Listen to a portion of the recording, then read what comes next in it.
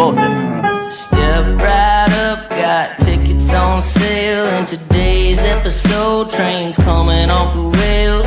Watch it all burn from the screen on your phone. But don't you worry about it, you're safe at home. Every talking head will tell you everything's fine. It's the blind leading the blind. Yeah, it's a circus out here, we're wobbling on a wire. There's a lady with a beard, clowns juggling fire.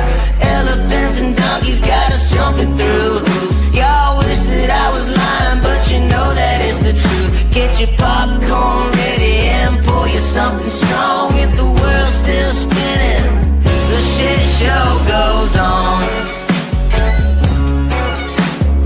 Well, the world's strongest man just dropped the ball, and the tent's caving in from the weight of it all. Yeah, the lion's out the cage, puppets in a rage, and the ringleader's on parade. It's a circus out here, we're wobbling on a wire. There's a lady with a beard, clowns juggling fire. Elephants and donkeys got us jumping through hoops. Y'all wish that I was lying, but you know that it's the truth. Get your popcorn ready and pour you something strong. If the world's still spinning, the shit show goes on. Come on! Witness the greatest show on earth! Restore the flame! It's a circus out here, we're wobbling on a wire. There's a lady with a beard, clowns juggling fire. Elephants and donkeys got us jumping through hoops. Y'all wish that I was lying, but you know that it's the truth. Get your popcorn ready and pour you something strong. If the world's still spinning, the shit show goes on.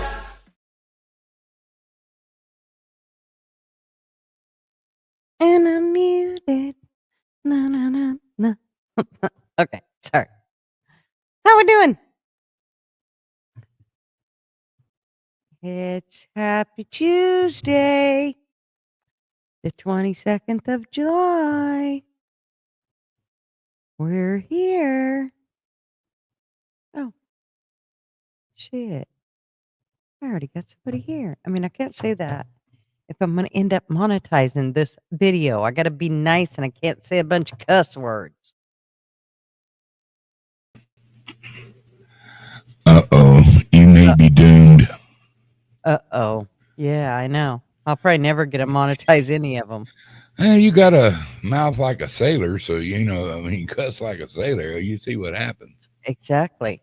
I bet I can go longer with you. I think we ought to start a cuss jar. Oh, I would be broke in a couple days. I just got my ass chewed from my daughter-in-law because... There's $1. Yeah, there's $1.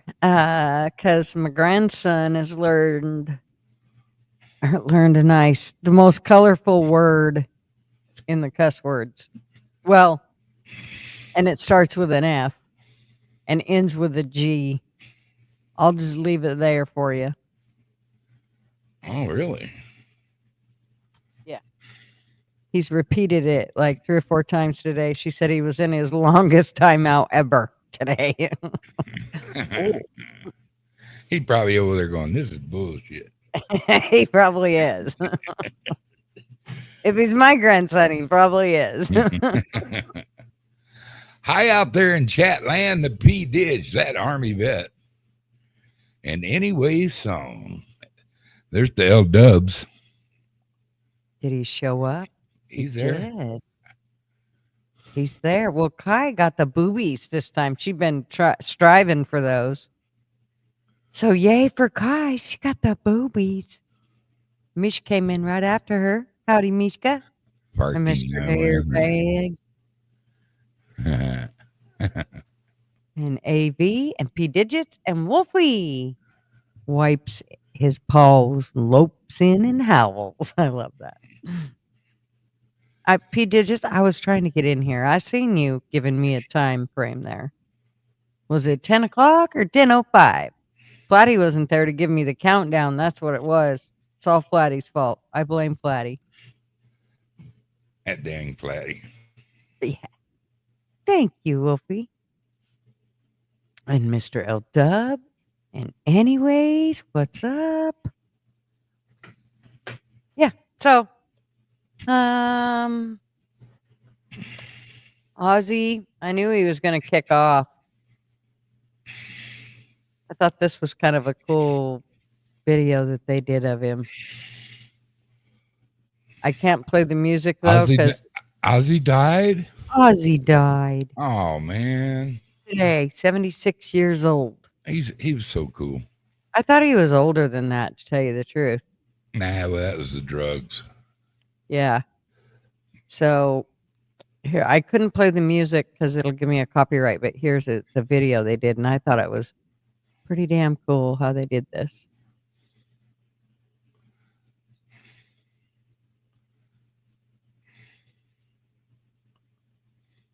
Just metamorphs into younger and younger and younger.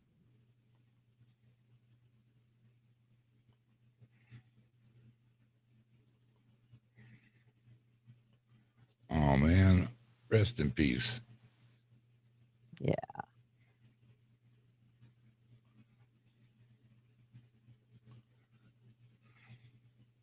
It just doesn't seem like that long ago that he was that age right there.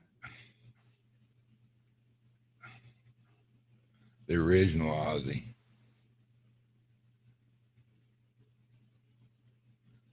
Look at that.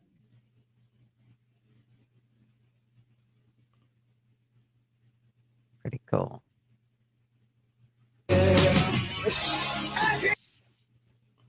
Oh man. Ooh, lightning. Uh-oh. Yeah, it kind of lit up the whole house. Wow. Oh. Mr. Duggar's going to be getting zapped. Flatty, there you are. Here's Flatty. She said, hey, it wasn't her fault. It was. You were not here giving me the countdown. Yeah, I was a little sad about Ozzy kicking. I mean, I knew he was going to. I'm all bummed out, man. I liked Ozzy. Yeah, I knew he was going to because he'd said, like, this is my last time I'm going live, doing anything. So I could just tell he's like one of those people that just know when they're going to die. You can just tell. He just knows it.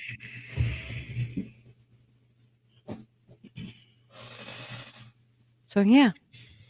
Anyways, rest in peace. Yeah. I'm not sure how you're going to do that, being the what did they call him? The dark what somebody tell me what it He was a Christian. No, but they called him something, the dark something, I can't remember. And it was like a demon. It didn't. Yeah. But I can't remember what the hell it was, a dark something. Somebody's going to say it here in a minute.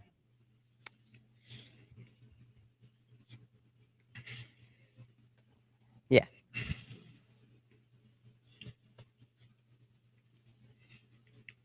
So, yeah. Anyways, what else do I know? I did. When are they going to indict Obama? Well, we're going to talk about that a little bit, but when are they going to show us the Epstein files?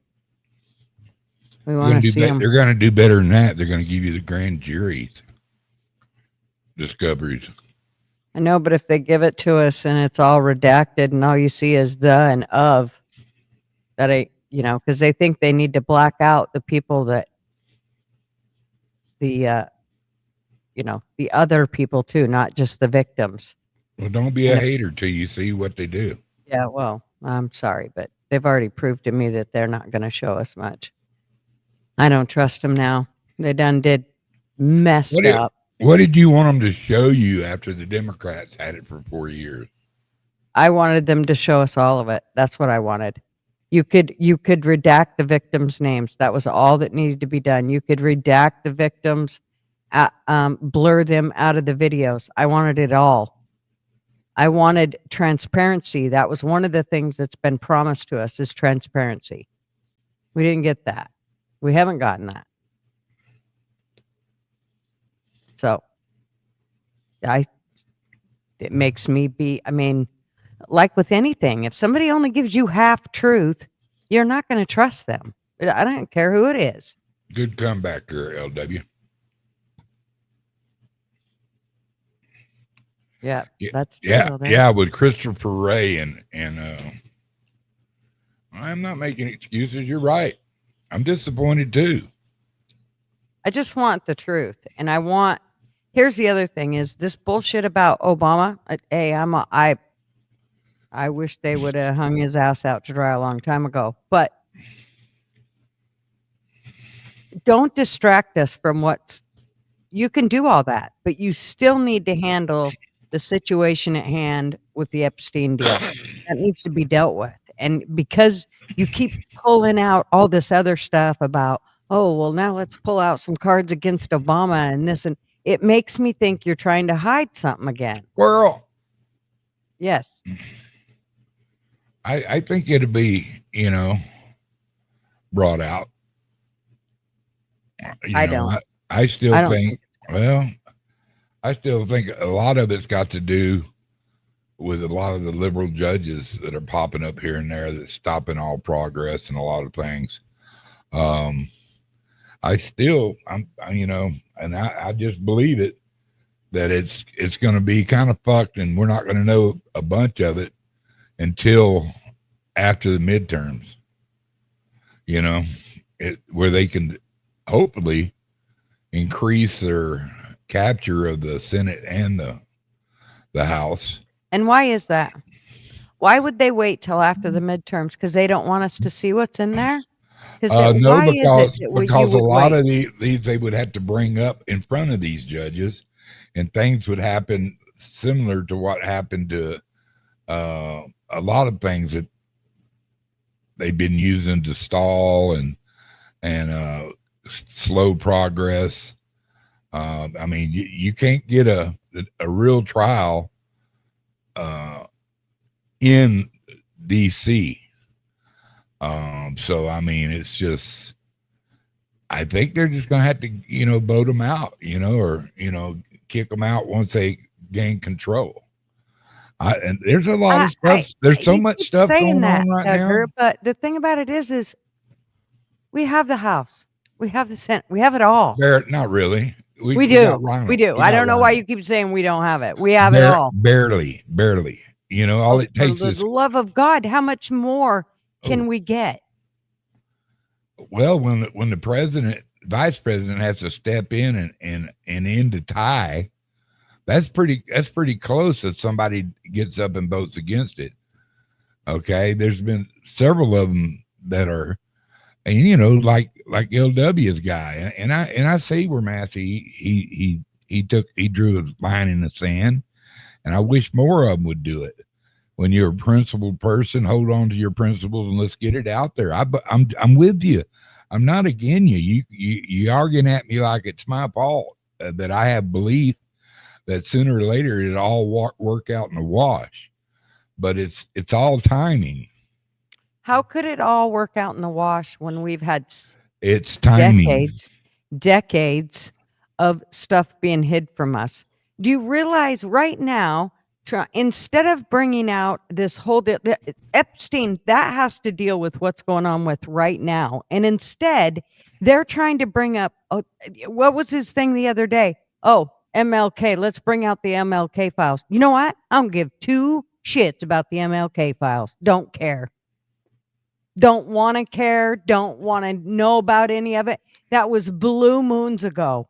We already know they did stuff. There's nothing that they can do to fix that. But the Epstein, there are still victims that are alive and well today and still perpetrators that they should be dealing with.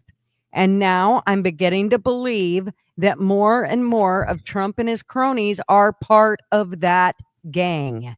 And that's what makes me nervous. Straight up. I guess I ain't monetizing this video. I don't know. They're pretty anti-Trump. They would like that statement you just gave. You know what? I'm sorry, but the truth's the truth.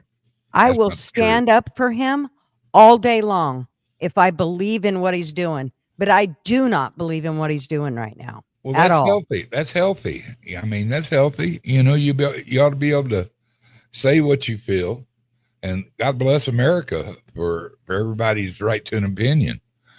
And, you know, and I do believe on the lines that you do. I do have a couple of reservations that I watch other stuff and try to keep up with what's going on.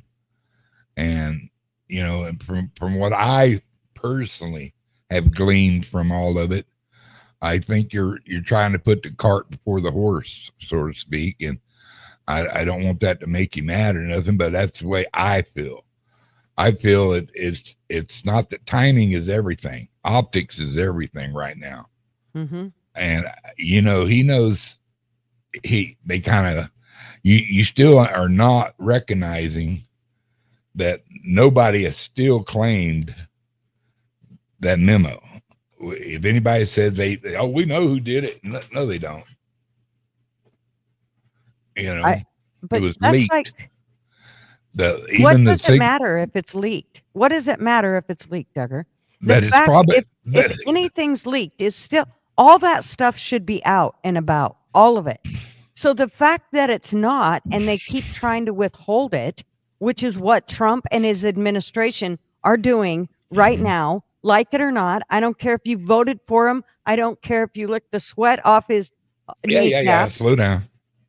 You still, the facts are the facts.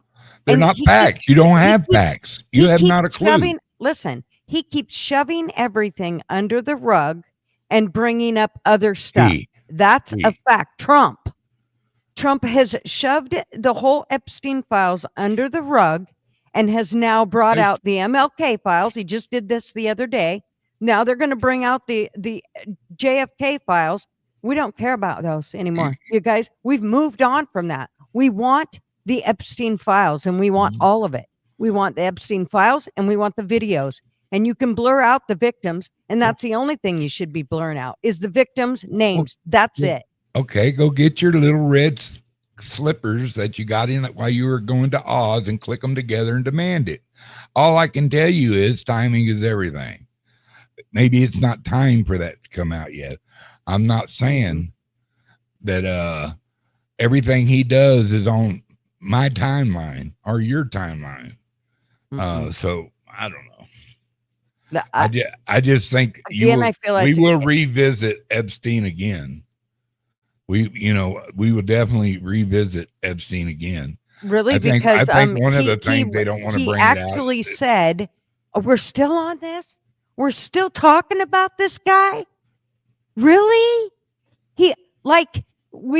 What the hell are we doing? Like, we're a bunch of dumb shits because we're still talking about the Epstein files. And you think he's going to bring this back up? You think this is going to come up at some point? No, he don't want no part of this. And I want to know why. I want to know why. I think you're misconstruing what he said. You know, it should have been handled already. He gave orders to release it. He gave orders to release it after we put the pressure on him. Before that, he gave bullshit. He gave orders to release it, and she was the one that came out there and said. Before that, he was just drop it. Let's not talk about this. That's when he said, at the point he'd already we're still talking about this. That's what he said. Because he'd previously already. No, he didn't. Release. Yes, he did. No, he did not. Yes, he did. No, he did not. He didn't say that until after we put the pressure on him, until after the public put the pressure on him. And when the public put the pressure on him, then he went, okay, maybe we better release those. We better at least put out the stuff that's credible. Well, why can't you talk normal instead of trying to make it? Because that's exactly how he acted. Bullshit. He did, most certainly. Let's pull out. He acted all serious. Before that, he was gung-ho to drop it. Nope, you guys just drop it. Go back to your room, kids. Quit talking about it. We're not going to talk about it no more. Then he turned around after we all threw shit fits. Then he turned around and said, oh, well, release the credible stuff. That, she could release that. And then what'd she say? No, I ain't going to release it. I will guarantee you they already had a ditty backstage and said, oh, no, we ain't releasing none of this. But I'm going to tell you to release it. And you're going to say, no, you ain't going to release it. And we're going to go back and forth and we're going to fight about this until we can find out what the hell to do with it. Right. That's exactly how that's going. They're playing hot potato. Okay. Just won't let go of this Epstein thing, will I you? ain't doing it. Well, I'm telling you, it's different what's going on. They had 4 years to manipulate the information and lay traps in it. And so, Trump had it before that. No, he's anything that he's ever been with around that guy, he has said. Like trying to. Well, there's another victim that's getting ready to come out. There's another victim that's getting ready to come out. Oh yeah, let her come out. She got quite a bit of information on him. Sure, she does. Well, I guess we'll find out. She may be completely full of it, but if it is true, then again, actually, she's not even a victim. She's just a witness. Of course, to what she's seen and heard, and she innocently had no idea, if she's telling the truth, that of what was going on. She just happened to be called to Epstein's office at 9:00 at night, and who showed up there but Mr. Trump himself? And he was all smiley and thought he was going to get him a little of the 25-year-old, thinking she was younger, supposedly. Yeah, sure. We will see. If I mean, it was at the most 3 people that know anything about that. So, yeah, sure. Actually, there was more than that, but whatever. I mean, sure. Mm-hmm. Yeah, we will see. But again, he's the one that's hiding all the stuff. So he's the one that I don't trust right now, and it trickles all the way down to the rest of them. I don't trust none of them. None of them. Well, I agree with you. I don't trust none of them either. I don't trust him at all. I trust him. I do. Not now. He's our best shot. That's how far I trust him. No, he ruined it. He was our best shot. Oh, you did tell me about the great pedo. Oh. Well, that has nothing to do with it. It has to do with the lying part. It has to do with him continuing to hide under a rug. He told his attorney general to release it. What's the big deal? It should have been done with.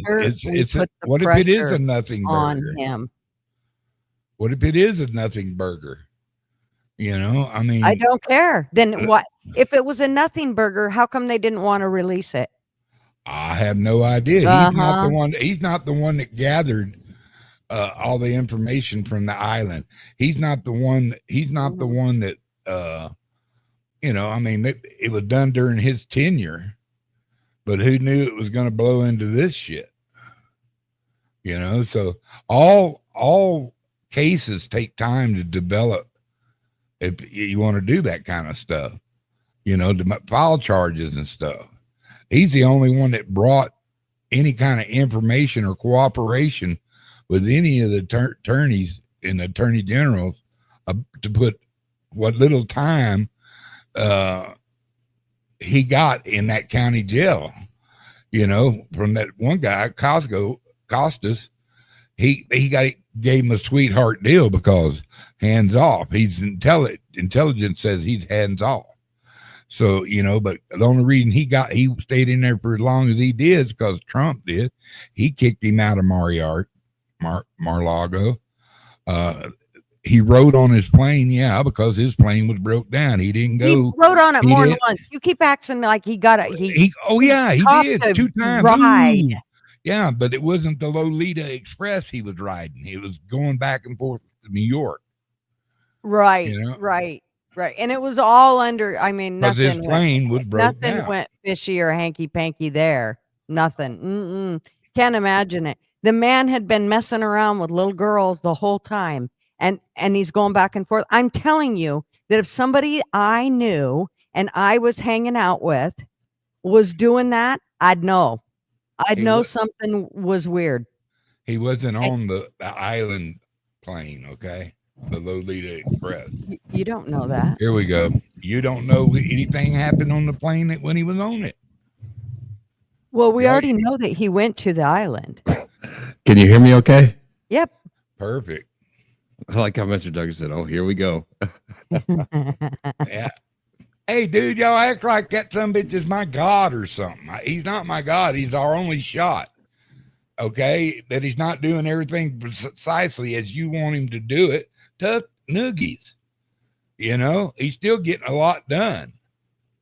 He's still our, oh, did you hear that? Yeah, that was God telling you to shut the hell Get him up. back. Get him, God. He could take me right now. I don't care. Blessed be the name. I'm just going to tell you straight up. That was a boom.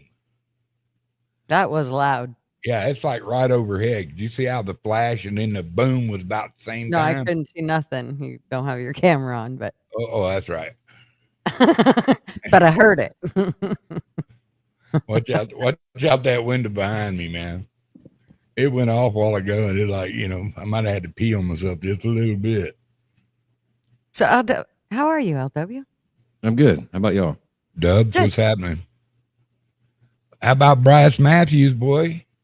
Do a home run. Shut up, or I'll knock you out. That's not football.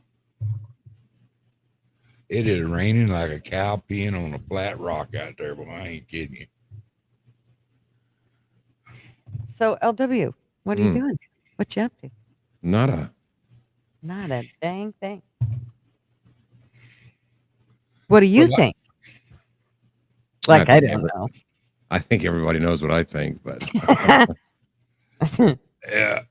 I just try to be factual about it and leave emotion out of it. Yeah. So the way, you can do it.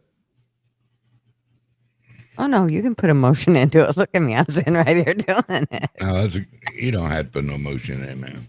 Well, I don't want to put emotion on your show. I could probably go off, but I don't want to make Mr. Duggar rage quit or anything.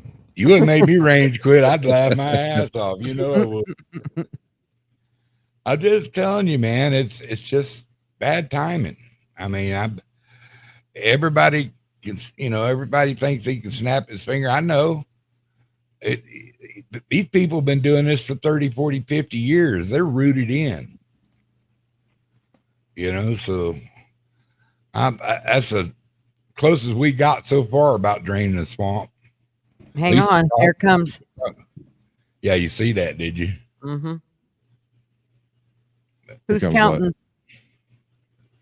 That one's way off. But just that last one before that was right over my head. Did it already crack? I didn't hear it. Must have been. I couldn't hear it. It kind of rumbled back. I heard it rumble. Mm. Boo, I was out there deer hunting one time, got caught in a big old cell that came across. And I was in my, I had a Polaris Ranger. I was sitting in that thing. Well, I didn't have a cab. What I had was a piece of paneling of a steel plate up on top that kind of gave me a roof. That was a good strike. And it came a storm and thunder and boom, diddy boom, and hail. It scared the shit out of me, dude. It hurt. That not only did the hail hurt, and lightning. Because I went down into a little valley, so I wasn't the tallest thing up there. Oh. a new hairstyle. The big frizz. Anyway, said if Mr. Duggar's screen suddenly goes white, we know he's with Ozzy and God now. Eep. So, Duggar, you better duck if any crackling starts.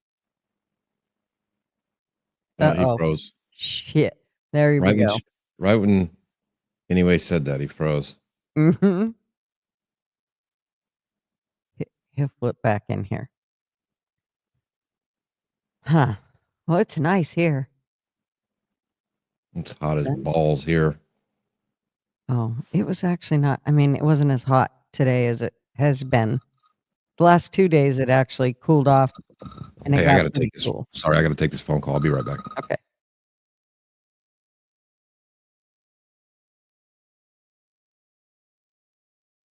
Yes, Shaz. Ozzy passed away. Darn it. Rest in peace, Ozzy, man. Oh, Mr. Duggar had to pop down. He'll be back. Weather checks are aboard. Too bad, Lace. I bet if I say, "What's your weather?" you'll tell me what it is. That would be a weather check. Is it just taking you out, Mr. Duggar? Yeah, it's good old CenturyLink. Last time it went out like that, it was gone for 2 days, Ah, and then yeah, that'd suck. and then it come on for about 8 hours, and it went off for another day and a half. Mm-hmm. Yeah, I mean, I'd probably be a little bit relieved if it did that, but yes, thank you, Shaz. We're at 1,000. All because of you guys. Because you guys are the 1,000. So is it holding steadily over? It now? is 1,001. It's held steady for a couple days now, so I think I'm good. I think I'm in. And I went through and monetize. I opened up when you open up shorts, you just have to open it up and it monetizes all of them, which made me a little leery, but they were fine. They didn't care. One of them, they were like, "No, we don't want you to monetize this one." And I went back and told them to review it because I knew it was done by a robot. So I went back and they were like, "Oh, yeah, this was fine. You're good to go." Hi, Jane. Welcome. Hey, Ma. And beer. I know I've missed tons of people. Callie? I'm looking real quick here. Anne. Okay, I think I'm good. If I missed anybody, I'm sorry. What did you say, Jane? Trumpenstein. Okay. Oh, Lord. That's quite the hashtag you got there, ma'am. No, don't get me wrong. I do. We all know that I'm the first one to back Trump, but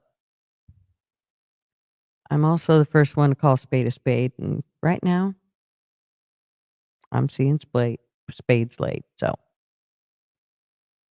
you can run through chat naked every 5 minutes if you want, Ma.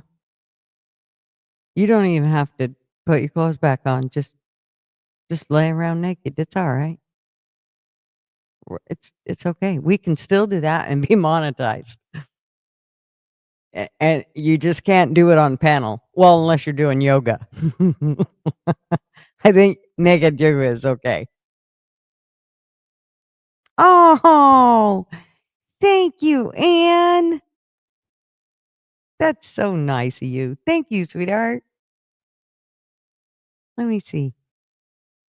I still haven't done any videos, of course, and I blame fools. It's fools' fault. Oh, Duggar had to go away and do it again. One more time. Okay, let's find this one. Here, Anne.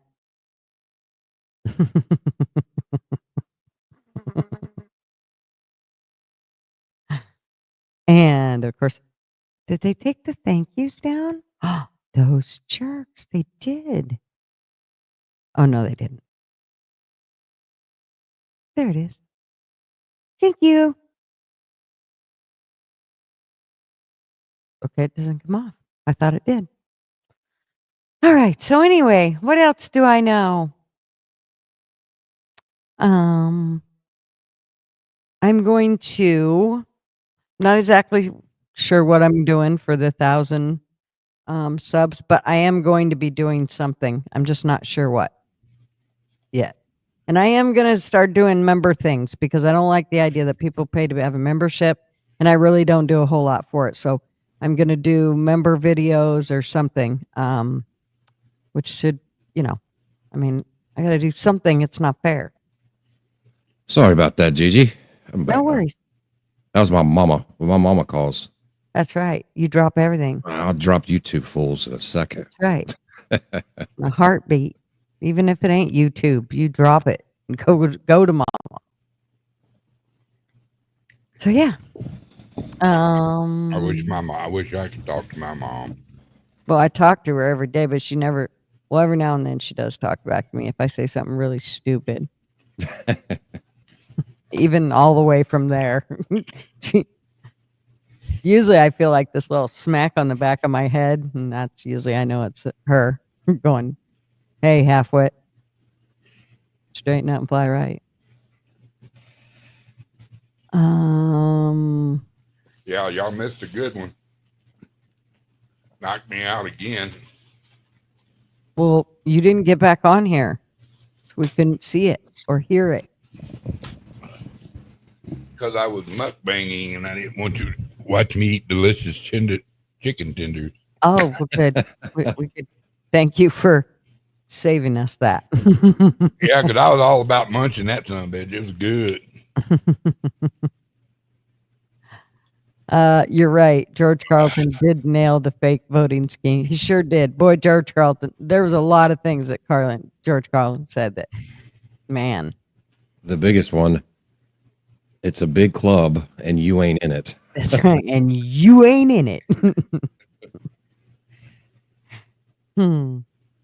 I remember them days well. Like just him and like takes me back to my A tyrant, huh? my younger years. Oh, y'all more happier with Biden or Bummer. Who said tyrant? Read your chat. I didn't notice. I'm not going to start anything. Well, you already did. Kiss my big old, you know what. Hey, Kimberly. How are you, darling? Another reason nobody's ever going to see this crap, and that's why what they did was an unforced error. They didn't have to do it, but they had no reason to make themselves look like fools over the last month, but they did it anyway. They could have just shut up and not said anything. Yeah. But they had to go out and stick both feet in their mouth. But Yep. Another reason you'll never see it is because the whole Epstein thing, the worst part obviously is the pedo stuff, but a bunch of financial crimes, how he got his money, and all of everybody in his client list, quote unquote, was a lot of shady financial deals. And even the people that weren't involved in the sex trafficking stuff or shit that went on at the island, they're involved in this money scam. Yeah. So it goes way deeper. So there might be some big wigs who have nothing to do with the other stuff, but they're probably had close deal, money laundering. I mean, all of his money makes no sense of where he got it. Ex-math teacher. He learned how to multiply it. And there's probably Republicans, Democrats, judges, Absolutely. actors. So it's just Other country leaders. Oh, I mean, who do you think when he was arrested in 2007? Acosta, I think he was the attorney general in Florida. Later, tried to get Trump tried to appoint him to labor secretary or something like that. They gave him the sweetheart deal on this sex trafficking stuff, and it's never been done on a case that big. They gave him. He only had to go to jail Monday through Friday at nighttime. He could go home during the day and go home on the weekends. And that was done under Bush. So they collected a bunch of evidence in 2007. They collected a bunch of evidence in 2019.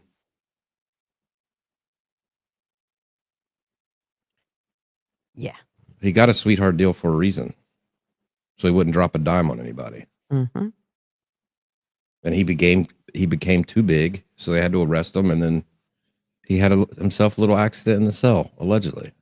You know, When he just had a conversation with his lawyer saying, well, I think this is it. I think we're getting, no, it wasn't with his lawyer. It was actually with his, was it his girlfriend? Was it with Ghislaine? I don't know.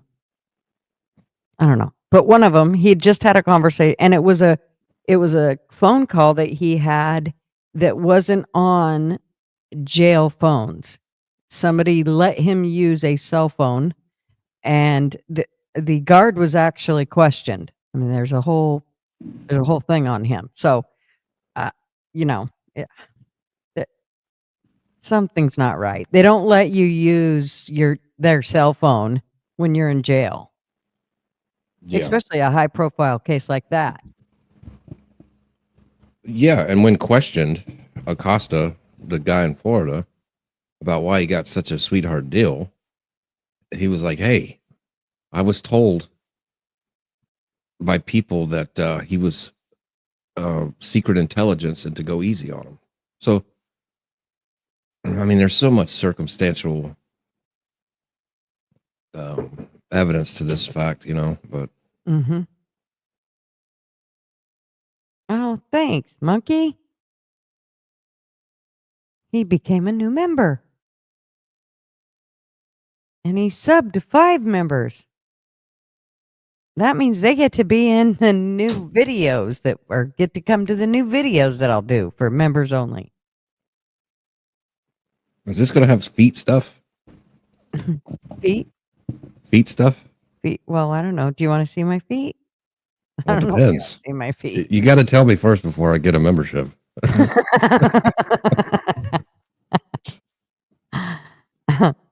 And by feet, I mean Mr. Duggar's feet. I'll put something in between Mr. Duggar's toes. Right.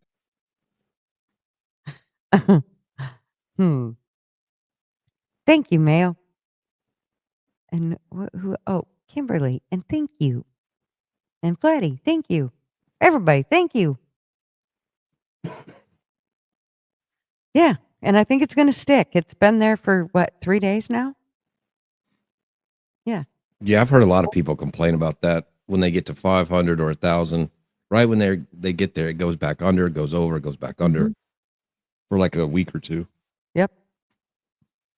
So I think we're good, though. I think it seems to be sticking. So I'm hoping there's no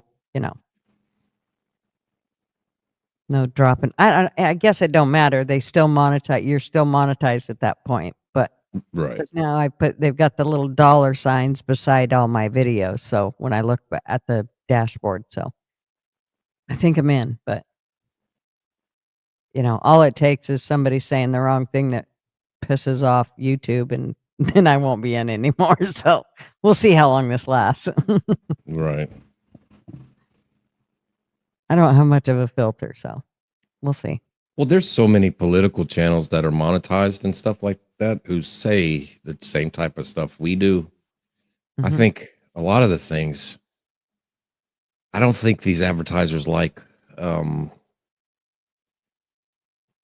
don't know, like really bad jokes and kind of crude stuff like burping and farting on. Right. Yeah, I don't think not. like, oh, we're not gonna. I mean, political shows get monetized all the time. Yeah, I do think it's that. I also think it's a matter of people turning you in. That's another one of them that, people Right. doing the whole reporting and all that bullshit. So I think that has something to do with it as well. Whatever.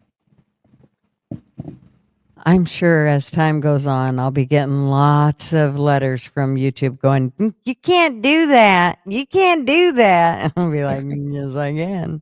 Naughty, naughty. Yeah, exactly. I'm sure I'll get spanked frequently. It's okay. I don't mind spankings.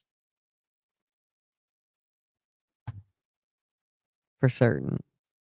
I guess Mr. Duggar had to go get some more chicken tenders. He did, or maybe,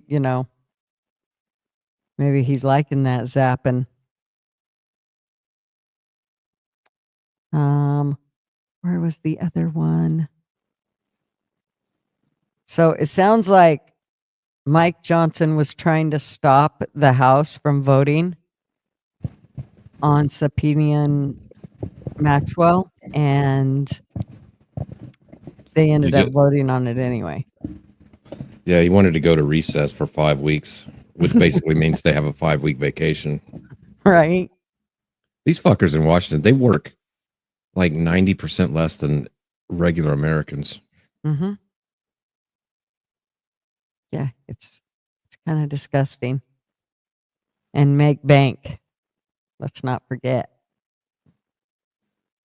So Tulsi Gabbard. Oh, this was the one I did want to play because I think it explains it pretty well on the whole Obama thing, and what they actually found. Because at first I was like, okay, well, you don't just get to say that. What is it that he's, what has he done? Well, then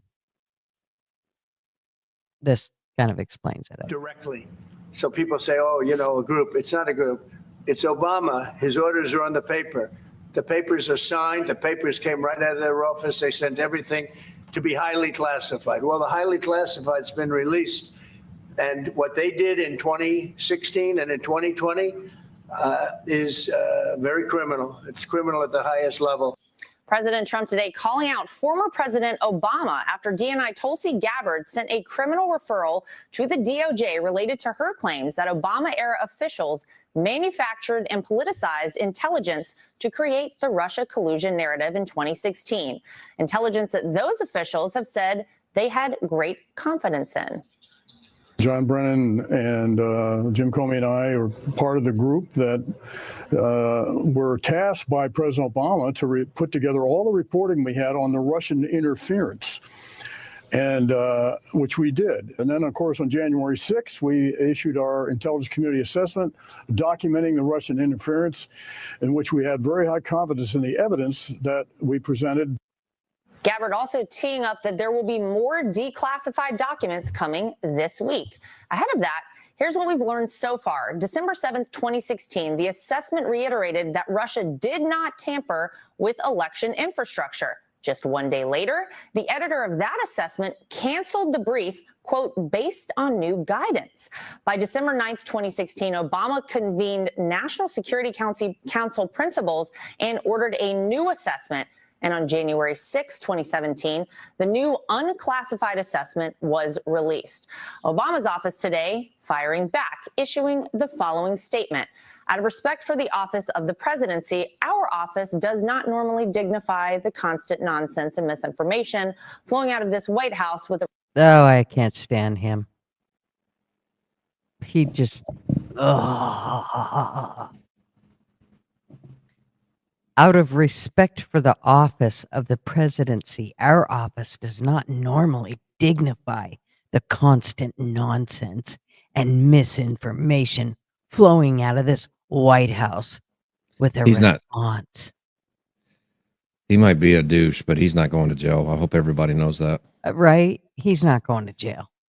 Hell no. Plus, that Clapper guy just kind of said it. He's like, well, Obama told us to do an investigation and stuff. So Obama's one, it's not going to happen anyway, because he's probably got all kinds of privileges and stuff like that as president. Yeah, he has immunity. There's no way Trump would go through with that. And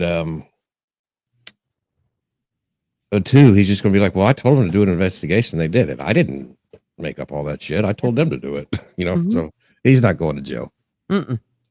Listen to what Tulsi says. Are outrageous enough to merit one. These bizarre allegations are ridiculous and a weak attempt at distraction. Nothing in the document issued last week undercuts the widely accepted conclusion that Russia worked to influence the 2016 presidential election, but did not successfully manipulate any votes. These findings were affirmed in a 2020 report by the bipartisan Senate Intelligence Committee, led by then Chairman Marco Rubio. Joining me now to react is the Director of National Intelligence, Tulsi Gabbard. Director Gabbard, give me your response to what we heard from former President Obama there. He's saying that none of this makes any sense, that this is a distraction. What do you say to that?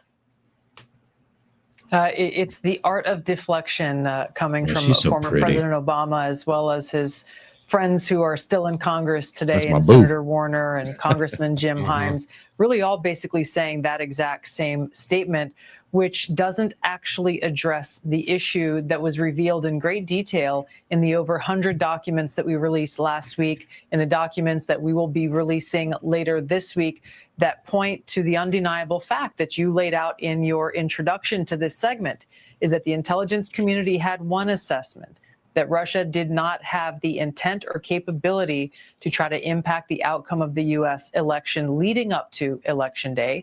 The same assessment was made after Donald Trump was elected by the American people as president in 2016, defeating Hillary Clinton. And it wasn't until after that pulled President's Daily Brief document that you referenced that the Principals Committee was called in the National Security Council, and President Obama then directed Obama's DNI James Clapper to lead the effort to create this new intelligence community assessment that detailed not if, but how Moscow attempted to influence the outcome of the U.S. election. So this is the thing that I think people should pay attention to, is neither the message from President Obama's office, neither the statements coming from Democrats in Congress today and their friends in the propaganda media. None of them are addressing this fact that there was a shift, a 180-degree shift from the intelligence community's assessment leading up to the election to the one that President Obama directed be produced after Donald Trump won the election, that completely contradicted those assessments that had come previously. The second thing I want to address that's very important, Laura, is that you in the clip that you played, you saw John Brennan, James Clapper, James Comey stated with high confidence this January intelligence community assessment that they drafted at the direction of President Obama. The fact is that they used already discredited information like the Steele dossier. They knew it was discredited at that time, yet they used it as a source for this document that they claim to have high confidence in. They used intelligence that some of these intelligence community professionals rejected previously because of the lack of credibility and the lack of the ability to vet with any kind of confidence whether or not that information or intelligence was accurate and could be used for an assessment. There's a long laundry list of facts and intelligence reporting that directly contradict the statement coming from President Obama's office and those who are trying to deflect away from what actually happened, which was after Donald Trump was elected, led by President Obama, there was an effort to create a document that would serve as a foundation for what would be a years-long coup against President Trump, therefore trying to subvert the will of the American people who sent him to the White House in 2016. Well, it's amazing that you are now releasing all of this. And Tulsi, I have to tell you, for those of us who lived through it, thank you. I think it's great that we're getting this information out. You say there is more information, there are more documents to be released. Anything you can tell us on that?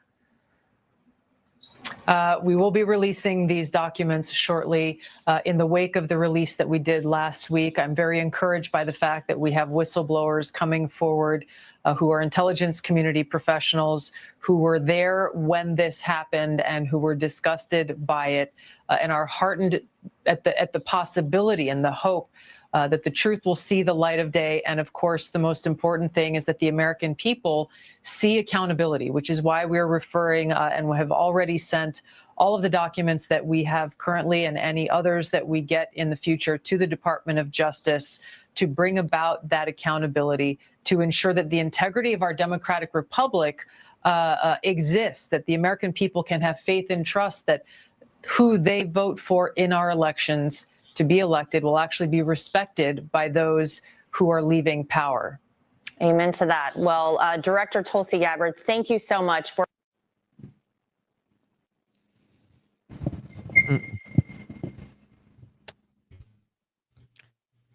And it still sounds like, oh, we're going to release some files. Just tell us what's in the files. Well, this is if Trump says Jeffrey Epstein files are a hoax. This everything that she just laid out right there, and I was listening to somebody earlier who was reading those documents. There's like 100 pages or something like that. Mm-hmm. It's all stuff that came out when it happened. Mm-hmm. There's great journalists who are down the middle. Most of them were liberal, actually, but they got shunned from conservatives and liberals. Conservatives told back in the day, said, well, you can't listen to them because they're liberals. So, you can't listen to them. The liberals called them, they got kicked off shows. But there's great journalists who, everything she said has been discovered already. Matt Taibbi's a great journalist who did it. He got thrown out of the, all Democrats started hating him in like 2017. He called all of this stuff, a bunch of people. It was in her stupid emails that WikiLeaks released, where in the emails, her campaign was telling the DNC and the news they were doing internal polling, and her polling was very bad on her dealings with Russia. So because she had bad polling with the voters about Russia, she was like, well, we need to flip this and turn Russia on Trump to get it off of me. And that's what they did. They knew this fucking 9 years ago. Nothing is breaking news on this. Anybody who thinks it is breaking news. Sure it is. It's not. It can be taken strictly back to Obama asking for the subject to be changed, where they had the presidential's daily meeting where they say there's no viable threat or anything from Russia. They didn't have the ability nor the want to do it. That all of a sudden it was sent back at the orders of Obama to find something, and that's when they brought in the dossier. Why did you do? Hold on. I was still talking. You're the one that put that in. No, you're the one who told me I was wrong. Everything you just said, I agree with. That it's true. What I was saying is that we already knew this in 2017. We didn't not have the papers. Yes, we did. We had not whistleblowers have the that led it back to Obama, though. You had whistleblowers who said that's what happened. 2017, 18. They didn't have proven documents, undiscovered documents, and now that proves without a shadow of a doubt that Obama was running the show. That's what I'm saying. Of course, we know Obama did it because it happened. I know, but we didn't have proof of it. We didn't have proof that he told them to investigate Trump. To hang the hoax on him, to find a way, disrupt him, So I mean, yeah, there's a lot of it's old news, or in a different brought back into the light because of new stuff found out about it. They did the same thing with the whole Epstein. We're going to give you new information. And they had this folder, and they gave him out to 3 people. And then the folder was all the names that we had already seen before that was on the flights. It's 2 separate items. But they're saying the same bullshit. They're doing the same thing to us. Yes, they are. Or not. Okay. You're right. I'm wrong. You are wrong. Well, you tell everybody you tell everybody they're wrong, Mr. Duggar. What are you talking about? That's because I'm great and wise. I know. No, it's because you look at a very narrowed thing in the media, and then you tell other people are wrong. Matt Taibbi, I'm sure you've never even heard of him or $100 because I have. He was a whistleblower. No, he's not Congress. A whistleblower. He was. He come through Congress. He was one of the FBI agents that would get given so much shit for talking. He's a journalist. And demote. Well, okay, you're right. Batman. You just watch such a narrow thing when somebody says something that you've never heard of. That makes them wrong. Anyway, bye. I ain't gonna argue with you because I know I'm right and you're wrong. Well, good. I'm not. Good. I am the smart one here, people. They are disillusioned. Here's the deal. I am not willing to overlook stuff that I start questioning. When I start questioning something and go, well, that don't make any sense. I'm not going to just have faith and believe. He ain't Jesus Christ. Didn't say he was. So unless they can show me that I can trust what they're doing, and right now they haven't. He hasn't. I had the utmost trust for that man. And he done destroyed it over, like, in less than, I don't know, 3 weeks. But there are also reasons, y'all are jumping to. Well, Hello? yeah, I think He's abducted again. He's abducted one more time. He's getting a text from Donald Trump to Keep tell us going, what really boy. happened. Keep going. Keep defending the truth. Keep the faith. Keep the faith. I don't mean to get mad, like yell, but I don't know. He tells me I'm wrong all the time, and Well, I tell you you're wrong too. yeah, but I'm just going by what is truth. Okay, if somebody says something, okay, well, this guy or this happened. Well, I've never heard that, so it's not true. I mean, that's insane. Is it all for clicks? No. Why do you say that, Hollis? Are you having a rough day? Do you need some tissue, honey? Is what all for clicks?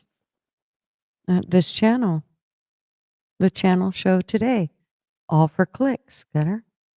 No, it's not. Well, yeah, we hope people click on the show and watch it.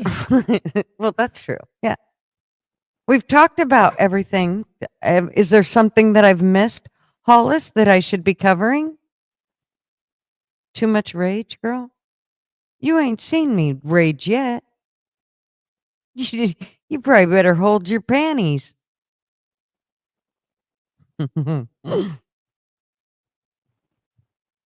I've only just begun, and it was quite mild.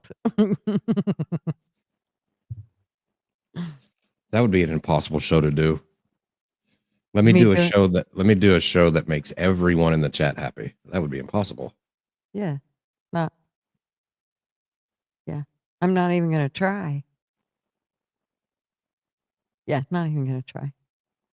I think every time anyone goes live, they hope it's click worthy. Yeah. I mean, who wants to go live and man, I'm going to go live tonight. I hope nobody clicks on it. right. And I talked about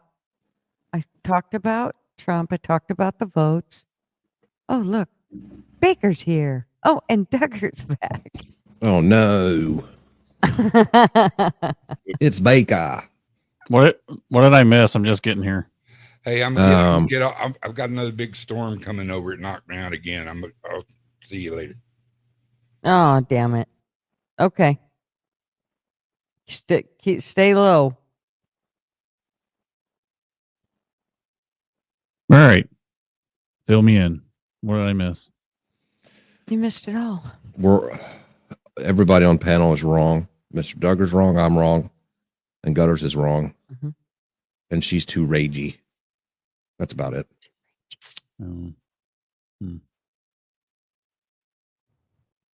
Well, that's just too bad. That's what I said. She's got rage issues. Saw the news that Ozzy died. I saw his little last concert thing. Was it the 5th of July? It kind of felt like a farewell song a little bit, I thought that too. And just everything he said afterwards, like, this is the last time you're going to hear from me.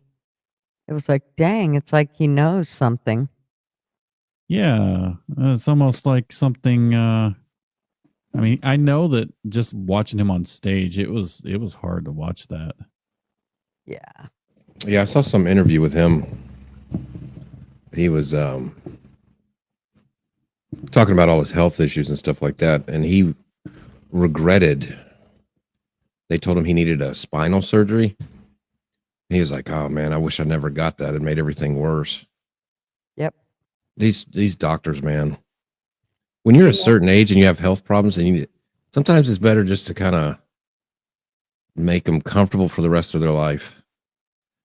An old person being able to endure a spinal surgery in their 70s. I mean, Jesus Christ. Well, I guess I'm a little indifferent about this. I mean, I'm glad he got to do one more show because I'm sure that made him really happy and it gave him joy. But at the same time, like, do you feel like it might have robbed time with his family, doing that? I don't know. What do you guys think about that? Of robbed him from doing what? You talking about the surgery? No, like when he was doing his last show, instead of staying home and being with his family, I felt like it kind of robbed time with his family by doing that. Was that selfish of him to do? They were all there. I mean, well, and I gotta say that from everything I've seen, usually when somebody's passing, if there's something they want to do, then you do everything in your power to help them achieve that. And so I think that's probably how everybody looked at that. This was something Ozzy wanted to do, and so Sharon, she was going to make sure it got done. She did. I mean, she was everything to him. Didn't her and him have some kind of a pact that they made before, like if one of them died or whatever? I briefly heard about that. I didn't know if that was true or not. I think there was something about it, but it was probably way back when they were both, I don't think Sharon's ever done any drugs though. I think it was just Ozzy. She was just kind of his handler.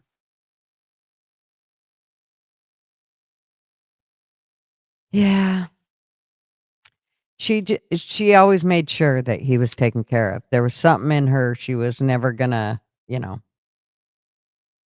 she was gonna make sure he was taken care of. Well, either way, it's sad. I hate that that was his last show, and I never really liked his music growing up. I always thought it was it wasn't that I guess I didn't like his beats, his like later, some of his music later on I liked, but like some of his earlier music that everybody loved, I never liked. I never could get into it. But I think it's just a different era that I grew up in, and what was really popular when I was a kid versus like whenever I started getting big into music, Ozzy was kind of already on his way out. So that looked goofy. And we all know that, Gutters, you already think my taste in music's bad because of my Tom Petty hateness. You suck. I can't. I just feel like he's a poor man's Bob Dylan. I can't even hear you say that. You take it back. Take it back. I don't know.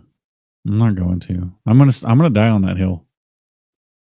You are gonna die on that hill. I'm probably gonna die alone on that hill. You're gonna die all alone. I'll kick everybody else off that hill and leave you up there by yourself. I don't know. I can't. I had to listen to him too much as a kid. I'm like, God, this music is awful. His voice is awful. Everything's awful. Anyways. Loved him. Don't do me like that. Don't do. I loved him. Still love him. Well, I don't mean to come up here and say what else is going on, but hey, what else is going on? What else is going on? I don't know. Where'd LW go? I'm here. Oh, I thought you left. Had to go do something. I apologize. What else is going on? Let's see. Well, we talked about yeah. Got me a bunch of subs. We're there. We're there, and we're going for it. So, do you primarily just do live content or mostly? Okay. I've been trying to do some shorts. So I need to get back at those now that I'm monetized. because that'll be basically probably where I'll get most of my stuff monetized, because usually my lives probably don't shouldn't be monetized due to their, you know, content and language and all Yeah, that. if you can get in the short algorithm, it's good promotion for your channel when people are scrolling through shorts. Yep.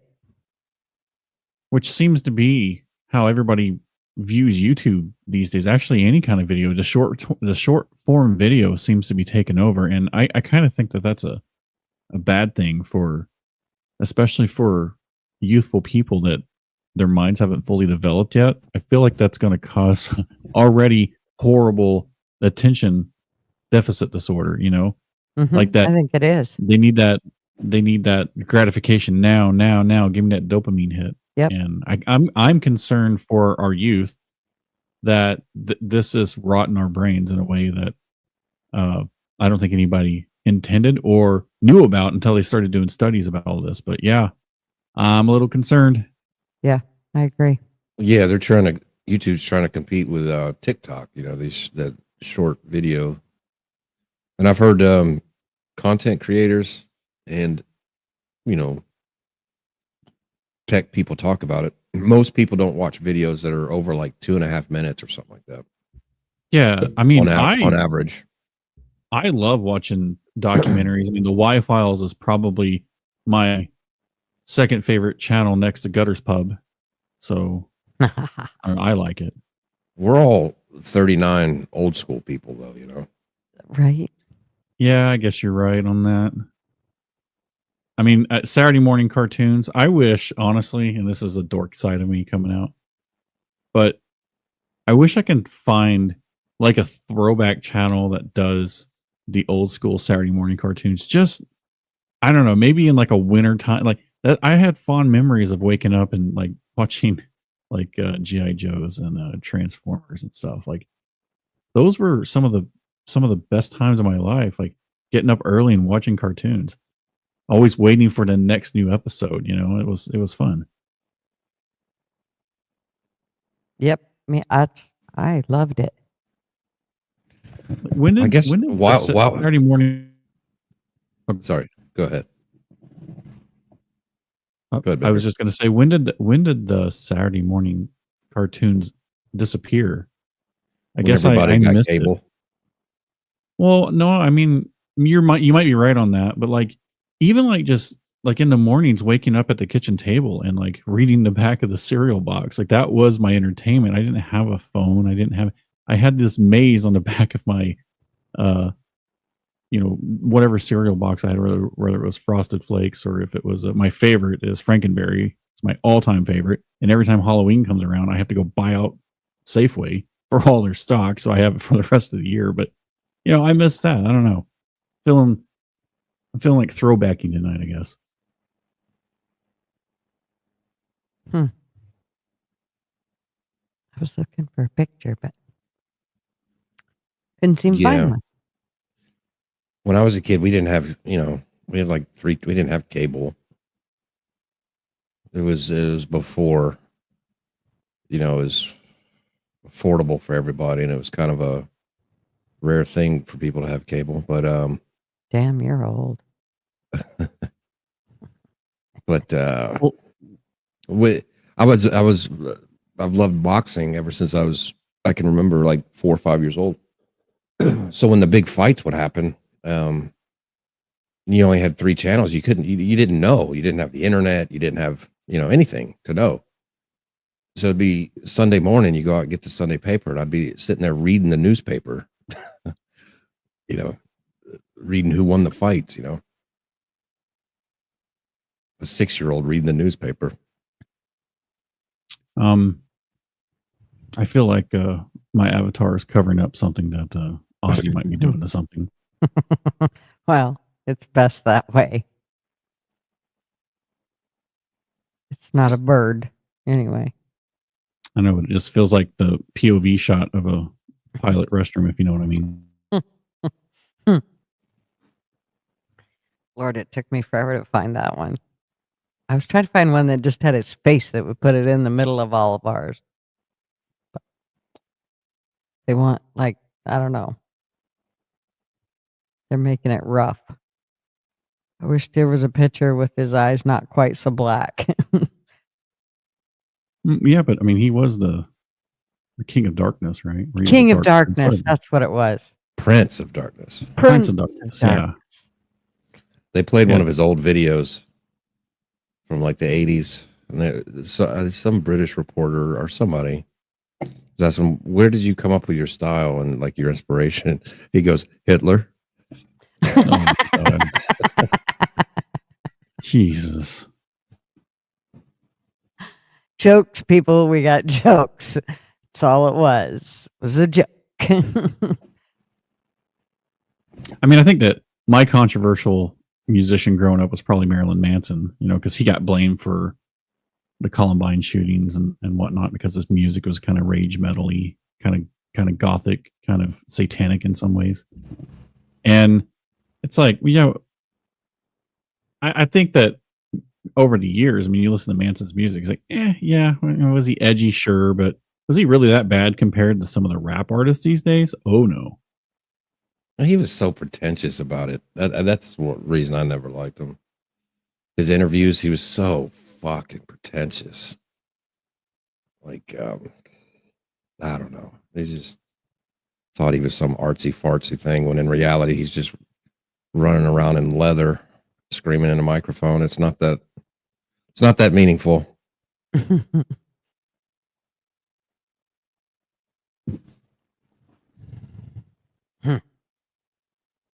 So what's okay? You gotta have to. I'm getting my news source straight from Gutters. What's the subpoena on the Epstein stuff? What is this about? The subpoena, they want to subpoena Ghislaine. The House does. They voted to Ghislaine. I know that's not how you say it, but it's how I say it. They're lucky I didn't say it, put a Z there and forget the H. But I know it's Ghislaine or some shit like that, but that don't even make sense when you look at it. There's an old video I want to play. Let me see if I can find it. Okay. I find this guy hilarious. Everybody else, it might crash and burn with everybody else, but I think it's hilarious.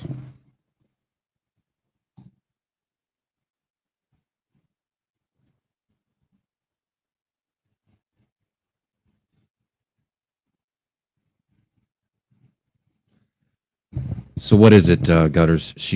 They want to subpoena the grand jury, right? The House wants to subpoena her to come testify in front of them. Was it the House committee, or did they actually put this vote on the floor and actually They did pass? Yes, they did it. Let me look here. I got the thing. Oh Lord, that was loud. Okay.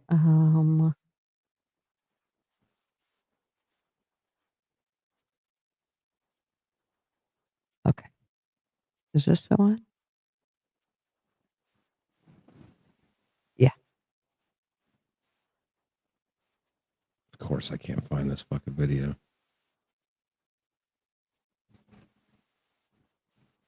I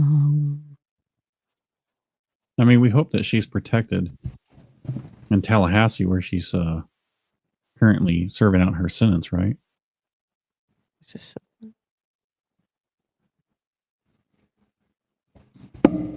Yeah. Okay. There we go. Oops.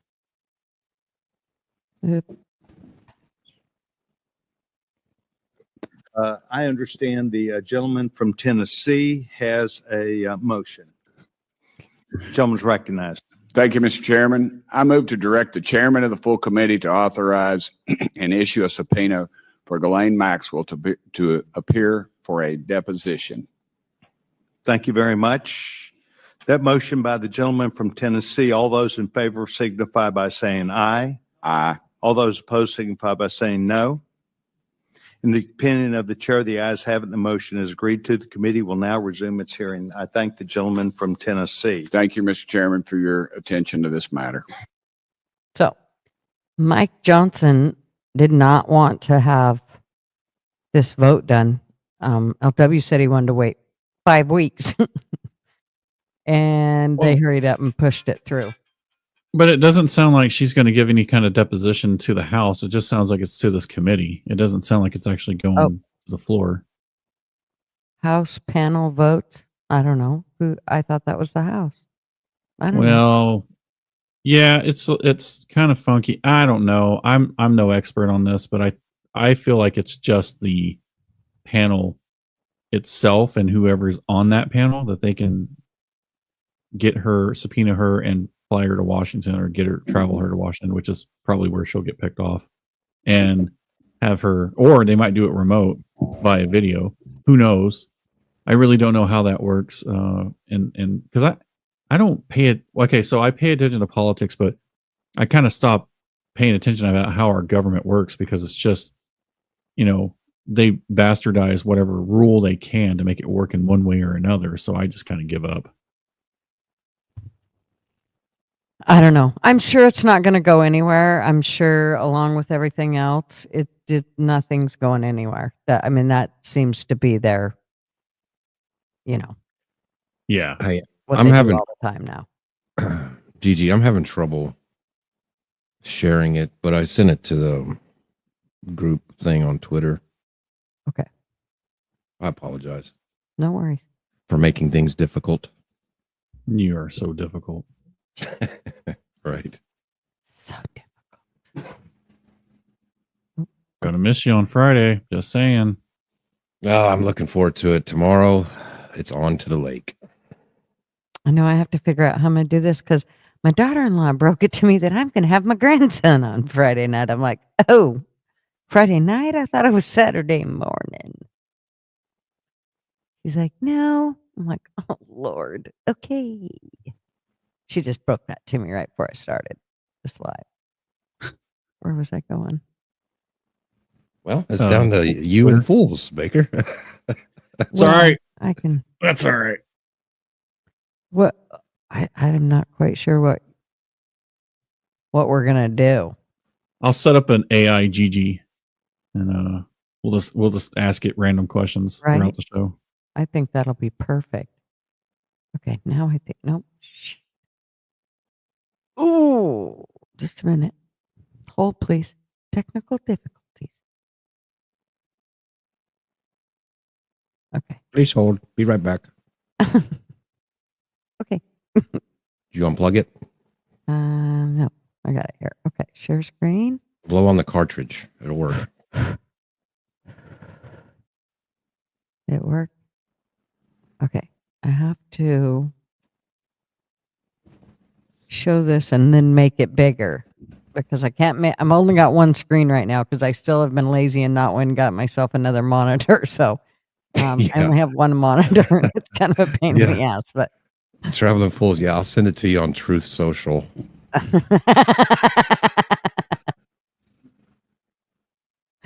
Okay, can you see that?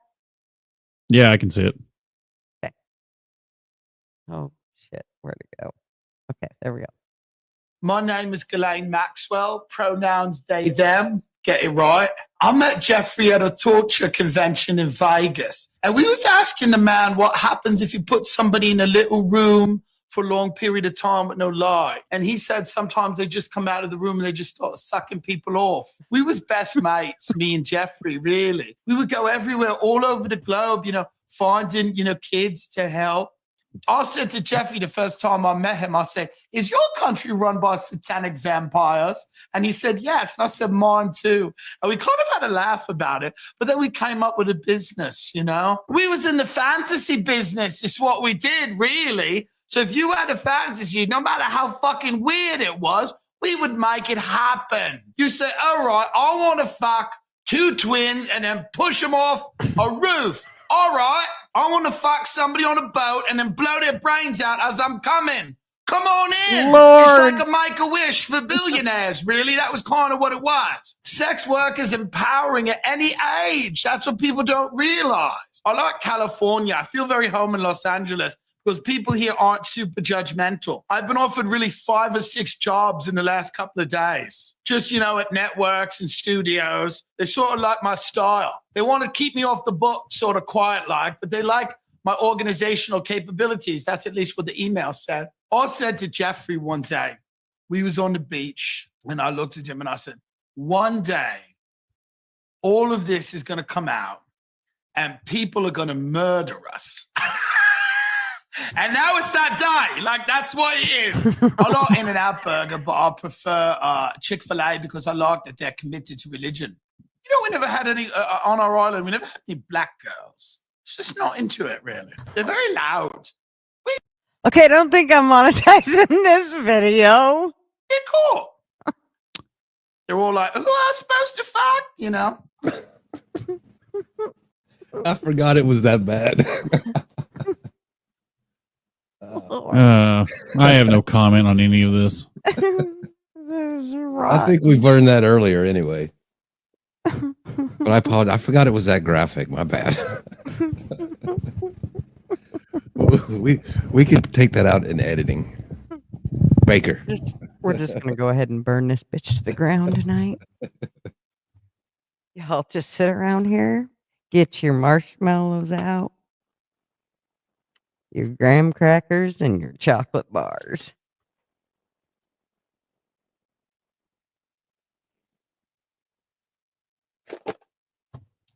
Okay. So no Friday show then, huh? Is Fools here? I saw him in chat earlier.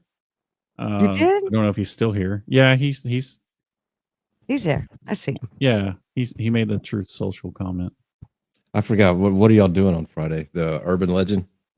Yeah, the Urban Legend stuff. I thought it was a good way to get chat engaged. Yeah. Because I think it's fair to say that a lot of different regions in America have their own local urban legends, and I bet you a lot of them they correlate with each other in some way or shape or form, because like everybody has that one house in their town, or everybody has that one bridge in their county. So I don't know. It was just a way to kind of, because that way we don't have to really like prep so much, if that makes sense. It just be kind of off the cuff kind of ordeal. We talked about bringing somebody up with us, but I don't know who that person is. Fools knows that person, so he's working on it. So it's gonna be a surprise. Surprise guest is always nice. Yeah. As long as it's not a surprise to Fools. Right.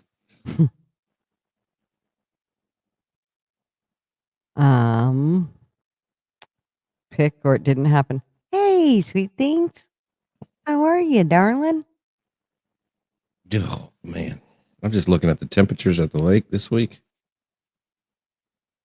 And you're gonna go swelter there. Well, good thing there's a pool at the house and the lake, but it's gonna be rub it in 100 degrees. It's gonna be hot. I'm gonna go grab coffee. Can you two hold this down? Yeah. Okay. I won't play any more horrible videos to ruin your channel, I promise. And I don't want to rub it in or nothing, but this weekend's going to be amazing. High of 75, low of 58. It's going to be great. I'm probably going to go try to maybe go out to the mountains or something.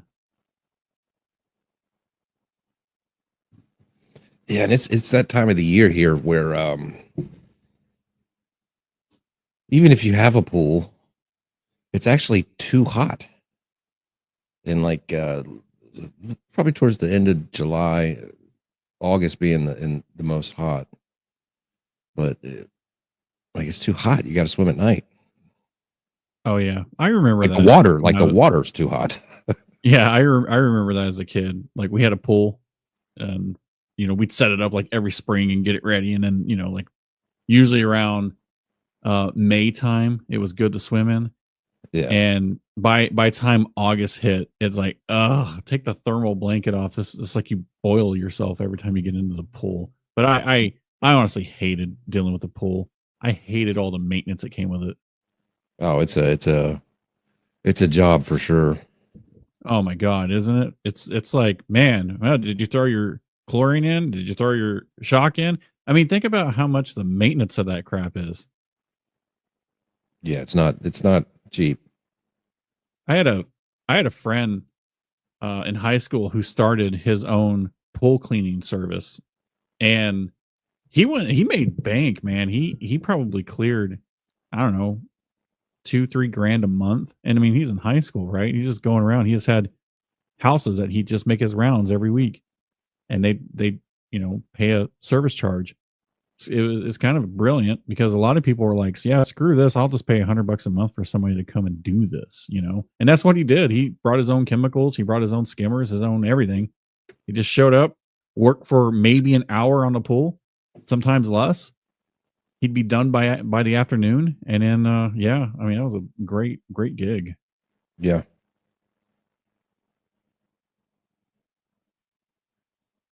Yeah, it's a good gig down here. I mean, there's so many companies.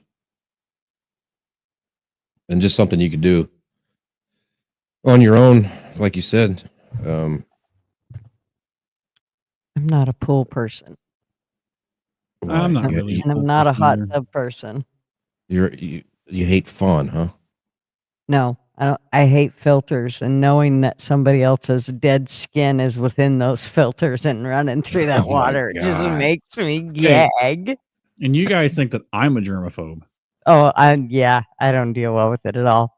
I grew up on a river that's called the Clearwater River, and I shit you not, you can see all the way to the bottom. It's pure liquid, like nothing you've ever seen in your life. I mean, just the clearest water. So, being in, there's something about that smell that comes off of you after you've been in a pool or a jacuzzi or a hot. That chlorine smell. Oh, it just gags me. I don't know if it's so much the chlorine. I'm sure part of it's that. But then I start thinking about, like, I'm the one that's be like, so when did you clean the filter in this? Oh, right. Well, public pools are like the worst. I mean, if you think about it, public pools were the first gender neutral bathrooms. You watch some lady come with her little kid and they get in the pool and pretty soon he shits in the pool. Oh, yeah. That's nice. Yeah.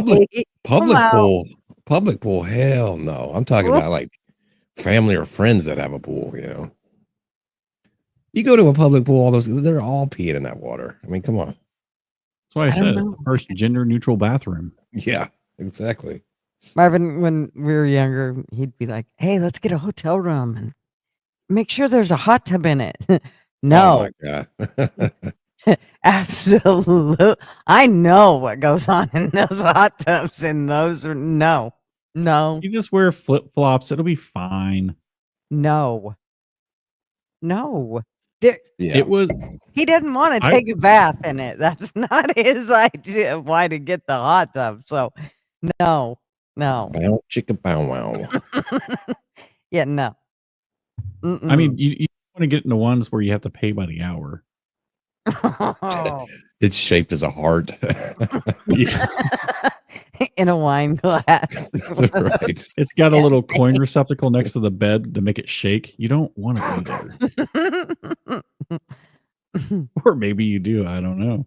The beds that go round and round and the hot tubs beside it. No. No. Playing some like crazy 70s disco music. I'm the one that would go in the hotel. This is another reason why we ended up having to get an RV. Because I'd be the one that when we go into the hotel room, I start doing a shakedown. I'm the one putting the penny up to the mirror, trying to rip the mirror off the wall to make sure there's nothing behind it, looking in the vents. I make Marvin take his mirror. That's a magnet. It's the long mirror, so he can look in airplanes and stuff. In underneath stuff, and I make him take that mirror so I can look in vents. Uh-huh. Man, I'm you- too you're paranoid. There's you're too many like you're freaks. you're like a whole thing to deal with, aren't you? I am. Listen, this is why I stay in expensive hotels. I don't fuck around with these $200 All night right. ones. Well, No, at least 200 you and got the up. rich That's creeps. where I'm at. So Well, you that's think? fine. Oh, so it's okay if they're rich creeps. That's okay. Yeah, why then? not? That's true. Oh, I if got it. they paid enough for that and they want this, phew, joke's on you, buddy. Ugh. I have a really hard time. The time, like, we've ripped back the sheets before and found like a big long hair. And even though you got your sheets and your pillowcases that you bring with you and you put on the bed, the it just I know they ain't washed the comforter or the blankets. I know they ain't. 'Cause Yeah. yeah, that's gross. So when in the morning when you get that knock on the door, housekeeping, you just start cussing them out and tell them to go away. Right? They probably shouldn't even just come to the door. We're usually gone by then, but yeah, it's just. I Gutters has her usually own say I don't personal want them in my sign. room. She puts her own personal sign out on the door that says "fuck off." Well, I do put "do not disturb" when we leave our room. I don't want them in there. Yeah. Stay out of my room. You know, in my career, and I've had to travel a lot, it's taught you something. Like for example, there's a difference between a business airport and a leisure airport. Mhm. And if you travel a lot for business, you'll know what I mean, because I live next to a leisure airport and the flight times are not good. There is no place for me to get there and do some work before I get on the plane. And then usually I'm puddle jumping to a larger airport to which I have to have a layover. Usually not the greatest. Like I always complained to my boss anytime they sent me to the East Coast, because it was a whole day's worth of travel. It would be minimum 12 hours just for me to get over there, because I had to leave my airport, go to the whatever next hub, whether it be SeaTac or Minneapolis or San Francisco or something, and then jump out of there to go to the East Coast, and it would eat up my entire day. But the other thing you learned is not to stay in crappy hotels, because there is definitely a difference when you step up to that $200-$250 range. Because if I'm going to have to leave my house and not be comfortable and I have to do it for work, my boss was always like, make sure you're comfortable every night. So, oh boy, did I. I ran up some serious Marriott points. I'd just rather. There's just. We've been to too many bad ones. And it didn't matter how much money we spent on them. There's just lazy ass people out there, and they are the worst one I was ever at was in Knoxville, Tennessee, and it was next to the airport. And I won't name the chain because I'm not here to talk shit about nothing. But when I walked in, I set my stuff down and I'm kind of looking around. I was like, okay, well, this looks okay. I walked to the bathroom and I saw blood splatter, and you can tell it's because somebody stuck a needle in their arm and pulled it out and splattered blood on the wall. I was like, all right, I'm done. Usually they say you should check the toilet paper in places like when you go to the bathroom, and usually you'll see needle where they've put the needles in the sides of the toilet paper. Mm-hmm. Yeah, see, no. I'll take my motorhome. Thanks. Yeah, but it's not I know, feasible for me to take a motorhome. What was feasible is for me to get a job that didn't require me to travel as much. Now I'm only traveling maybe 5, 6, 7 times a year versus 38 weeks out of the year. Marv, they only had usually when they would get an AOG call, they had to be over to the airport from the hangar, which is across the airport, or if he's home here, he's got to drive all the way into the airport. But usually, I mean, they don't have very much time. they'd like you on the next flight out. So if it's, if that next flight out is in a half hour, then you got to get your tools ready, know everything you need, grab the parts that you need, and head out. So, Yeah. and That's rough. then you have to depend on when you get to your wherever it is you're going to fix the aircraft, that they're going to set you up in a decent place to stay. And you might not get to eat that night because depending on where it's at, I mean, he'd get to, I don't know, Bend, and he wouldn't get to eat that night because they'd be working on the aircraft, and it's not easy to get out of there. And, you have to have somebody escort you off of the place and back on and all of that because it's not your home airport, and it's just a nightmare. So yeah, I don't know how he, especially with the short temper he has, I don't know how he ever deals with that kind of shit. I would think he'd be like, "This is bullshit. I ain't waiting here all night." Has he ever had to get a flight chartered to get him somewhere? Lots of times. Yeah. Oh, okay. See, it's the chartered flights I'm not a big fan of because it depends on what kind of flight and where the charter is. I've had some pretty rough experience with like single prop, turbo prop airplanes. They're not super comfortable to fly in, and if you don't like roller coasters, you won't like that. And then there's like the private jets, so like the 12-seaters. Getting up and out of the airport is a little rough, but once you're up to 20,000, 25,000 feet, it's fine. But yeah, those single prop turbo airplanes, those turbo props, they pretty much stay at the 10,000 to 12,000 range, and man, it's like a roller coaster the entire time. He's used to all that. I mean, we have a 172, so we get the hell beat out of us every time we get in it. But oh yeah, but never would I fly in one of those. It's a definite tin can lawnmower.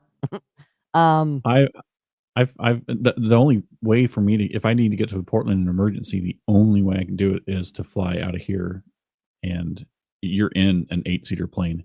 That's it. Yeah, it's your only option. Probably a 3. It'll take you or 14. And it's a I know this one. It was a TBN. That's what it is. Yeah, it's some of the stuff. Yeah, sometimes he has to fly back on a ferry, which is they work on the aircraft, and then it's not really done, but it's flight worthy. So that's reassuring. Yeah, thumbs up. I want to know that. So then he flies back with the pilots. So it's just the mechanic and the 2 pilots, and they fly it back. Those ones always make me nervous, but he's always just like, "Oh, it's no big deal. It's all right, honey. It's good. We're good." I'm like, "Oh yeah, sure. You're gonna be dead. You ain't gonna know if it's bad. I'm the one that's gonna know if it was the bad one." It's not even the flights that get me. It's the public that gets me sitting in the airport. So like there is a blessing in the skies having a smaller regional airport where I'm at, because you don't get to expose yourself to all the crazies, right? But as soon as you land in Seattle, or as soon as you get into Portland or San Francisco or even Minneapolis, you are dealing and seeing some of the most crazy people out there. I've seen fights at a Spirit airline line. I mean, I'm not even kidding you, at the boarding area. I have seen fist fights. I've seen it in Frontier. It's like there's a reason why I won't ever fly Frontier or Spirit. It's because it's like it's unruly. It's like Fight Club. As soon as you get on that goddamn flight, you got to watch yourself. It's like I've flown both of those airlines one time, and I was like, oh boy, I'm not doing that again. Now, granted, we didn't have Marvin any problems, has, they're all leftist and snooty, and they're just. I turned down a promotion one time that would have required a bunch of travel, like to Richmond, Virginia, Phoenix, LA, Chicago, Atlanta. I was like, nah. I would have hated it. Living out of a bag in airports and being away from home. Yeah. I just couldn't do it. That's how come Marvin didn't take a flying job. Because he thought about it. That was kind of his That was what he wanted to do to begin with. But then he seen the pay in a first officer and went, yeah, yeah, that ain't gonna work. So then it was like, well, I'm gonna have to turn wrenches to provide for my family. So that's kind of where that came. That's how that decision was made. And then he was offered another time to go with another airline and fly, but he just it was still going to be less than what he was making, and he just didn't want to do that. And he didn't want to be gone all the time either. And he would have. I mean, anybody that flies as a pilot, you're going to be gone all the time. But then as the kids got, once they were, I don't know, I think the boys were 3rd, 4th grade, and then he was gone all the time because they were constantly calling him out on AOG missions. And so, and he spent, I don't know, 10, 15 years gone all the time, just dealing with airplanes. Yeah. But And there would be no fun in it too. Like people, when I turned it down, they were like, "Oh man, that'd be fun." You know, you get to see all the. I'd be like, "No, it's the 5 or 6 same cities. In this business, all these businesses are by the airport. It's flying to the airport, staying at a mediocre hotel, going to the office down the road, and then going back to the hotel. Like it's not like you're sightseeing. It's just horrible." I at least got to sightsee at my jobs. I at least got, because I would always fly in a day or so early so I can get there and kind of get the lay of the land, and then also kind of try some local foods. I'm kind of a foodie in that aspect, and I used to be a beer brewing like connoisseur, but now I can care less about beer. yeah, Marvin and the boys, they used to go out and fill their oats. Don't think they were out there having a heyday after they would, work their butt off. Then they'd usually, after they got to a certain point on the aircraft, they'd go, okay, we need a break. So they'd usually go out, and I mean, there were some times when they got in some heavy duty trouble. One night, Marvin had to wrestle. He had to tackle one of their coworkers because he was screaming down the street. I mean, I don't know if he had done something or what I don't know what he did, but I mean, Marv was like, we can't let him get in trouble. I mean, we're out on a job. So, I mean, he had to literally, There's always one of those bad drunks. yeah. Yep.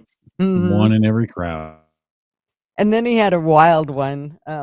One of his wild buddies was super funny, and they would have a really good time. But I always worried about what the hell kind of trouble they were going to get into because, his buddy was just, oh man, he would do some crazy things. He had no filter, and he would do things like make moves on, he wasn't gay, but he'd make moves on gay guys, and then the gay guys would be pissed when they realized he wasn't gay, and just crazy stuff. I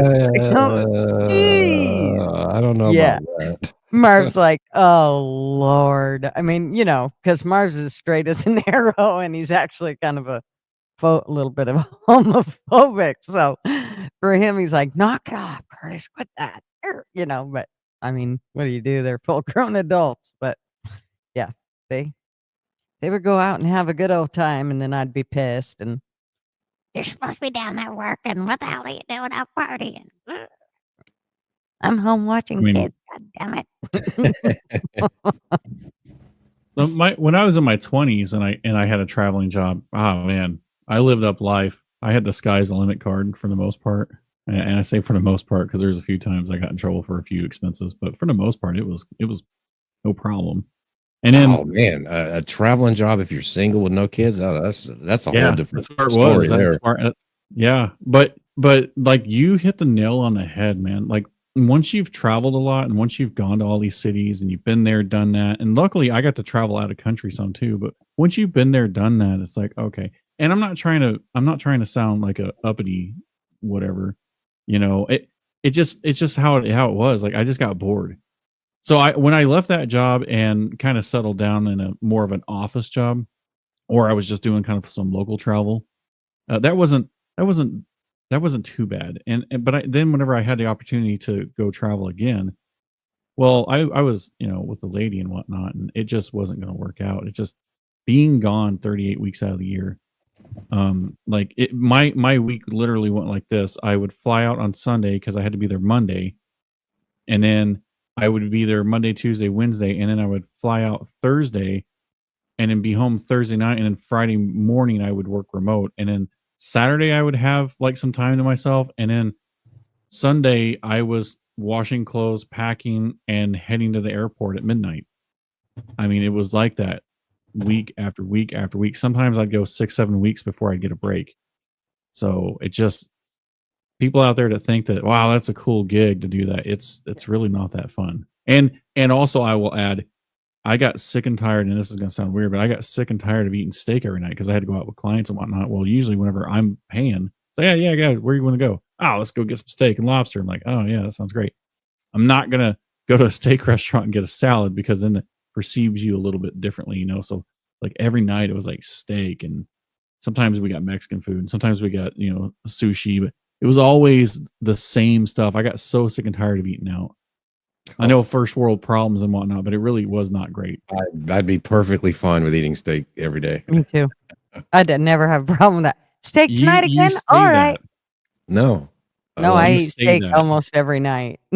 Marvin's the one that usually says to me, could we possibly have maybe some salmon or chicken? She's like, does it have steak in it? Right? I'm like, sure, Well, with steak. Let me reemphasize. Let me back up. It's not that I don't enjoy steak, because I absolutely enjoy steak. What I don't enjoy is having to The go lack back to of the variety. hotel. No, it's not that. It's like having to go to the hotel, having to clean back up, having to go either A, pick up the clients, or B, they Uber and we all meet at the same place, whatever. It's like the whole process. Like I've already been working, from 8 in the morning till sometimes 4, and then I go back to my hotel, and then I pretty much have to do second shift where I'm meeting them at 6:30, and we don't get home until like 10:30, 11 o'clock because they want to go out for drinks afterwards. And that was like an every freaking day night deal. It just got old. I was getting maybe 6 hours of sleep at most. I just got tired of having to go out and people. I think that's why I'm so recluse now. I don't want to go out and people. I just want to stay here and talk shit on the internet with you guys. Well, y'all listen to all these rich people I'm up here with. One of them's got private jets. The other one's tired of steak. I'll be right back. Yeah, I'm Well, never also- going to be tired of steak, but I am tired of flying in jets. It's not so much tired of flying in jets. It's that I don't trust the other idiots in the air, so I'm not willing to Mhm. chance it. I'm just not. Well, have you noticed that the ATCs these days, like, I don't know if the system's way out of date or if it's lack of training or if it's a lack of awareness, because like what we talked about earlier, how Or the youth these days DEI. coming up, they're used to these short attention spans. Like when you're ATC, you got to be on top of it. Mhm.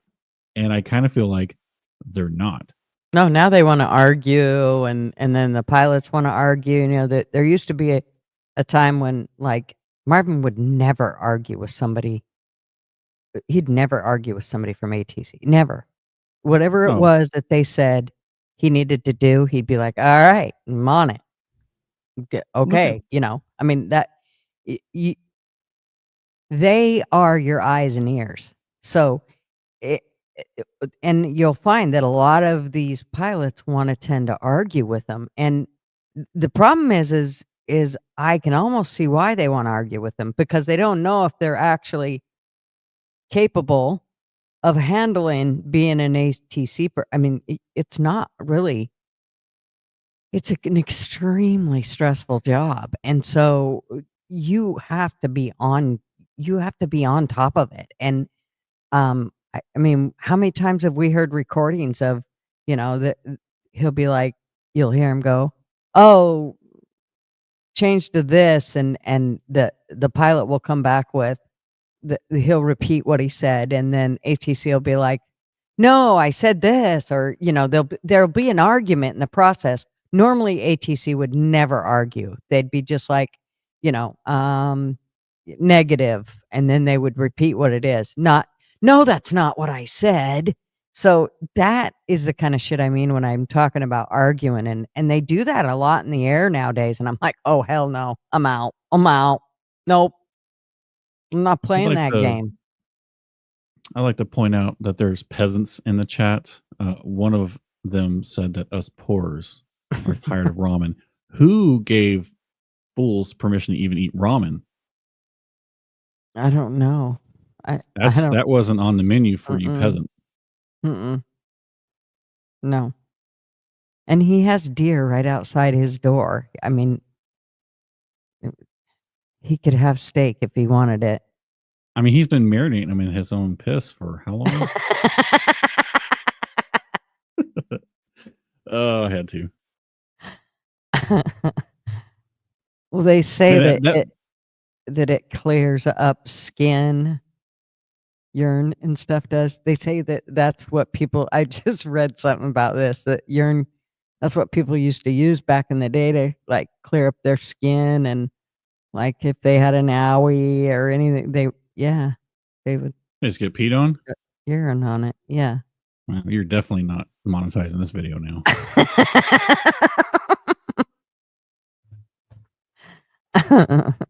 We took it a whole nother direction on accident. What did I save? Oh no, I sent it to them. I think I sent it to you too. I think I emailed it to you. You guys need to look at that. Whatever it was I emailed to you guys. I don't have Instagram. I can't see it. It's not on Instagram if I emailed it to you, bonehead. You emailed it to me. It's a link to Instagram, and I can't open it. Oh, Lord. No, didn't I send an? Oh, no, that's the one. Damn it. Well, I don't know how. Yeah. Well, play it on here, or is it gonna not monetize yourself for sure? Well, no. It's just for Friday nights. Let me go see exactly what it was. Oh, okay. Sent. I don't know. Maybe I can. Yeah. I can send it to a lady. She can show it to me. I don't have Instagram because I'm an old 39-year-old in that aspect. Well, I think Fools does, and I think no, I'm not even going to say LW does because I don't. He doesn't have Facebook. I can tell you that. Wait, what'd I do? Back at the right time. Do you have Instagram? No. Oh, Lord. LW, I know we're friends for a reason. Yeah. What am I gonna do? Take picture of my food every day and post it online? How retarded? No. But if you want to see some of the stuff I send, you guys gotta be in the loop. I prefer being out of the loop, to be honest.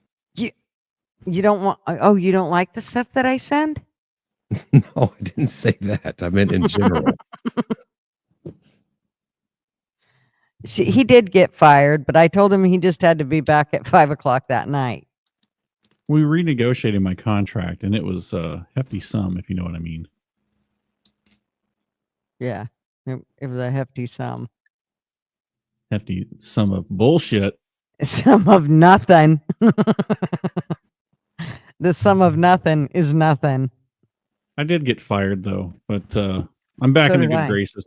Well, you're only apparently, I don't know, since you're just breaking the news that you're not going to be probably available Friday, you definitely better go talk to Fools about that. I Boss, I can't know. wait to hear what he says. Fools, This will be. I might have to call in sick for Friday. What is it? 3 write-ups and you're fired? I think this 2 times in less than a month. I think this deserves a write-up. Go ahead, write me up. Send it to me. I'll sign that.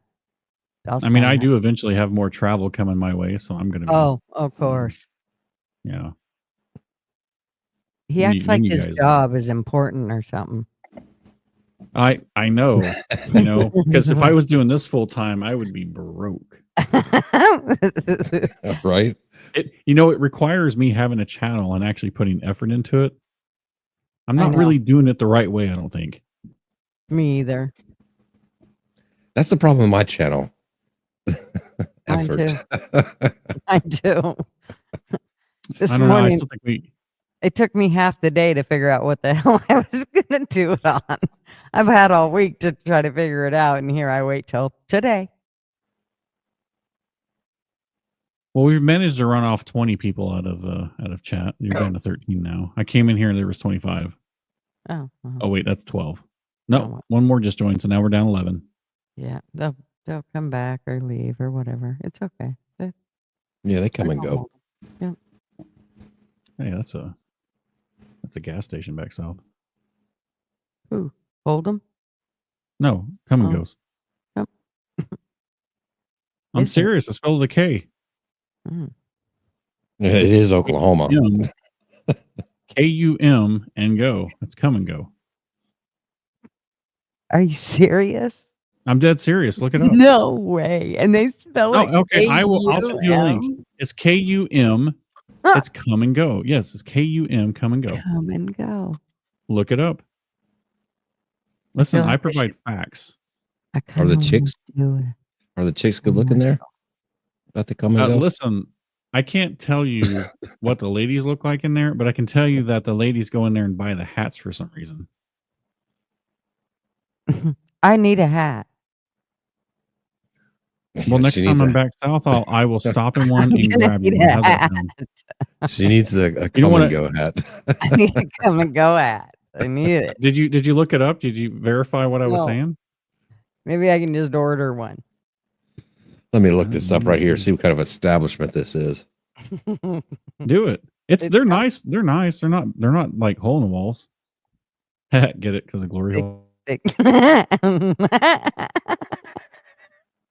That was good. Okay. No, seriously, they're clean. They really could have done better with their logo, but okay. See what we got here. Can I have come and go merch? It's really KUM. I told you. I just seen it. Okay, I really like the hats. Yep. You guys are welcome. And by the way, they're not sponsoring this show, so don't go out and spend any money with them. That would be awesome to get them as a sponsor, though. It would be. Certainly would. Fools, will you call them?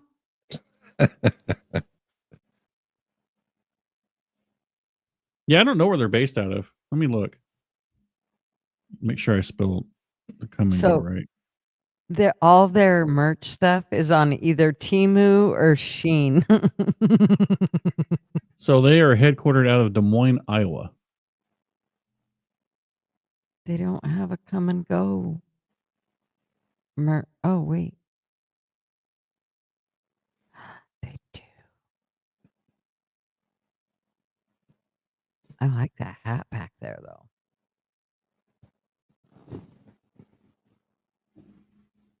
Oh. Yeah, it's like there a it is. trucker hat. Yeah, do you see that one with the white around? I like that one. No, it's not a trucker hat. They said whenever I've seen them in the actual gas stations, they have the trucker hat versions of come and go. It's like a red hat with white on the front. It's like an adjustable hat with a mesh, and it just says come and go across the front of it. I see. I mean, really, they should have gotten the shirts and just have it written on the back. Come and go, we go all out. Oh my gosh.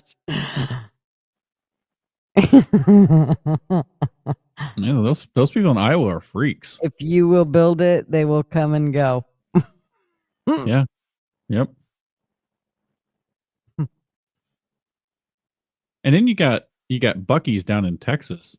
Nothing wrong with Buc-ee's. It's fantastic, but they're really focused on the nuts. You know, is there like a lot of sexual innuendos in gas station stuff? It's Buc-ee's ain't got nothing on come and go. Sorry. No. I really like the one that says come and go. We go all out. Charlie Poole says he loves people who look at stuff but don't pull it up on the images.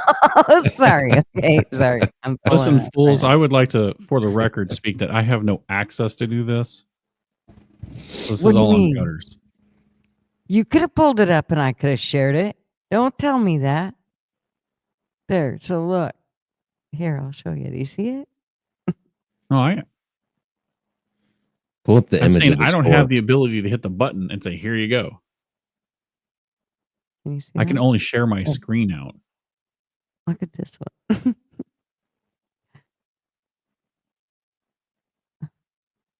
Oh, stop.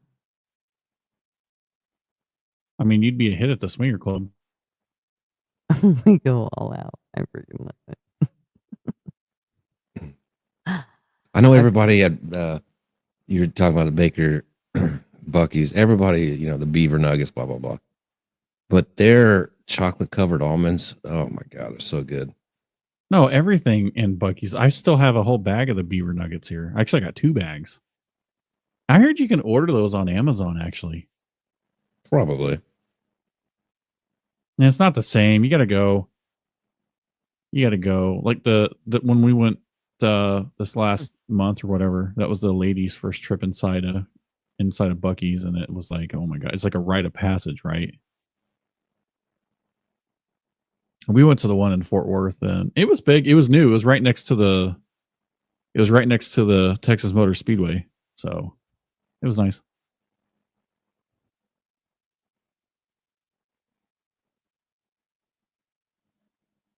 Yeah, I've got one about 30 miles away and a very small one about 15 miles away.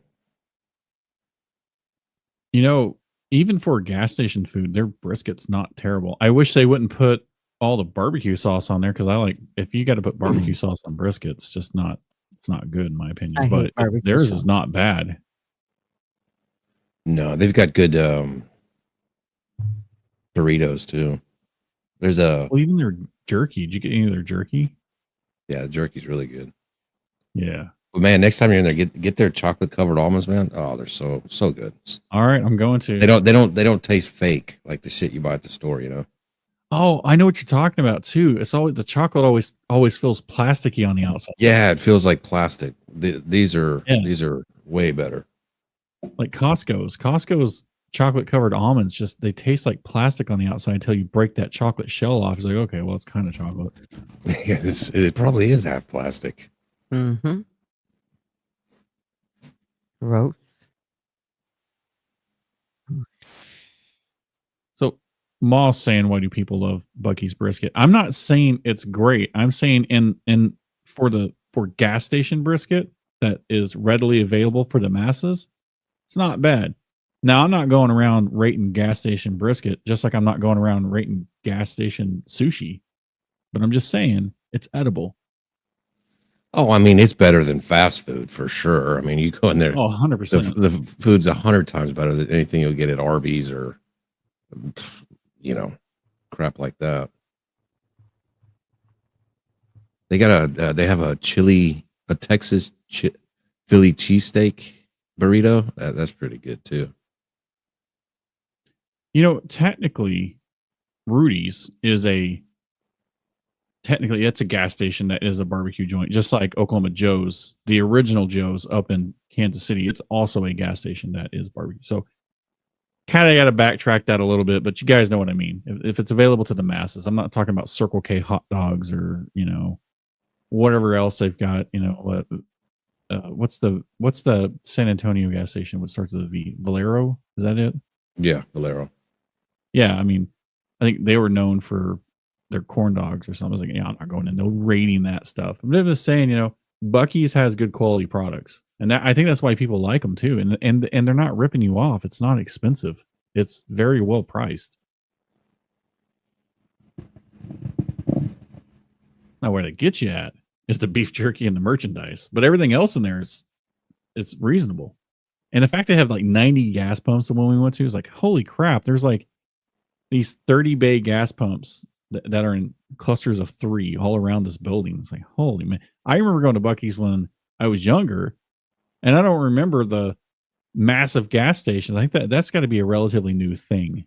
And it's always super clean inside. I do remember that. But as a kid, like the Bucky's were just normal gas stations. They must have people rotating in and out constantly, cleaning them. No, the whole staff, like that's their whole spiel. Like they've got like 25, 30 people on staff at that Bucky's that all they do is clean and bring all the product up and merchandise and make sure everything's nice and neat. Like they are constantly in there cleaning nonstop. They have employees that stay in the back, like obviously in the men's it's a guy, and in the women's it's a woman doing it. But they have, every time I've been in the bathroom, there's an employee in there cleaning it while people are going in and out of there. And they have a big sign when you walk in, at least the ones in Texas, because there's two entrances, one on the gas side, or there's two entrances, but on one of them they have the giant sign of they're always hiring people, and they have what they pay people. They pay the bathroom attendants like $22 an hour. Well, if you're stuck in a shitter all day, they better. And the Yeah. thing about it is when it's that busy of a place, I can see why they've got somebody in there constantly. Because that's the only way you're going to keep it clean. Right. I mean, there's just too many people going in and out, and half the people don't care, so they're pigs. And I have another theory on that. And I love truck drivers. They're great. They're the backbone of this country, but they are dirty because they got to live out of their trucks. I don't blame them. But at Buc-ee's, there's no place for trucks to park. Truckers can't come in and do their trucker things. It won't work there. I don't know. Yeah, you probably need to go gander into some women's bathrooms. Those bitches can be pigs. Yeah. But no. They they pay their people very well. Even the lowest job in there, they pay well. And I think and as they should. They're not greedy. That's the nice thing. I think that's another reason why people support them as much as they are, is because their upper management, they're not greedy. Yeah, they pay their people pretty well, and they have benefits, like actual benefits, not bullshit benefits. Oh yeah, and obviously they can afford it because dumbasses like me go in there and buy a $14 bag of chocolate covered almonds. Well, and they're busy all the time. Tell me a day that somebody's went to Buc-ee's and it was dead. I've never heard of it. I've never been to Buc-ee's, but I've heard a lot about it through RVers, and I've never seen a video with it being dead at Buc-ee's. I mean, they're but busy. they get you in and out really quick. There's like these registers on every. I mean, I can't tell you. They got more registers open than Walmart normally does. Mm-hmm. Yeah, By the way, these people know their stuff. They would not be the way they are if they didn't know how to run that business the way they do. I mean, they really got it all down. I agree. Yeah. Yeah, they're really nice to come across if you're doing a long road trip, like 8 hours. Everybody has to stop and pee or get a drink. It's a good 30-minute break of being in the car. Mm-hmm. Just to walk around and waste your money. Well, it's amazing. You guys say that truckers don't go in there, but there's a lot of people with RVs that are going in there. And I mean, RVs are huge. Not as big as trucks, obviously, but I think it depends on where you're at and which Buc-ee's, because they might have a parking. They may have like a department store across the road that they can park in and then walk over to Buc-ee's. Mm-hmm. I guess what I'm saying is that the truckers aren't like parking their rigs and then like idling overnight or anything. That's I guess that's what I meant. Yeah.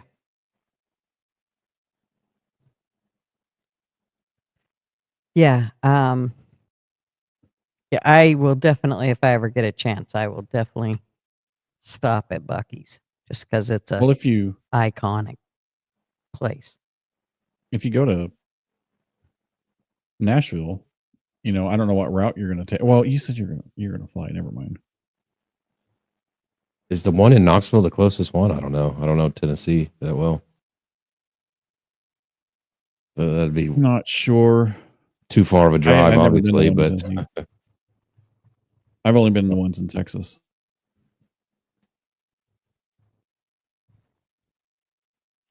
I just said hi to myself while I was trying to say hi to Gurf, and I smelled Gigi instead of Gurf. Hey, Gigi. No, we just thought you're just. I'm losing it. You're too good to talk to anybody but yourself. That's what we thought. Mm-hmm. Yeah, my son. Speaking of, my son just called me a few minutes ago when I went and grabbed coffee and said, "Hey, Mom, did you hear what Lucas said?" I said, "Yes." Are you going to try to just blame it on me? Ain't just my fault there, foul mouth. Now, what was it again? Which F word? I'm not saying. All right. Well, there's only a couple to choose from, and I'll just use my imagination. Yeah, it's the F word with the ing on the end. Let's just put it that way. Okay. Yeah, and of course, he kept looking right at her and just saying it like, like he was just saying boating, and she's going, "Stop!"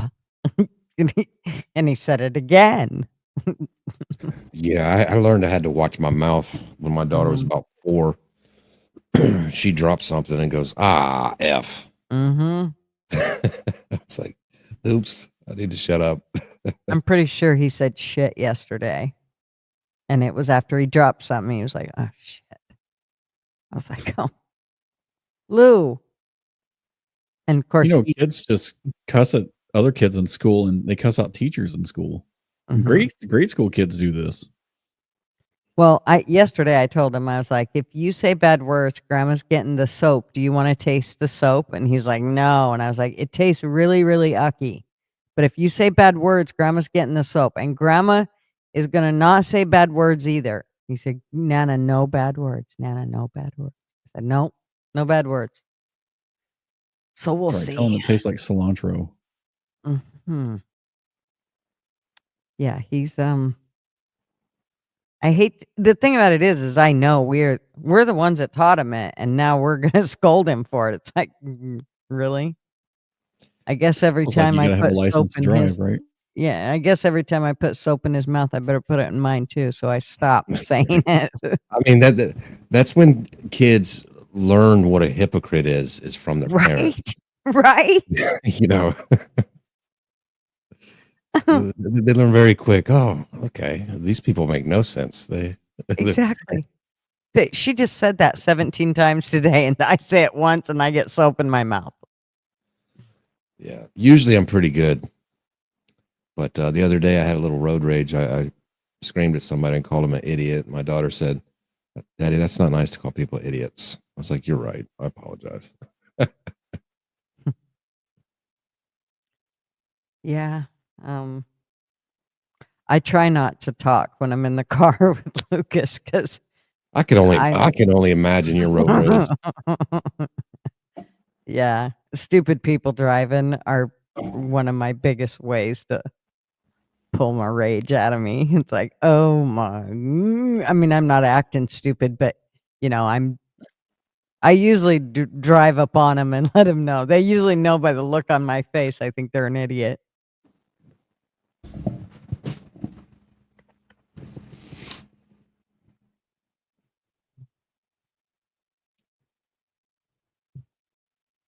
Well, I gotta drop off here. I got work calling me. Who knows what I'm gonna be dealing with here for the next hour or two. So I gotta drop off here. All right. Well, thanks for coming up and hanging out with us. Later, buddy. Thank you guys, and we'll and Eldo, if I don't talk to you, man, have a great vacation. And GG, you disappoint me. Friday is gonna not be the same. I know. You never know, though. I'm gonna try to. We'll see how I can manage it. We'll see. Yeah. To be fair, the last time she did call in sick, she ended up showing up anyway. I did. I mean, I try. I try to stay dedicated. It's just sometimes, I'm just saying, there's going to be 3 of you guys not there. It's just not going to be the same. I know. It's all right. All right. Well, you guys take care. Have a good night, and I'll still be listening. I gotta call this person back. So, all right, everybody, make sure you do go and hang out on Friday night.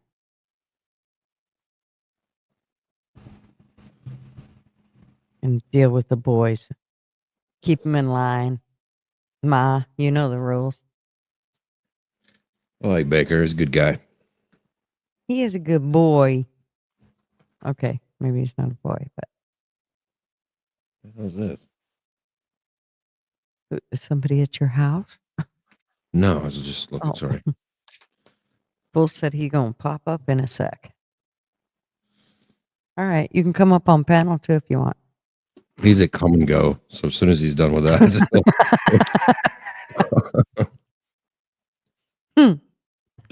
Actually, that was Baker that come and go.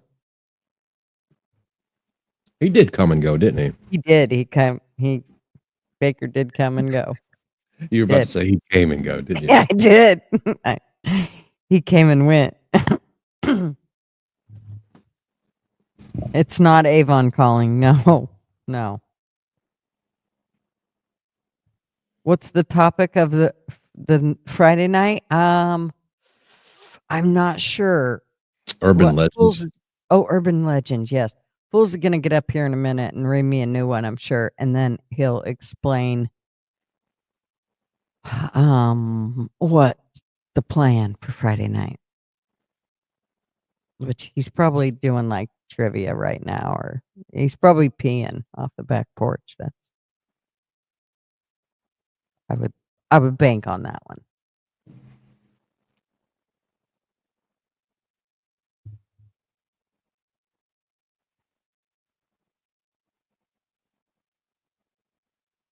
There was something else Trump did, and I forgot what it was. And I didn't put it in my notes or save it on my playlist. I can't remember what the hell it was. But I kind of wanted to slap him upside the head. What the hell was it? Allegedly. Allegedly. Secret Service, that was allegedly. I thought about it. I just thought about it. By smacking the head, she meant kisses. Right. Like That's cool. Melania would do, you Right. know.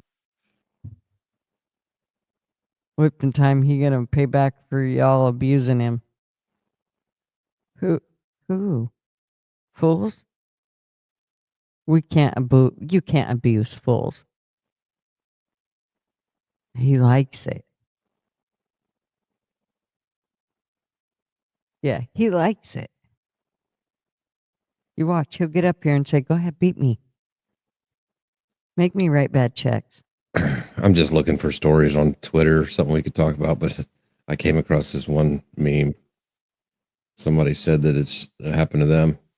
The bank says I can't afford a $1,200 mortgage I applied for while I'm paying $2,000 in rent.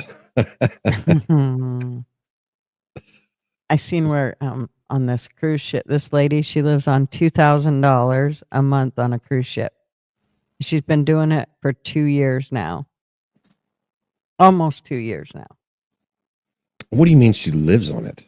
She lives on a cruise ship. So Like 30 or 31 days a month she lives on a cruise ship. Mm-hmm. So even when they go dock, Yep. they let her stay on there? Yeah. Huh.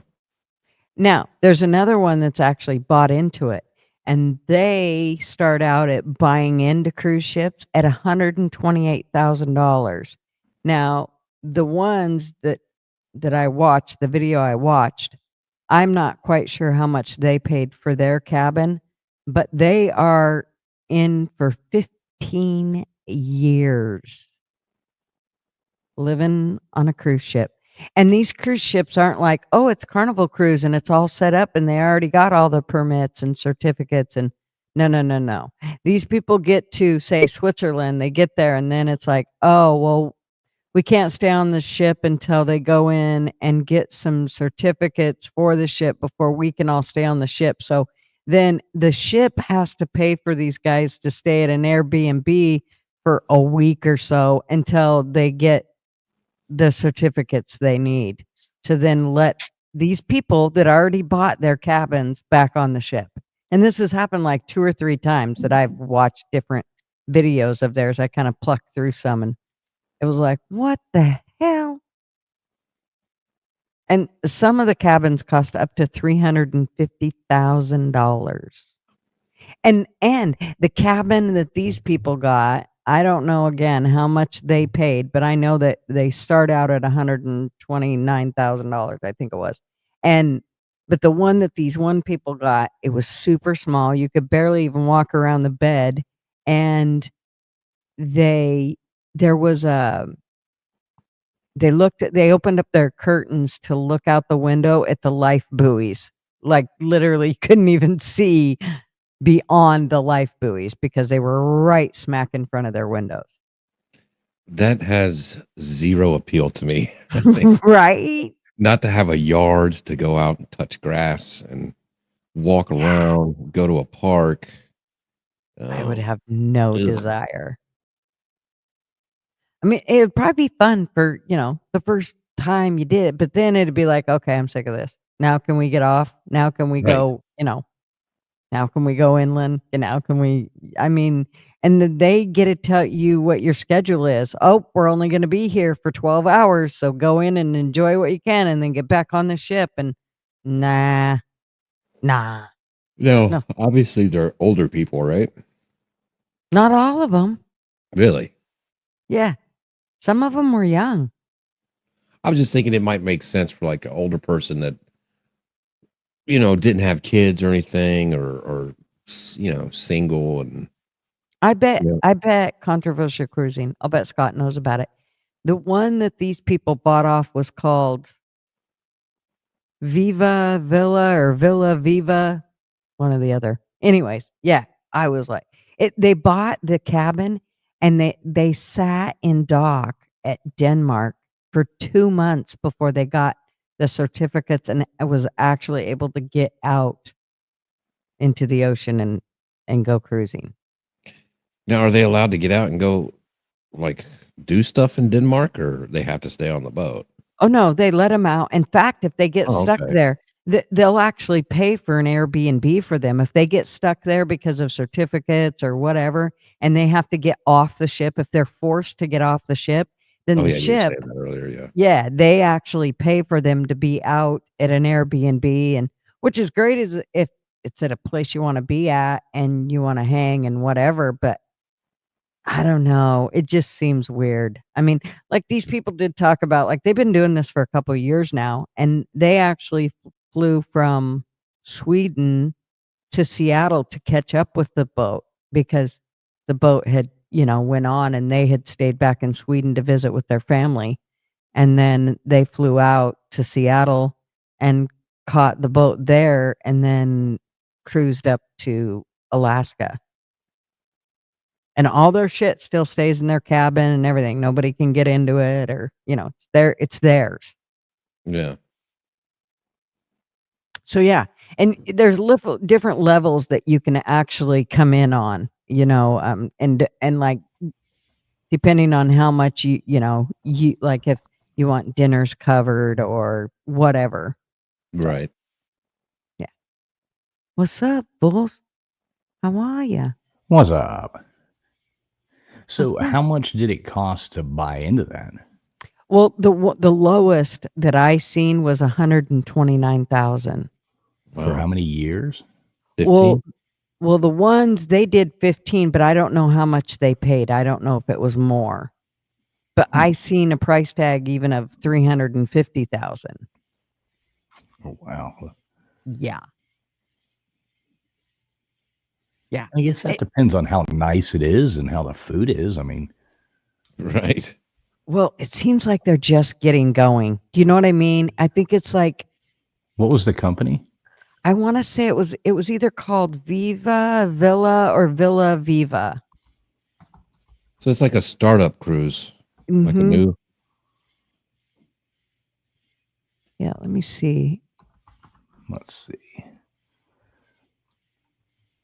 Okay. Villa V Residence. Yep, that's what it is. All right, let's check it out. Here you go. I'll share my screen with you. Let's check it out so that people know what we're talking about. Smart ass. I mean, let's see. I mean, that might be worth it if it's nice, might be kind of cool. All right. It's not a cruise. It's a lifestyle, folks. Obviously. Okay. So the ships, let's see what we got. So see, it says residence See option. that. Well, that looks a lot nicer than like a Carnival cruise room. Yeah, the one I seen, their room did not Get look rid like of that. these damn things. But that's also the promotional. They always make it look better. All right, special offers. So it looks like you don't reserve. They have your some day. that are rentals. You can do a rental, or you can buy in. If you go up to Yeah, hang on, let me up at check the it out. top. Let's see the ship first. Okay, ownership options. Oh, wow. Oh, that's the other thing. You pay a lump sum and then you pay so much a month. See those ones? What is it? 149. So 150,000 and then you have to pay. What does that say? Yeah, 2,500 bucks a 2,500. month. Yeah. Holy cow. So you already start out paying, and see, they get more expensive. Oh, man. 439. I know it's pretty nice. Within $6,000 a month. Mm-hmm.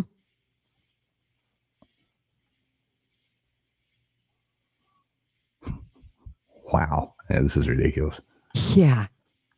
And maybe this is just at the bottom line. Like once they get going and they get it, it'll become more reasonable. I don't know. But Oh, yeah, yeah. Everything gets cheaper. well, amenities. Yeah, this would be cool if you could do it for like 6 months or something, but and I think there is a thing where you can kind of choose what you want. There's ways for you to, like if you see it says options up there, resident options or something. I think that gave you kind of. Okay, let's go to learn more. It might appeal to some people, just not me. Right. Yeah. I'm too claustrophobic. Well, LW, there is a fitness center, so. Oh, well, good. Yeah, you do have a fitness center, so you've got that going for you. Pickleball. Yeah, pickleball. Oh, look, it's got a swimming pool. Don't worry, there's just 3,000 of your closest friends in there with you. Fruity drinks and everything. Well, now that it has a weight room, that sells it for $6,000 a month. Mm-hmm. Okay, so here's the boat.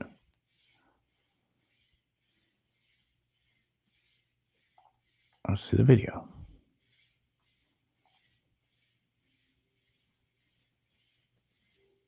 Where's it based out of?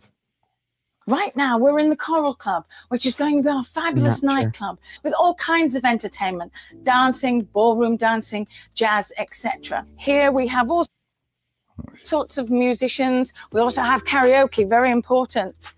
And then, of course, if it's a beautiful evening or a beautiful day like it is now, we can go out through the patio doors and you can sit outside and watch the world go by. Whatever you choose to do on our beautiful Odyssey.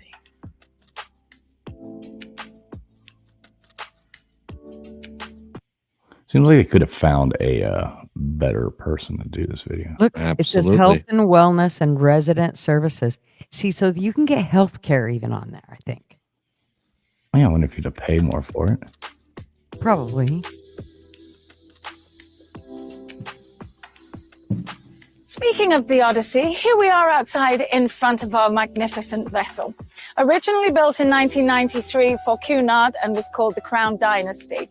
It's had several different names over the years, such as Crown Majesty and more recently the Braemar. Okay, so they bought a ship from the 90s?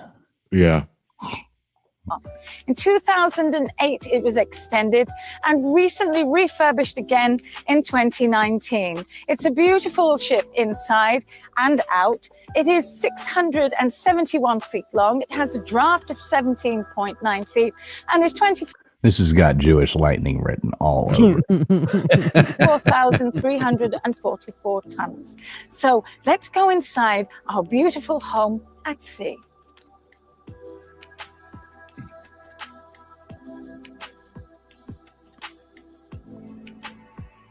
Welcome to guest services. This is the All right, this is boring as shit.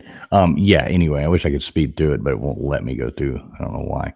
Sun Honey said Poppy Fred lives in one of those retirement communities where everything is right there. Yeah, that's what I was saying. Like for, like an old couple that don't have any kids or something like that. That'd be better than like a senior living apartment complex, But well, I've said if my kids won't throw me into a nursing home, but if my kids was going to throw me in a nursing home, I'd be like, oh yeah, I'll go do that first. Okay. Here's meet our residents. So these are the people you get to live with. We have Becky. Mm-hmm. I'll tell you the ones I've been watching here in a minute. You've actually watched it. I am Becky Cressy. Not her. I am from Trinity, Florida, and I'm 55 years old. I am retired as of November of last year. So my husband and I have always wanted to This is your travel. new We neighbor never had the opportunity to that do you so. live on a boat with. We don't. Oh, Lord. How do I get away from this? I don't know. Scroll back though, because I want to see if the ones that I Yeah, was I'm trying to watching. figure out how I get away from Becky. How do we get away? Oh yeah, hit that down at the bottom on the right. Yeah. Okay, There you thank God. Look at these miserable saps. Oh, geez. Yeah, I'm going to take a hard pass on this one. You think? Yes. It's a oh no. I know I'm going to come across the two that I've been watching because they were there from the get go. That would just be like, to me, living at a Cracker Barrel on the water. A Cracker Barrel with a room. I'm fairly certain there's no way. Yeah. Here's the deal is I can live in a small area and all that. That don't bother me. I don't care. But it's somebody telling me I can't get off of there or, not. That's kind of my big Look thing. at this. Look at this guy right here. He's got to be from Gainesville, Florida. It's your brother. Wearing his jorts. You're 100% right, Gigi. The lack of control I would have. Yes. No. That would probably give me crazy anxiety being on that fucking thing for that long. Well, it's like, oh, there they are on the right, down on the bottom right. I'll be right back. That's them. That's Yeah, the these ones I've been people all watching. look like there's going to be more, on-board divorces happening. I mean, imagine if you were like Right. stuck on a boat. Right? Like, no. Yeah. This is horrible. And this lady here's the crazy cat lady. Mm-hmm. Oh, I've Yeah. seen her on there too.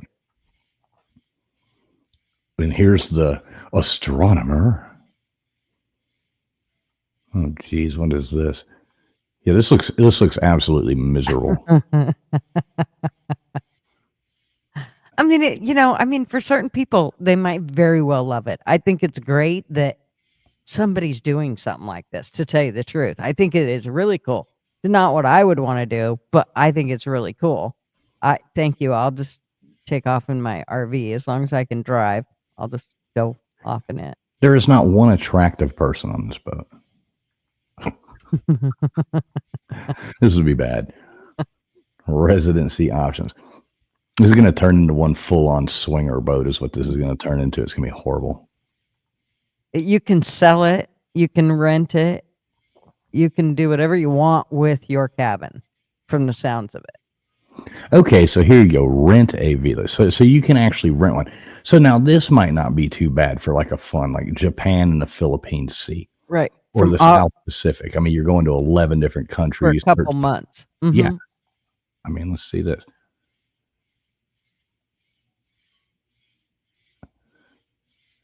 So yeah, so even for this, I mean, $100 and something a day. Obviously, that's double occupancy. So if you had two people and you were getting Social Security and you just wanted to do some cool trip, that would probably be pretty cool.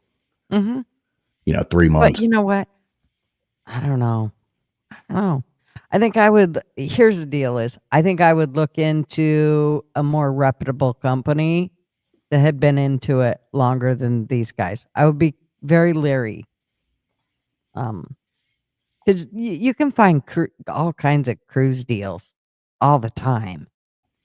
So, I mean, that can take you for a long ways, for a long time. So, I don't know. This would make me leery. I don't know. I just seeing the few videos that I did see where, they were stuck in one place for like 2 months because they had to deal with the ship certificate and then something went wrong with the generator. And it's like, oh, Lord. Yeah, they got Goober from Andy Griffith working on the boat. Right. I mean, yeah, they were stuck in port for the first 2 months after those people bought. They were stuck there in port. I think they were in Denmark or something, and they were stuck there till they could get the stuff going and be able to get everybody had already moved into their cabins and everything, but they were basically, and they couldn't stay on the ship either because they hadn't gotten all their certificates. It's like, oh, It's awesome. mm-hmm. I mean, this would be pretty cool. Like the Philippine Sea, that would be neat. The South Pacific. I mean, this is. Yeah, that's why I was wondering where they were going. Seems pretty cool. That part of it. Yeah, I mean, this one looks. It would probably. Well, and the one thing that these guys said was that they can leave. They were in Switzerland, and the ship left and went to Seattle. They stayed in Switzerland because he was from Switzerland, and they visited with their family and everything. And then they met up with the ship in Seattle. They just flew in and met up with it, and then got back into their cabin, and they were good to go. So, and it sounds like they've done that a few times where they're able to just go and come whenever they want. And yeah, it looks like a few of these shorter ones would be cool, but I can't see buying one of these things for 130. I mean, you could buy a freaking villa on the beach in Bali for cheaper than that. Yeah. And not have to spend $2,000 a month. Mm-hmm. Right. No thanks. But it does seem cool. Like one of these 30-day or 60-day would probably be pretty fun. We're every year or every 3.5 years. So it just constantly cruises everywhere, I guess. Yes.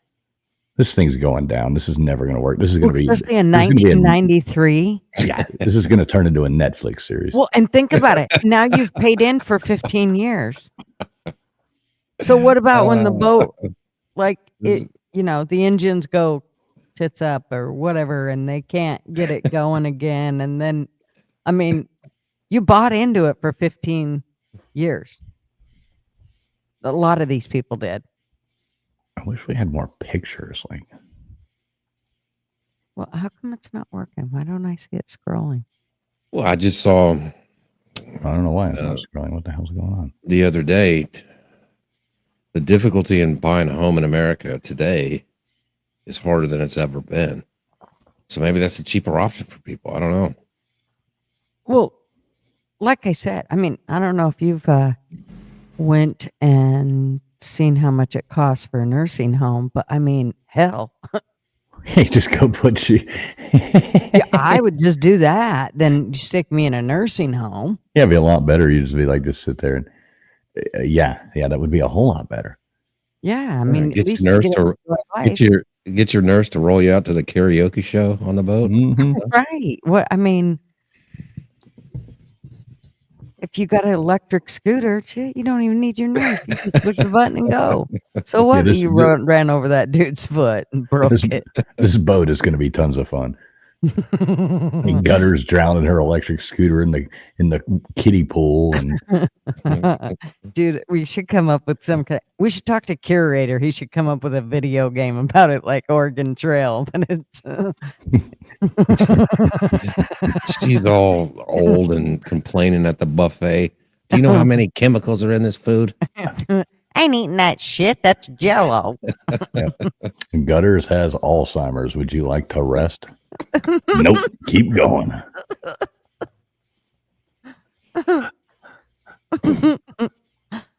Hey, I told my son when I'm old, and if I lose my mind, y'all don't pay any attention to me. Drop me off somewhere, or when nobody's looking, push me down a flight of stairs. Push me over.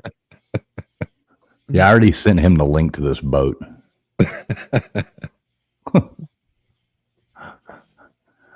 Oh, yeah, just put me on it and like, bye, Dad.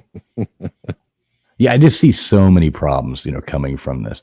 These people that are living on it and these things, I don't know. It's closed quarters, to say the least. Could you imagine, just in real life, the people you run into that you just don't like, you know what I mean? That would be horrible. Oh, yeah. And you can't get away from them. No, right. You got to see them every day at the buffet, every day at the gym, every day at the Yeah. And if they live in the same hallway as you, every time you walk out, and Well, I every was time about you to walk say, and in, then it's the people you aren't married to. Right. right? You can't get away from them. Oh, being stuck on a cruise could not be good for a marriage. No. I'm fairly certain Marvin would be hiding in the life raft. Yeah. Like the whole I need to go to Home Depot for 2 hours. And you don't Right. even go buy anything. It's just a 2-hour break to walk around Home Depot. Yeah. Going out for milk. Right. You Wait, just we need dive sandwich off bags. the- We you need just sandwich dive bags. off I'll the go. back. I'll go.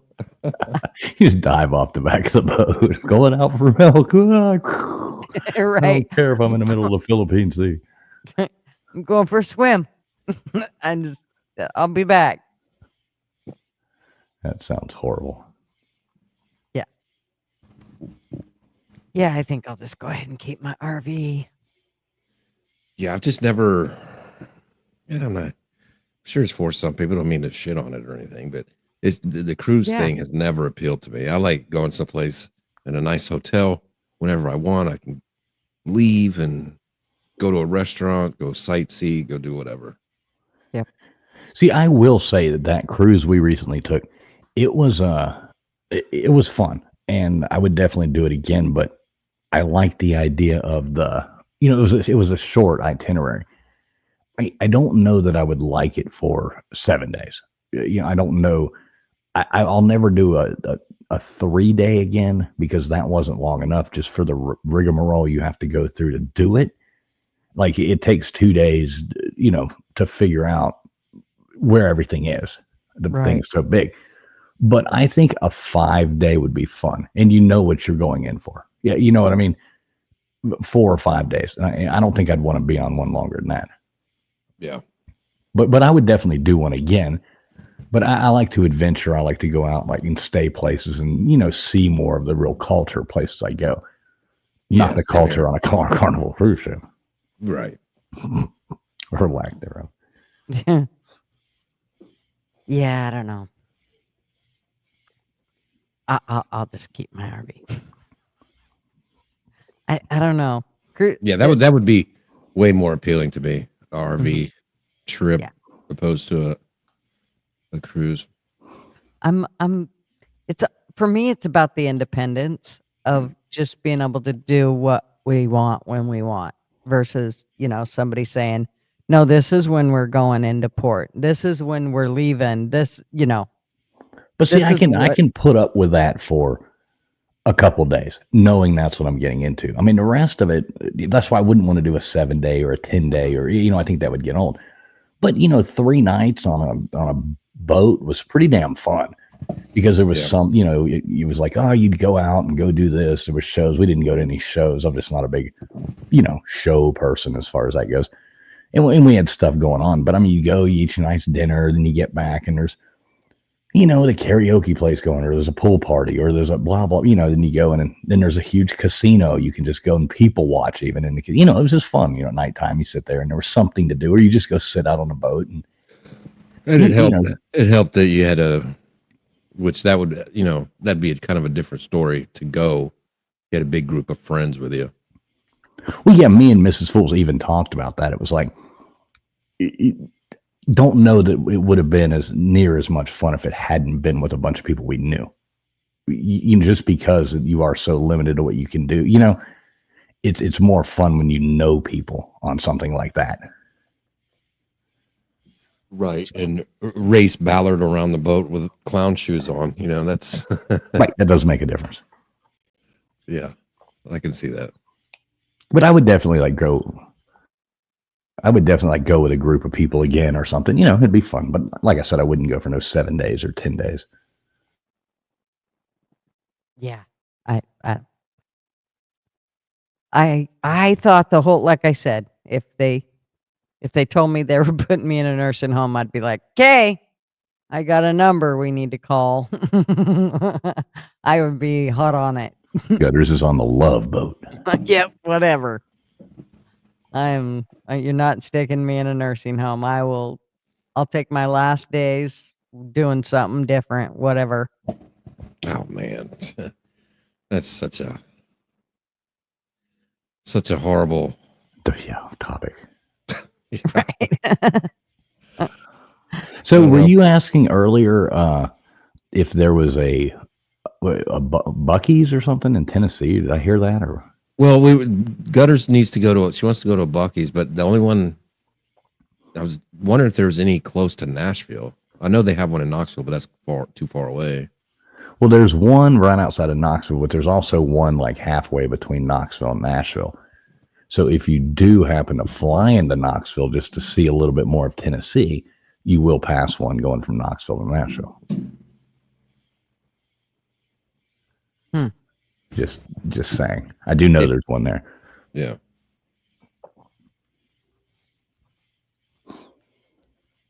Yeah, it's so funny that a gas station can be like a, like a destination point. Like, what is our world? I know, isn't that trippy? It used to be the world's largest ball of twine. Now it's a Buc-ee's. That's funny. Yeah. So you're not going to be here Friday night?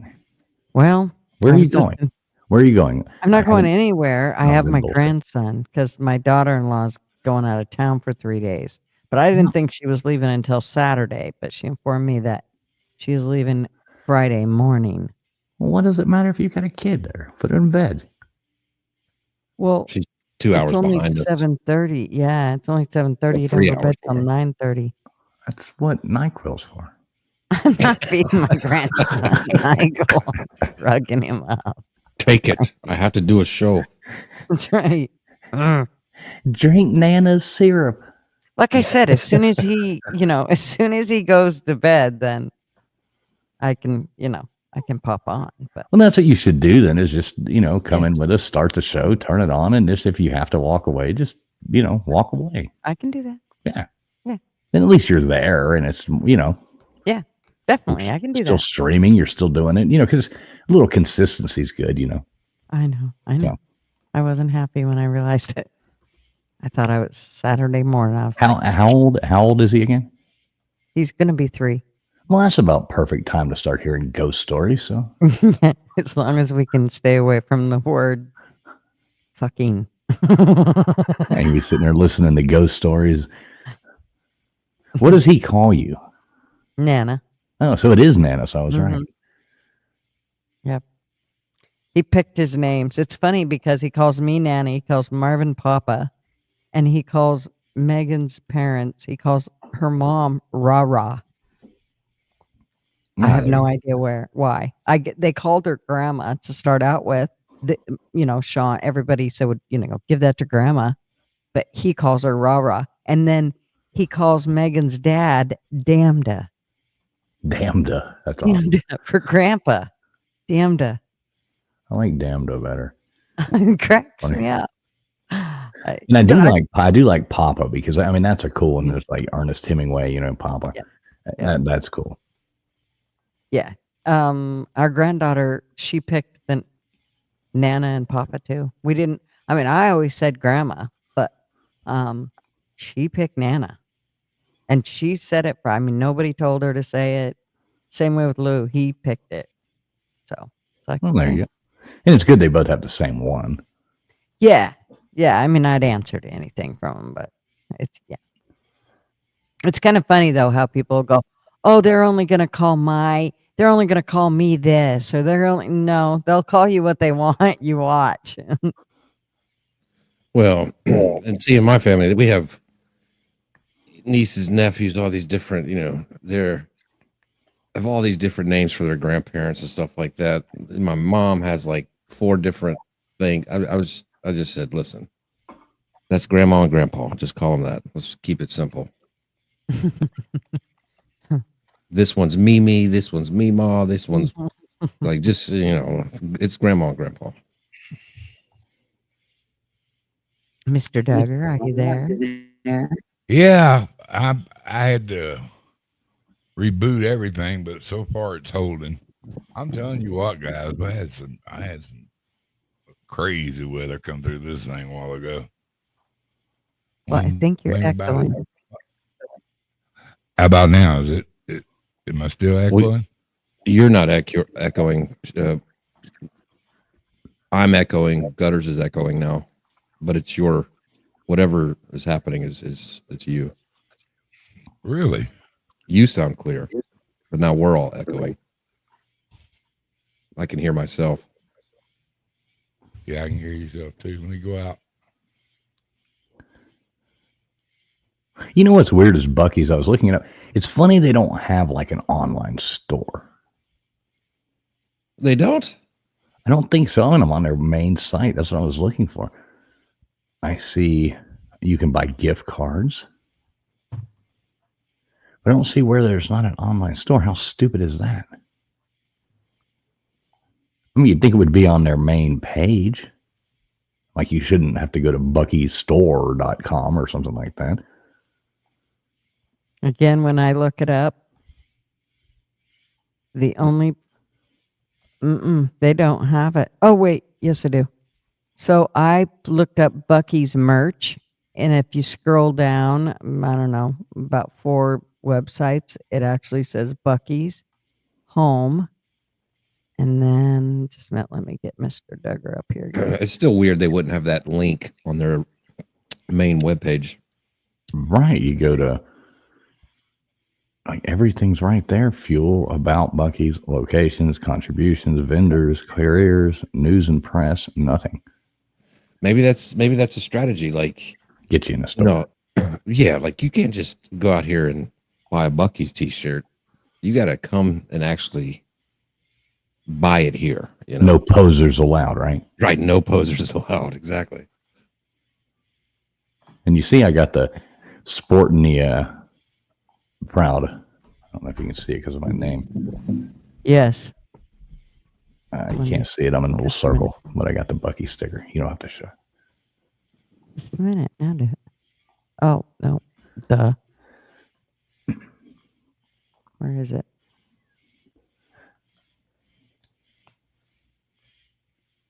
Duh.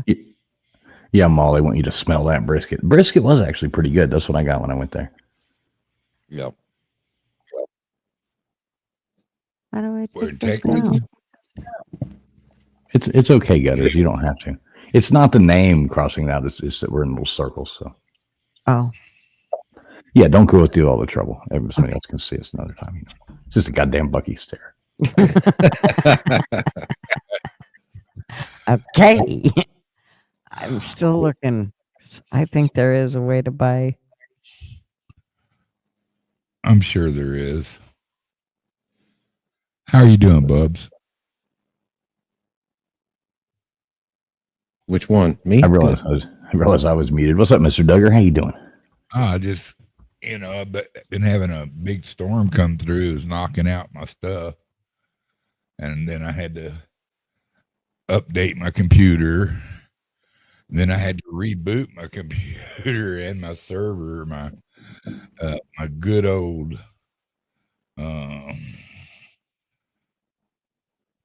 Wi-Fi. Oh my God, dude, these people are horrible. It's literally went out about 15 times today.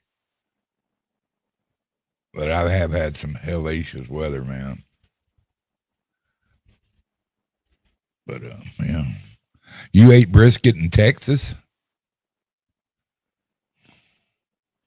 Who? Yeah, when fools came to Texas, I took them to McDonald's. I got them a McRib. Yep, a McRib. Not the McRib.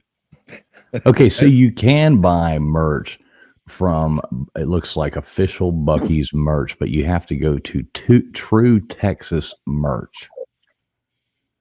And they have and they have Buc-ee's products like the potato sticks, the cups, t-shirts, and all yeah, that. true. Yep, I wondered if that one had it. Buc-ee nuggets, dude. Yeah. This is shizzle. They also have some of the best jerky you can find, man. It is pretty good jerky. And a bunch of different ones, but there's a few in there that are really good. It looks like you can get that kind of stuff too. Yeah, you can buy it all from here. Wow. Yeah, you can't go. Why would they not have that link to their website? I mean, surely if this know. is really official, which it seems to be, I mean, it sells all their products. Why would it not be linked to their websites? That's a major fail on them. I don't think my. Do you think it's not the same company? No, I think my thing wasn't too far fetched. That they probably are like we make, because like Gigi said, they're always busy. Everything's marked up crazy high. I mean, they make money. I don't think they're, lacking any revenue. I know, but why wouldn't they just put it on? Because they want you to go there when you're driving by and buy it. Now let's look at this. So if you go to like t-shirts, oh, see, they are way marked up on this website. So that's where they're getting you to, because you can go there like, I think this is the shirt. Mrs. Fools. Yeah. I think this is the shirt. Yeah, they're $35. But at the store, the same shirt, I think it was like $14. I like the tank. The shirts are actually inexpensive at the store. I got a coffee mug from there, really nice coffee mug, and I think it was $9.99. It's one of the a portable you can take to go with the stays warm all day. With the flip lid, the big tall coffee cup, whatever the hell you call them. I think it was like $9.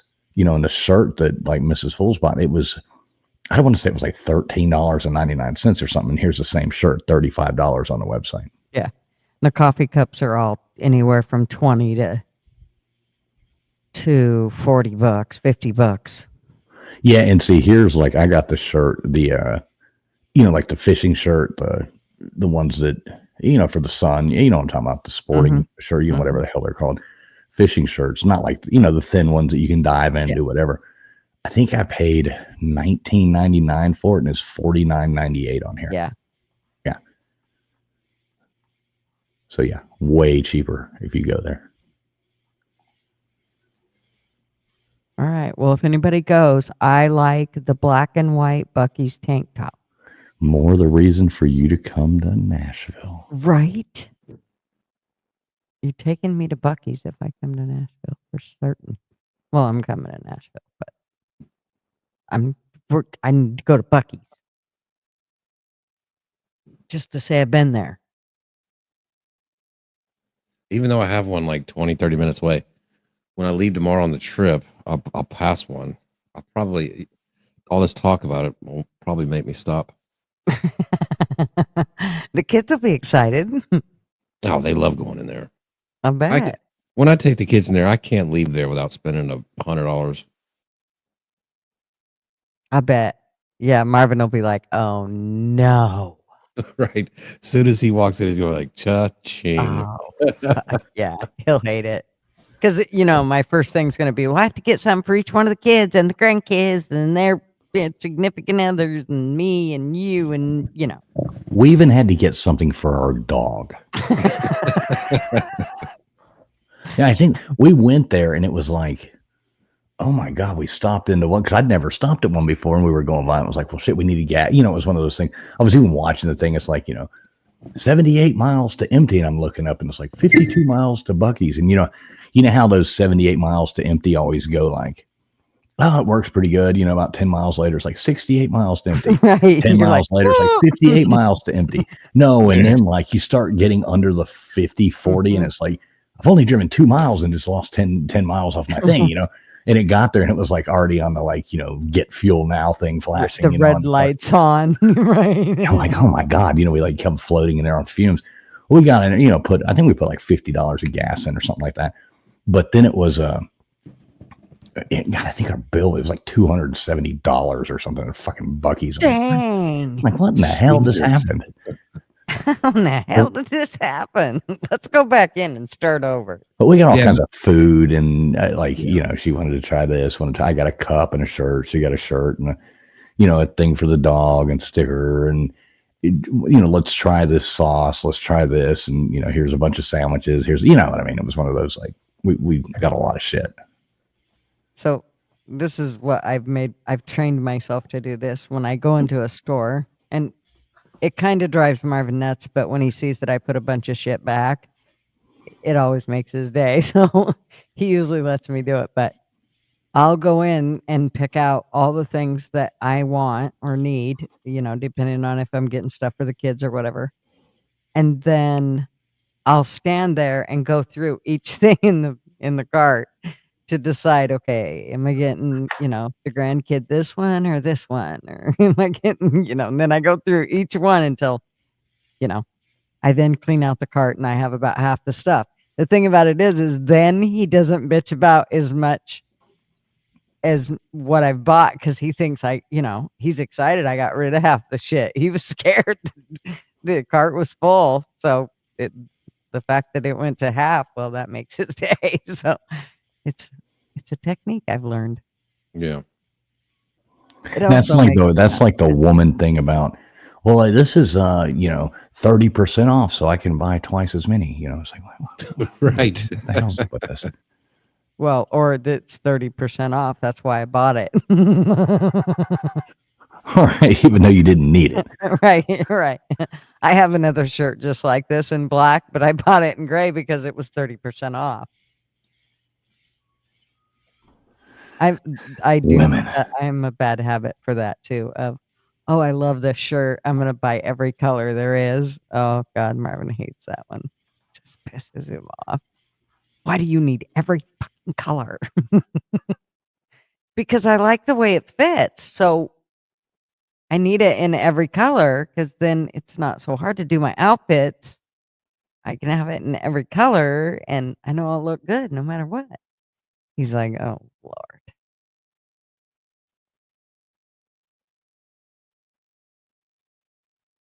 Everybody left me. Nope, sorry, I was muted again. Damn mute button. Yeah, I'm not exactly sure that I like that.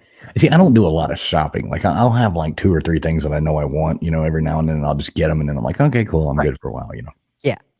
I need huge. I need a new hat. I need a new college football hat. I need to get one of those. I need to go through a bunch of stuff and purge. That's what I need to do. Maybe I'll get you one of those too. I'll get you a Miami hat. How about that? Yeah. And yes, Big Dog Mall, they do put the bathrooms all the way in the back on purpose. So you got to go through a goddamn labyrinth to get to it. Right. Well, it's like a Cracker Barrel. They stick the gift shop in the front. Marvin's like, I hate this restaurant every time we walk in. Yeah, so it's like, you go to eat, you have to like come out into a damn gift store. It's like you're to a museum or something, and it ends, and it's like, no, this is a freaking restaurant. I don't need a triangle with the golf, tees in it. He always takes the receipt, and he's usually not too happy when he.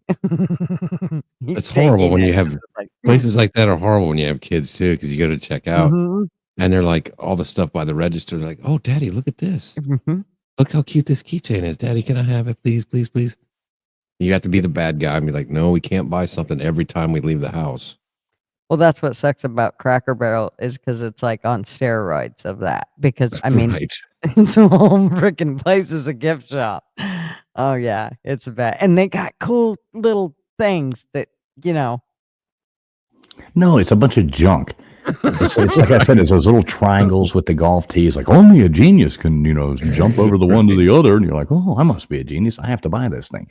The other thing Marvin does is if we're driving by, hey Bob Cassidy, if we're driving by nursery, with plants and yard stuff, he will do everything he can to keep me distracted the other way because he knows, man, if I see one, I'm like, stop right now, go back, go. Man, I bet Marv has to walk around with a laser pointer all the time. Right, look over there. Look, Gigi. Look at the pretty light. 15 balls of yarn in the house. I'm never telling him that. I don't even make sweaters, and he just buys her balls of yarn for Christmas every year. Hey, SB Farmer. Yeah, this should be interesting Friday night, though. Got to look into some urban legends. Yeah, I'll have to do that. fact, I'll put it up right now so I don't forget when I get off here. Yeah, I'm hoping that that girl that does the Tales Told, or not Tales Told in the Dark, but oh shit, what the hell's the name of the channel? I get them all confused, but she's got one of those in the dark. I guess it is Tales Told. Yeah. There's so many of those that I watch. I get confused on which one. The names are all very similar, you know. But I mean, her whole page is that, you know, telling stories about urban legends and, you know, folklore and things like that. So it'd be a perfect guest, you know, to have come on and talk about that. Yeah, that should be good. I know. But I hope she can make it. She might not be able to. I haven't got it 100% confirmed yet, but right. Yeah, if we could get Yamaha Biker, he's got all kinds of cool stories about. I'm pretty sure most of them are like urban legend stuff. Well, let me see. I'll try to get in touch with him. He's got what's the one? Is it this? Yeah, This is a story, or yeah, this is a story. I think something like that. Yeah, I'll have to check. I'll check that out. Maybe I'll get in touch with him. I'll have to try. I wonder if he's got an X account. I can send not Baker, but the expert a message. Yeah, he can get me in touch with him. Yep. I'll do that tomorrow. Yeah. Yeah, because he's really good at stuff like that. Yeah, sure. Yeah, like I don't know a whole ton of urban legends, you know. Me either. So I think Crispy said something the other night about the urban legend of the. It was the guy and the girl that she gets pregnant in the back of the station wagon near back there. You know, and she gets pregnant in the back of the station wagon, and they live out their lives happily ever after. The urban legend. Well, Gigi, if you need help, I just Googled it. I just clicked on Wikipedia list of urban legends. Oh, okay. They have a bunch. They just went through the alphabet. They have a bunch with the letter A. You know that. Oh, I thought we were talking about Tupac and stuff. Urban legends. Yeah, there's so much stuff online. Oh wow, there is. Just find a couple that you think are cool. Be easy.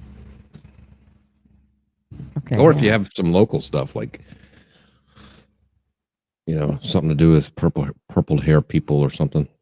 Purple hair people. Yeah, I'll have to. I'll go through and see what I can come up with. I had to kind of look through a little bit of stuff, but I hadn't really found a whole lot of interesting stuff that. But I didn't go to Wikipedia. I always try to stay away from that. But you're right; it's got a whole list of stuff. Yeah, they got a whole bunch of that start with the letter A, and then a whole bunch that start with the letter B. Yep. They have a whole. You see what I'm saying? Yep. Yeah. Some of this stuff. Hippo eats a dwarf. I mean, I'm sure that's happened before. Was that really a legend? I'm sure. What ate a dwarf? A hippo. Ate a dwarf? Ate a dwarf. Huh. Well, how would that be an urban legend with a hippo? Hippo eats dwarf. It's an internet spread urban legend about a circus performer being accidentally swallowed by a hippopotamus. Look, LW, little people need their urban legends too. Right. Hippos are brutal. Isn't that like the number one killer in Africa is a hippo? I think so. Yeah, after mosquitoes, yeah. It's a bad mofo. The hippo. Yeah, the dwarf was bouncing on a trampoline. And it jumped sideways off of the trampoline just at the moment a hippopotamus began to yawn. And the dwarf landed in the hippo's yawning mouth and was abruptly and accidentally swallowed whole. That's awesome.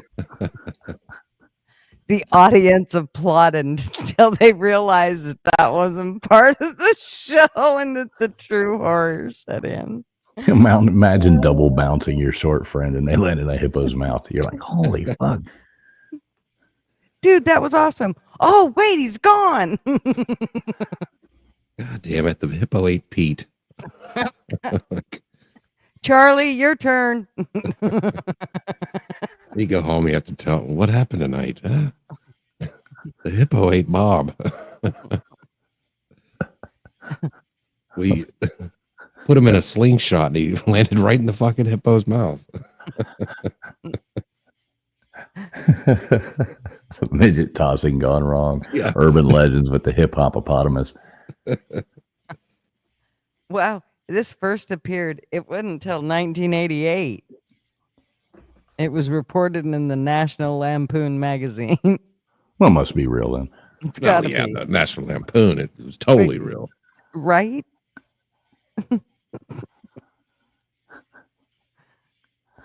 Oh no. Okay, this is going to be super fun. Yeah. Oh, we're gonna make it fun one. Gutters, I do like the way you have stuck over 1,000 now, though. So I know. I was checking that out. They didn't take them away from you again. So Yes. good. It worked. Thank you. We're getting there. Oh, Big Dog Moss. Now she's wanting us to talk about football instead of short people. Sorry, Mom. You're not considered a dwarf. You're just you just need to sell the city for parking the sidewalk too close to your butt. That's what my grandma said she was going to do. She was going to sue him. Well, you're real tall, aren't you, Gutters? Oh, I am. Yep. I am. How tall are you? Aren't you like 5'2" or 5'3" or something? I'm 5. Well, I say I'm 5'4", but I think I'm 5'3" now, to tell you the truth. I'm not talking about in heels. Right. Well, I was.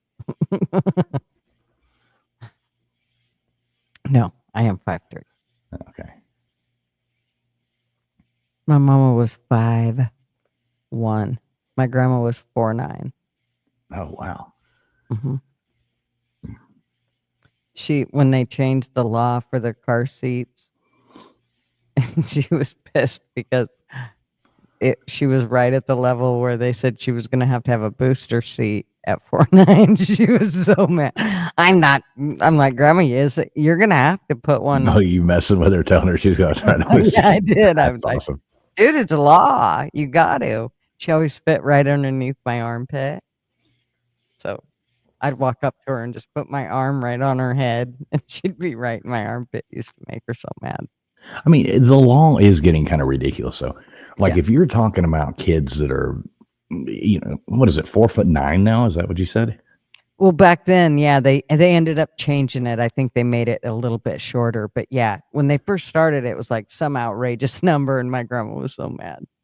Well, I mean, that's like humiliating for some kids. It's like they're still riding in car seats and they're like 12 and 13 years old. Or even 7 and 8 years old. You're making them ride in a booster seat.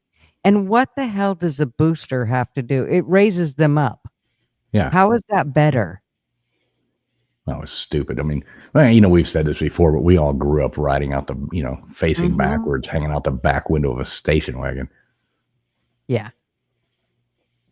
Yeah, it's a bunch of BS. I don't understand how I said this from the get-go when they said the booster seat. I didn't understand how that was a safety issue for kids if they were sitting lower in the seat. It doesn't make sense. Yeah, Congress probably got lobbied by a, booster seat company. Yeah. Adult booster seats for trucks are a rule now. Oh, really, Wanda? Jeez. Now, I will shamelessly, I guess, but not shamelessly, admit that, driving like these long distances, or doing stuff like that. I was like, oh man, I got one of those, butt pillows. Right. Oh yeah. The damn thing is so awesome. I mean, you can just ride them, and it's like, oh, you're like sitting. And I actually got it for like, planning on using it like on airplane was the first time I got it. Mhm. And I was like, well, because those airplane seats can be horrible. And I was like, well, maybe if I get this, it'll make my legs up a little higher, be able to feel like I'm stretched out a little more. And now I've got it in the car. I'm like, oh, this is awesome. I get very good, but it makes me feel like, like the old man. Like next thing you know, I'm going to have like a fabric softener so I don't get the static electricity shock when I get out and stuff, like They have those gel pillows that you can get. And there's I think it was my mom, maybe it was my aunt. One of them, they got one and they put it in their car. And it's a gel pillow that you're supposed to sit on that's supposed to help with like pressure sores and that sort of thing. Man, I'm telling you what, that was one comfortable seat. When you sat down and it was like, holy shit, I think I want to get me one of these. It was super comfortable because the gel continues to move. So your body never sits in one position. When you're driving for a long time, you can literally almost get a pressure sore from sitting in one spot for too long. So those gel seat pads were great because the gel kept moving around so that you weren't constantly in one, when spot. I'm one of those people, once I start driving somewhere, I'm like, I'm just going to make it there. Like I'm just going to go and make it there. So, I mean, if I get too tired, I'll pull over on the side of the road and sleep for 20 minutes or something, sleep for 30 minutes, we get around and walk. But I just want to get there. Yeah. And so I'll sit there and, drive for 14 hours or, like nonstop. And it's like, oh my God. Yeah. SB Farmer. Unfortunately, I was gifted that disease of the no acetol, so. Yeah. I've inherited that one too. No, but at a real, and it can make it like those bones on your butt. You can literally, those hurt after you've sat for too long. It's like some bitch. Who would have thought? I'll never forget. We were in Indonesia, and it was the day before we flew back, and we were staying at this real nice hotel, and it had a water slide at the hotel. But people are a lot smaller over there. So I thought, okay, I'm going down this water slide. And Mrs. Fools, of course, she's like, no, you should not go down. She's always like, don't do it. And I'm like, oh, fuck that. I've had a few beers, I'm like, I'm going down this water slide. I came off that water slide and came off the bottom of it. And it wasn't like some huge water slide. It was just, the pool, but it was a really nice pool, but they, had the slide. Right. I came off of it, and I guess, most people there are, men are 5'5", 5'4", might weigh 120 pounds, my damn 6'1", 200-pound ass at the time. I come down that thing, and my tailbone hit the bottom of the pool at the bottom, just right on my tailbone, and it hurt so bad. Yeah. Well, then we had to travel it was like 32 hours of riding in airplanes and all that, and sitting in those seats with a bruised tailbone.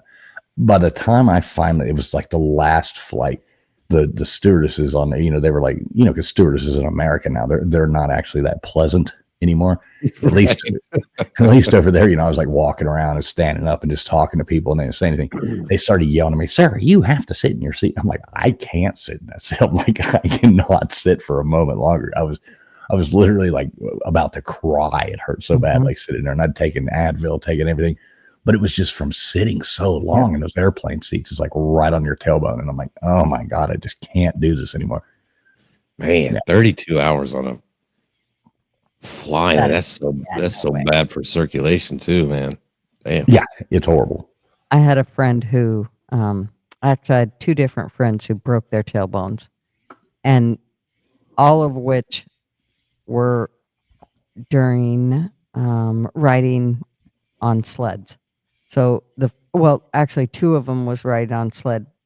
The same girl broke her tailbone twice sleigh riding.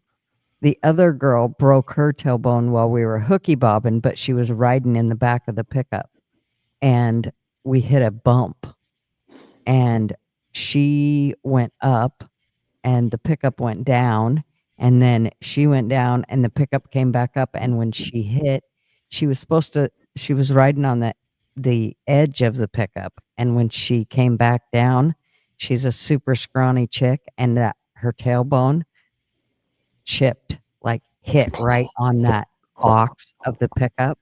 You could hear it. And I seen the look on her face. There was a bunch of snow in the back of the pickup. I see the look on her face, and I just dive for her, trying to, because she's going to go face first straight into the snow that's in the back of the pickup. And I lower her down into I'm trying to turn her over. She's like, no, don't touch me. And I have her husband stop the pickup, and she is in so much pain. Anyways, we drive back to the house. We get the ambulance there. The one You get the EMT what there? The ambulance. Shut up. Anyway. What is it? Ambulance. Ambulance. Ambulance. You still can't say it right. This is funny. You can't say the word. I always say it. So, Say it. anyways, the EMT There takes you his go. pen and sticks it on her foot and drags it from her heel down to her toes on the bottom of her foot. She has a broken tailbone. So you know how your tailbone kind of goes in towards you? Well, her tailbone was literally out, like pointing the other way. It had broke and literally went the other way. She was in so much pain. She wouldn't pee in front of her husband. For 3 weeks, I had to go to her house every time she needed to pee and drag her ass to the toilet so she could pee, because she wouldn't pee in front of her husband. I'm like, oh my God. Anyways, yeah. She wouldn't pee in front of her husband? Wouldn't pee in front of her. I thought, what the hell? You're crazy. That must be an interesting sex life. And then I had another friend, right? Well, they're super close. Right? But they freaked out when they watched 50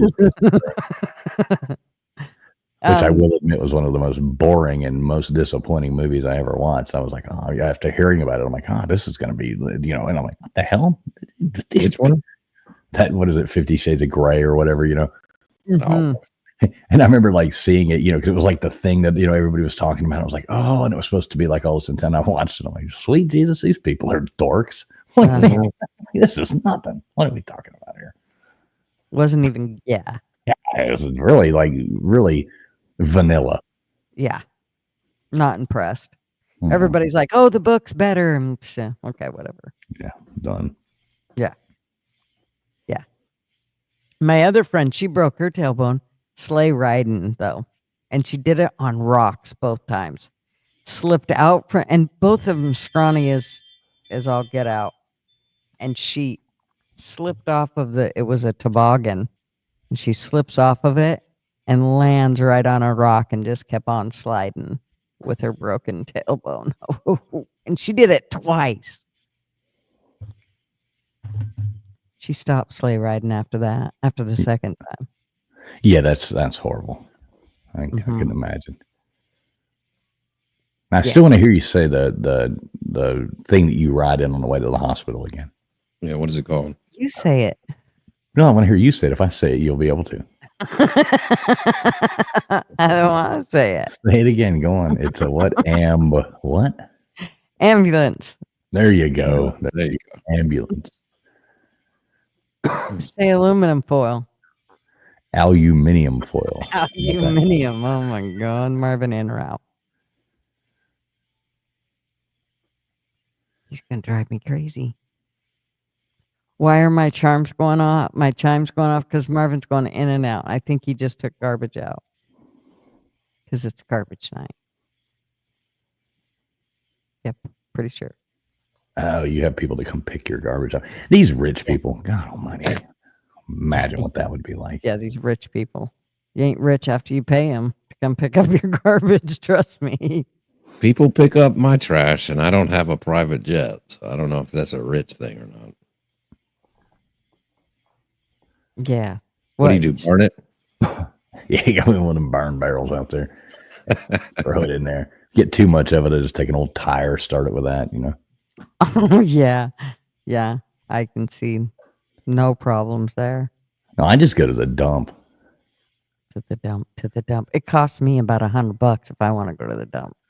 Why? That's what they charge. Oh, shoot, it's $1 a bag. No. She lives in Canada, so it's a lot different out there. Mine's well. $1 a bag. Just take it. It's expensive here. We have like 1 bag a week, so it's $1 a week. Our garbage, we usually have like a bag a week. Yeah, it's like Maybe. $12 a month for trash service here. Not bad.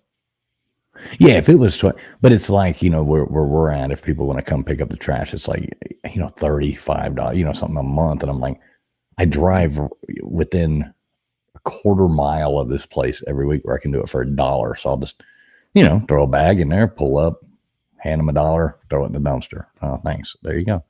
Ours, I mean, y'all probably aren't on like a regular route, right? So no, there is people that I mean, I could have it, but it's I don't want to pay $35-$40 a month for Yeah, I think ours is like 68 every 2 months.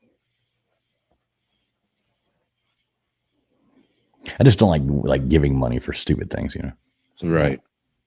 Well, especially if you have a dump where you can just go throw it in for a buck or whatever. I miss the days when you used to they won't let you now take things away. I remember going to the dump with my grandfather when I was like a kid, and all that, and you'd go and he would come back with more stuff than he went with every time. Right. It was awesome. They won't even let you do that anymore. Yeah.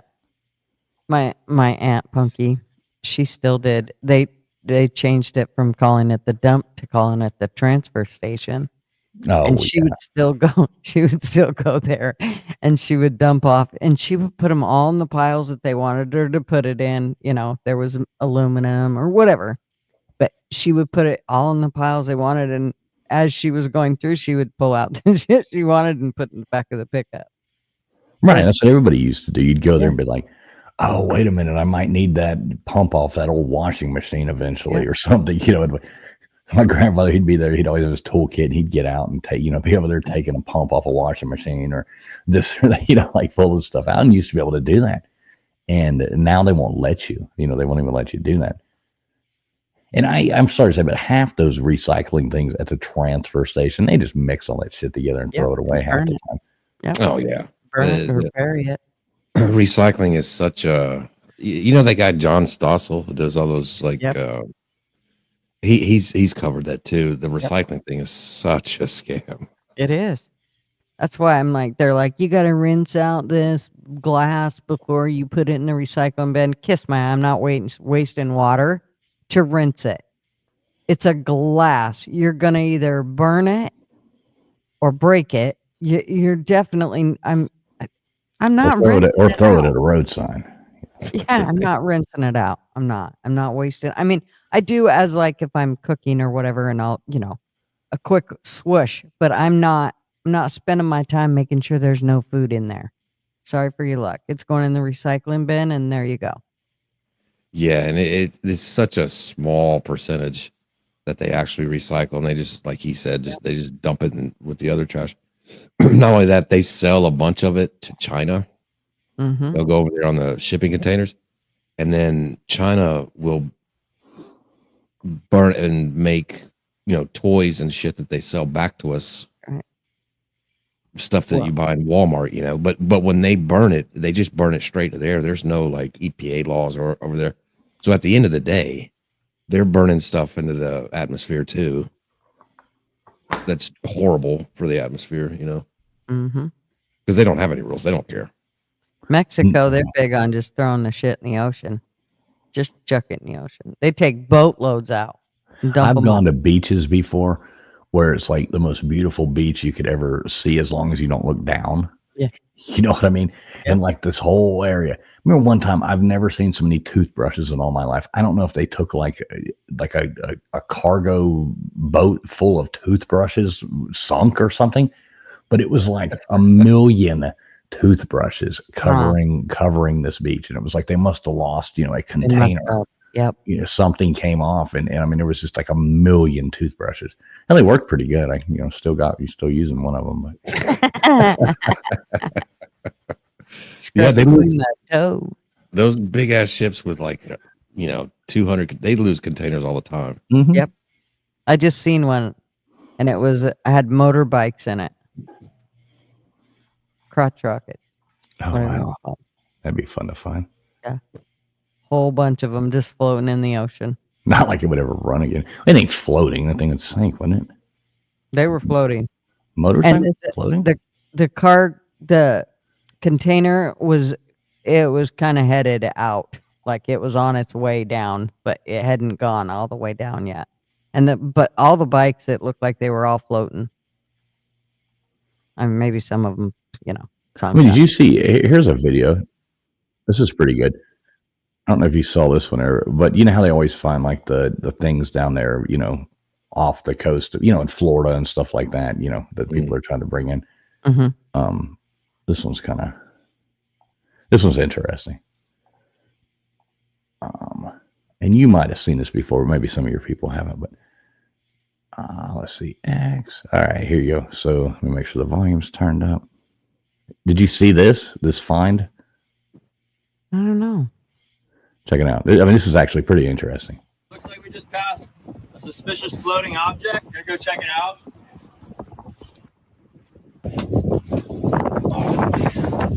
It's kind of heavy. It's a black box. What do we do? Find stuff like this. So if it is what I think it is, make sure to call the police, Coast Guard, whatever. Okay. Make sure to. My.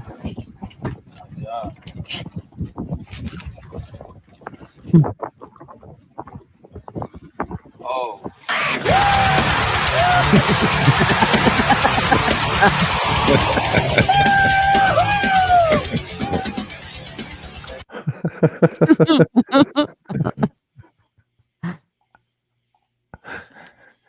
I think Ma asked a question. Where did I see that at? Oh, she asked about if we thought. Where did I see it?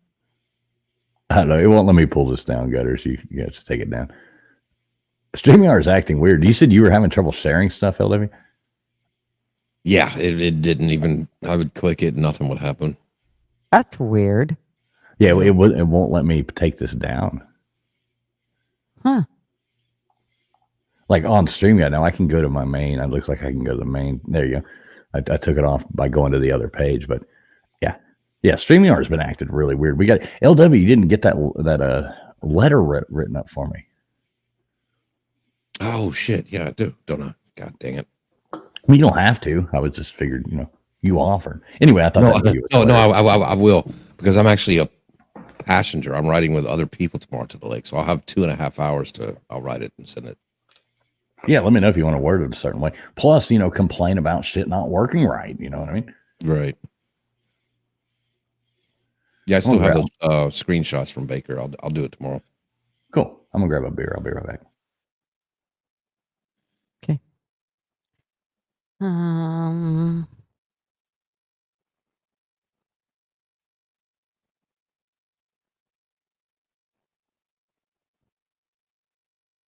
You called the cops because you had high density pot delivered to your house? That's right. LW stands for letter writer.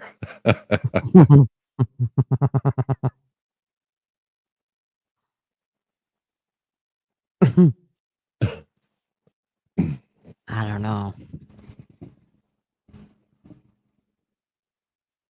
I still want to come and get it. Or whatever that was. What was it? Come and go. Come and go, yeah. That was ballsy to come up with that, and it's a good right? CUM, come and go. That's pretty ballsy, I'd say. I mean, it's a great name just for merchandising alone. Right. Gutters, what the hell does that hat mean? You wear that around, you're gonna get asked that question. What the hell is that? What's that? What kind of weird shit are you into, lady? Either that or they're gonna be too afraid to ask. Right. They'll just talk about you after they. Right. Did you see the hat she had on? She probably has an OnlyFans. Who are we talking about? We're talking about the come and go stuff. Oh yeah, I heard y'all talking about that earlier. Okay. Now, what is that? A gas station, I guess? Mm-hmm. Okay. So it's like the fuckies. Yeah. I can't believe they had balls enough to spell it CKUM. I mean, Oh, Well, at least they switched it to K. I mean, I know, Right. but still, Yeah, you thought. I mean, because it's a business, you'd have thought that it went KOME or they were thinking about T-shirt and hat sales with that one. Yep. you can imagine how many, those crank machines in the bathroom, we put the 75 cents in and turn the thing. And get the French tickler. Right, exactly. I always liked the one that was like the mystery box, I hated Like, that what shit, am I going to Marvin. get? What am I going to get? I'm getting this out of some nasty bathroom. Yeah, it's like, this is disgusting. Oh, Marvin would laugh. He would get this funny shit that would come out of there. He's Oh, like, yeah. oh my God, look at this one. I'm like, dude, stop getting that stuff. He's like, but it's come on, ribbed for be your fun." pleasure. Right. Says it right here. Even tastes like grapes, ribbed for your pleasure.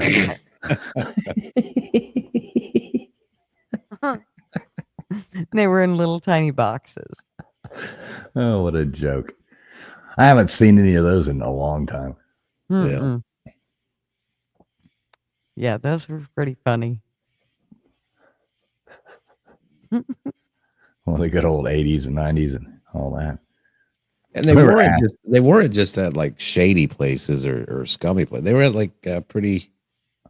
They used to be around a lot, like at pretty high end bars and clubs. Oh, yeah. Yeah, they used to be at everything. It's kind of like that awkward thing, when you go to like the adult entertainment places or something and you have like that bathroom attendant. Yes. You know what I'm talking about? And I mean, yes, they have them at nice places too, but it's just always that awkward thing where, and they got that tip jar sitting there. You're like, I just want to take a leak. You know what I mean? And next thing they're coming out and they're like, well, would you like a shot of, like Drakkar Noir, Right. Fucking Drakkar. Right. You know what I mean? We've got, it's like a breath mint. Here's a paper towel. Would you like some mouthwash? Would you? It's like, dude, this is fucking creeping me out, man. I just wanted to, take a piss and. Yeah, right. You know what I mean? I don't want any mints out of the bathroom. No, I just thank need you. to pee, thanks. Yeah. And then they look at their jar and it's like, well, I got to put $1 in here or give it over there to, Mercedes. I'm thinking Mercedes deserves this more than you. I should have said that double Maverick. Right. Should have said Maverick is buying out all the come and go gas stations. Dang. They better keep the name. It'd be stupid to change it. Right? I'm not going to a place called Maverick. We used to have them in Idaho. You remember that horrible movie? Wasn't that movie with what's his face? Mel Gibson? Wasn't that a Mel Gibson movie called Maverick or something? Yeah. Or he was like a cowboy or something. Yeah, stupid. Old West My mom had gambler. a car and it was a Maverick. Oh, yeah. I love watching old movies that are terrible. I watched one the other day just for fun. It was Sylvester Stallone in Driven. Oh boy, great movie. Where he was like the NASCAR driver or whatever. Yeah, horrible. It's so horrible. It's so horrible. It's good. And everything's like way too serious and, just bad dialogue, bad everything. I watched Conan the other night, the original Conan. Uh-huh. I hadn't seen that in years, and I was like, it was on. I was flipping through, and it was on one of those, things. I don't even remember what it was on. If it was on Amazon Prime or whatever, but it was Conan was on. And I was like, sat there and watched that. What a good movie that was. Man, I haven't seen that in a minute. It's been decades since I've seen that one. The best worst Arnold Schwarzenegger movie ever is what's it called? The Villain.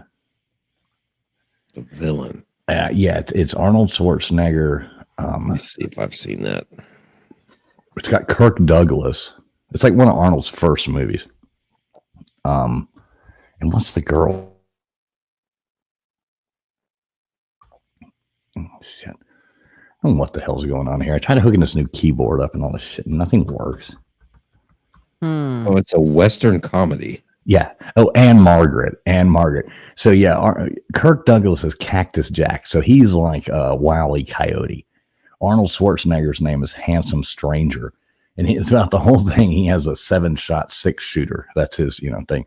And it's got Anne Margaret, looking just as hot as Anne Margaret. And her name's Charming Jones, and it's a total Wile E. Coyote Roadrunner spinoff movie. It's fucking horrible, but it's look at the movie poster. It's horrible. Yeah, it's ridiculous. Never seen that. I'm gonna. If it's that bad, I have to watch it. It's that bad. It's good. Yeah, I love movies that are so terrible they're good. Yeah, I mean, it's got all those stupid Arnold trying to. And his English is so horrible in this movie. Not that it ever got that much better, but I mean, this is like he's young and he's got all these one-liners. Everything in the movie is like a one-liner from him. It's absolutely horrible. It's one of those horrible movies. It's so good, like the one that I told TF about. I watched that. I forgot to tell you. Well, don't get offended. I know that's your boy, but Patrick's way. Roadhouse. That's the reason it's so popular. Is because it's a bad movie, but it's a bad movie that's good. No, it's popular because it's Patrick's way. It's a terrible movie. The dialogue is so serious about being a bouncer at some shitty bar. Like it's way too dramatic and serious. It's so bad, but it's good. I would have watched him no matter what he was in. Baker. Oh, yeah. Fools. Hey, I ain't running this shit show. You're the one that's looking at the stuff, not me. Well, I'm the one who said, look at the movie poster. So I'm blaming it on LW. So it's LW and Fools. They're the ones talking about the stuff. All they got to do is pull it up here. SB Farmer, he brings up Nor again. Smells wonderful, if not in Venice. What was the other one? It was like the Obsession. Remember, it was Nor and Obsession that all came out. It was like the early 90s. Yes. Oh my God. You remember those people who I loved the smell of it. Oh, remember people used to use like 5 times too much, That used to irritate the shit out of me. But I love the smell of Obsession. What's that say? LW, do you like heist movies or revenge movies? What's a revenge movie? Heist movies are okay. I don't know what a revenge movie is. It was a movie called Revenge. It was really good. Kevin Costner movie. That was really good back in the day. Yeah, Mrs. Fools bought me some cologne not too long ago. I'm not a big, like take it or leave it kind of thing. Yeah. You know what I mean? Like I would never go out and buy myself cologne, but if somebody buy, like if it's good, what the hell? Mark used to wear it, but he doesn't anymore. I mean, like if I have it, I'll wear it, but I would never go buy it myself, if that makes sense. The last stuff he had, he didn't wear it enough, and so it ended up going bad. So he's just, yeah.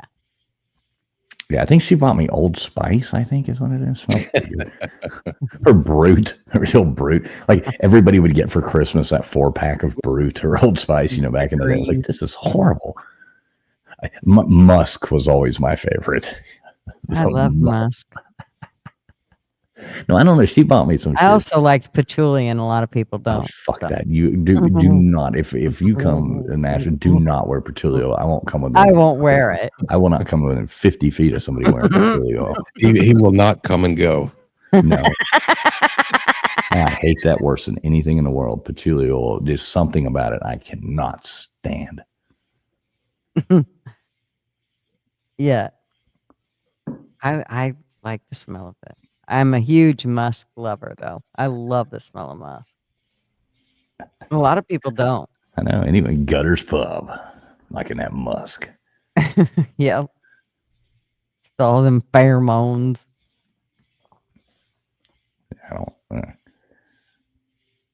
I'm trying to even remember. Big Dog Mom asked what she bought me. I'm trying to even remember what the hell. I think it was the new. It's Prada, I think. Whatever the new cologne from Prada. It was ridiculous. I don't know. I saw how much it was. I was like, what the fuck? But it was on sale. So, you know, well, it was on sale, so it justifies it. It's like, it's $140 bottle of cologne. What is this? Oslo Rente. That was another one that was expensive. Oh, Maul likes musk as well. We got some. I like it. We got the, you know, the dirty ladies over here liking a musk. My mom used to wear soft musk. I smelt the lady the other day and I was like, "You're wearing musk, aren't you?" "Oh, we were camping. That's where we were." And it was my daughter-in-law's aunt. I'm like, "You're wearing musk, aren't you? Soft musk." She's She like, just got "Yeah." sprayed by a skunk. I am. Megan's like, "How did you know? That's not like a normal perfume, is it? I've never smelled it." I'm like, "What? Are you crazy?" Multi loves classic normal. polo. Good to see a multi. Yeah, multi. What's up? Yeah, as long as it's not patchouli, then I'm cool with it. There's something about that. It just drives me insane. I hate that smell. I'm gonna wear it. No, you're not. I am. First time I meet you, I'm gonna wear it. When I do wear a cologne, it's very little. There's so many dudes who fucking overdo it. My daughter and I were in a Target one time, and this guy walked by us, and just this woof of this horrible cologne, and it like stayed in the air. And my daughter screams out right when he walked by. She goes, "That guy stinks, Daddy." I love it. I usually do. My son used to wear the whole damn bottle, and it was like, holy cow, dude! And it was strong stuff. He only needed a squirt of it, but he would just drench himself in it. My daughter she'd be like, "You're not coming in the house smelling like that. Take off all your clothes at the door. You're not coming in here. You're gonna give me a damn headache." Like when you see those people, they would just take a Mexican shower, you know, with the Axe body spray. Yes. Yeah. And walk around. It's like, sweet Jesus. You know, they walk by and you're like, God almighty, your nose burns, your eyes start bleeding. Right. Like, And I can still smell your armpits. Yes. Well, see, I think that's one of the main problems about patchouli is that's one of those kind of hippie-like things, you know, and all those people most of them, they don't wear deodorant anyway. And they're like, oh, it mixes with your natural body aroma or, you know, whatever. They've got some spill to justify stinking, basically. And so they mix it with patchouli. Yeah, right. Yeah, and it's like now you just smell like this other two horrible smells combined. So, way to go. Yeah, you're right about that act, man. People think that's like a. Ugh. I forgot all about Charlie. I remember that. What was that? It's called Charlie. Don't know that one. I remember one of my residents, she used to be a bar owner, her and her husband. Her husband had passed away and she'd moved into the facility, and she had a really dry sense of humor, was pretty grumpy, but she liked me and I just loved the shit out of her. And this is back when I smoked, and as soon as I'd walk through the door, and I always wore my hair up in a ponytail, and while it was still wet, I would braid it and then I would hairspray it so it would stay all day. And so when I would walk in to her room, she'd be like, "Oh my God, I love the smell of you." And one day I was like, "What do you mean you love the smell of me?" Because I'd always try to spray perfume on, and this was back when I wore musk, this long time ago. And she was like, because she said, "You smell like cigarettes and Aquanet hairspray." And that's what the bartender smelled like, or the bar smelled like. That's what she said. I always wore Aquanet hairspray, and all the women did, and everybody smoked. I'm like, "Are you serious? Do I smell like cigarette smoke and the Aquanet hairspray?" So after that, man, I would literally wash my hands, brush my teeth. I mean, I would go through a whole gamut. And then of course she was bummed. She's like, "I can't smell the cigarette smoke on you." I'm like, well, yeah. She's like a walking glamour shot from 1983. Right. Even the kids smelled like cigarettes because the guy taking a picture was Right. smoking. The kids would come home and go, "Mom." I'm like, "What?" They're like, "The teacher said my coat smelled like cigarette smoke." I'm like, "Well, tell her quit sniffing your coat. What the hell?" I realized that I needed to not smoke in the house anymore after that. Or the car in the winter in Right. Oregon. When you're driving there, you're like, it's too cold to roll the window down, kids. Just hold your breath for 5 minutes. Right. Mama's smoking. That's right. Mm-hmm. Oh, yeah. Yes, they were, SB Farmer. Those were the days. They were the days. They were the good days. I Probably miss get in trouble for that shit now. Right? All of it. Oh shit. Mm-hmm. Well, yeah, Gutters, I hope you can you can pull it off making it this Friday. Yeah, I'll do what I can. You know, Yeah, I mean, I have I'm this sure I'll feeling. I have this feeling you'll be there regardless. So you know, yeah. I mean, unless he's being a total tyrant or usually, I mean, we'll play outside for the day and everything. So I'll have him good run ragged and then, I'll have him all snuggled in and ready to go to bed in the sense of I'll already have his bath and his dinner and everything. So, and then I'll let him watch a movie or something and he should be good. Yeah. And then I'll have to lay him down. TK, I can see your comments, but SB Farmer can't. Hey, TK.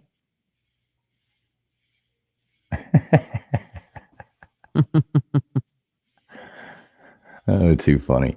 So what? So you just babies? Did you get the camper update? Do we have a camper update? No camper update right now. We got the tracker back, which now has new axles, front axles, and the boots are changed on it. $900 and some later.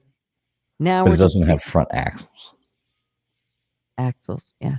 How does that work, or lack thereof working? What do you mean? Well, if it doesn't have axles, what do you replace it with something else? Or? Yeah, they replaced the axles. Okay, so it does have axles. With new axles. New axle. Okay, you said it doesn't have axles. It's like, No, I said they like replaced the axles. They need to be replaced. So that's $900 and some. And then we're still waiting to hear back on the RV. They're working on whatever that was. They're trying to figure out what it sounds like it was. I'm not sure. It has something to do with that whole the levelers not going down at the same time, and so the guy wants the schematics to it or whatever, and he's going to go through the whole thing to figure out what's going on. Jesus. I know. I'm like, oh, geez, please don't be a huge bill just for you trying to study my shit, huh? Yeah, insurance on this thing, right? Yeah, don't cover that. Oy vey. Yeah.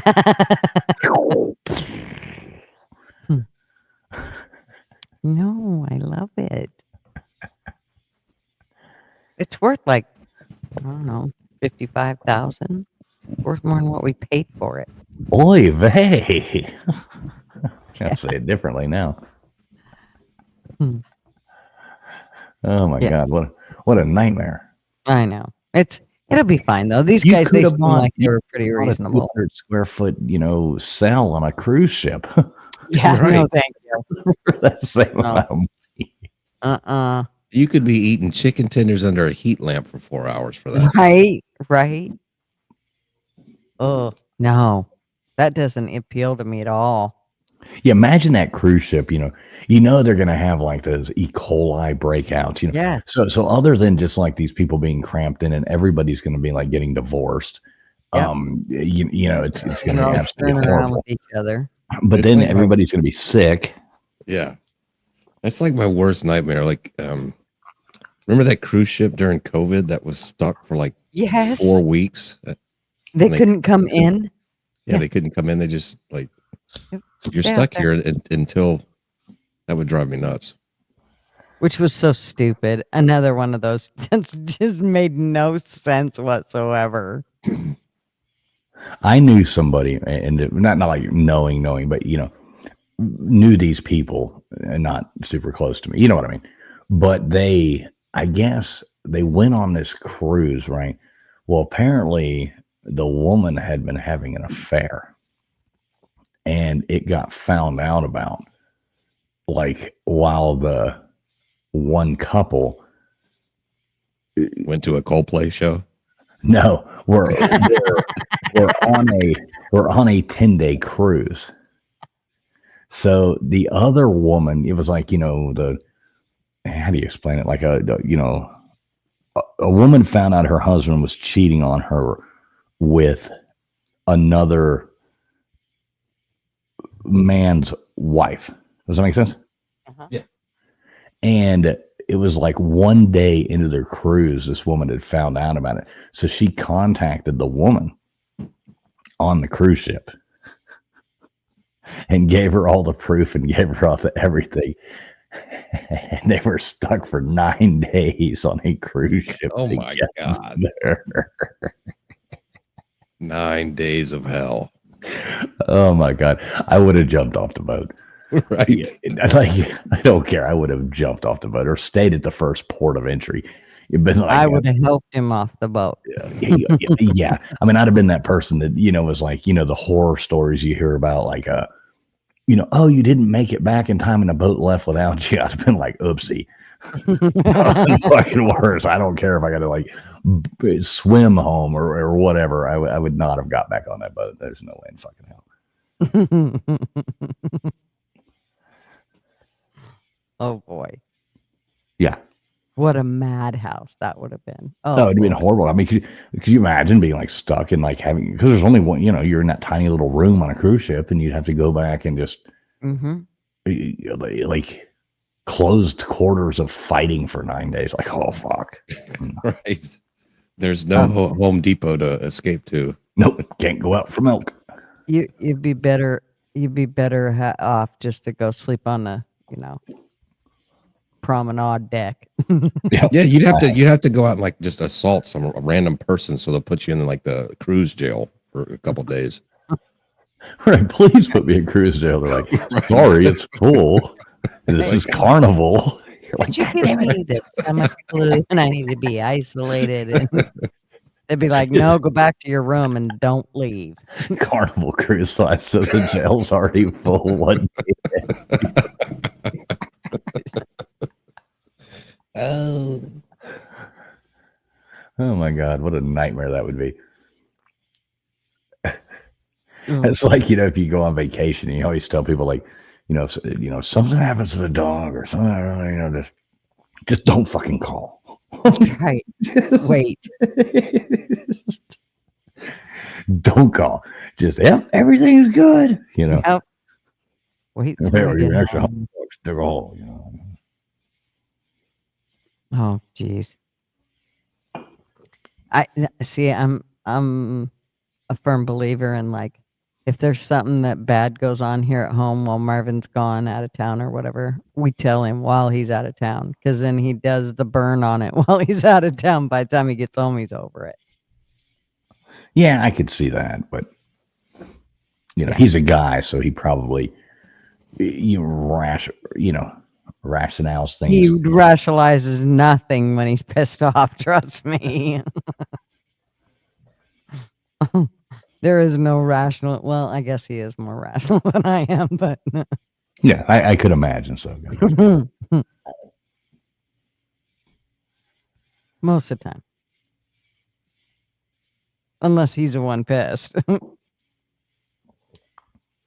I couldn't see him getting mad. He seems too nice. Oh, well, it's always those ones that you better watch out for. Good night, SB. He's taking his last sip of vodka and his Ambien. Now, who is SB? So I've seen him in here in your chat. He's new here. I think this is his second time here. Right. I think I saw him here once before. Seems like a nice person. Seems funny, making jokes in there. Well, welcome over here, SB Farmer. Definitely. Glad you're here.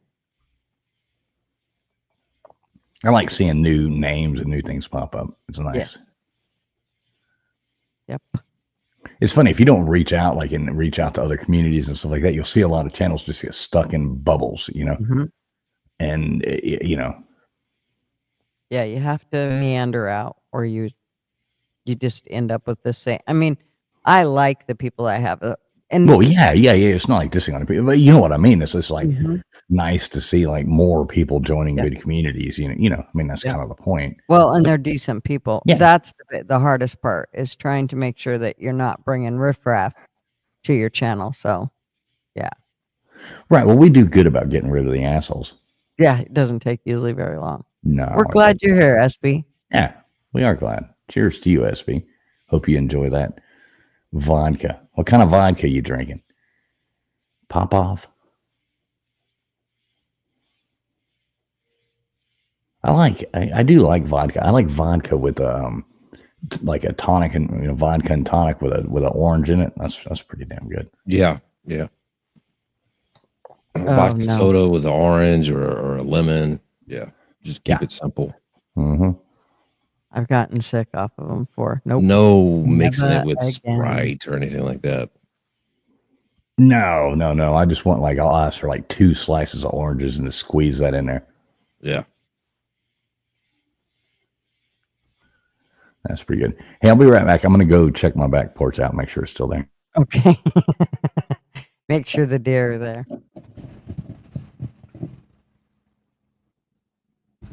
He's into important movies. Important movies.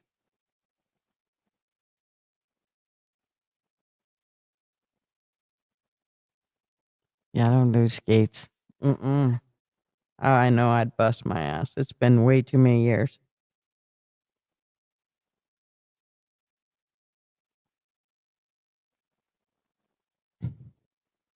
Caramel vodka on ice, Wanda said. Vodka with cranberry and a slice of lime. Sun Honey said. I can't see the chat. Who said caramel vodka? Wanda. Never had that. We'll have to try that.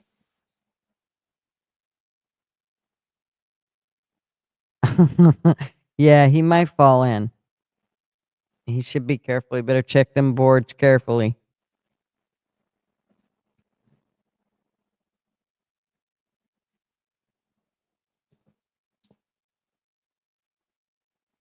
Oh, yeah, I about shit when she when she told me that tonight, that, oh, yeah, don't forget.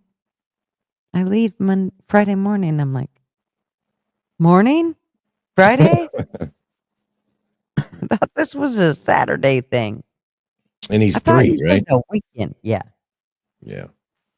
That's a lot more involved than having like a 6-year-old or 7-year-old. Yeah, he's by 7:30 though. Usually I've had him fed and he's had his bath, and so he's kind of ready to kind of snuggle in. And You talking about Marv?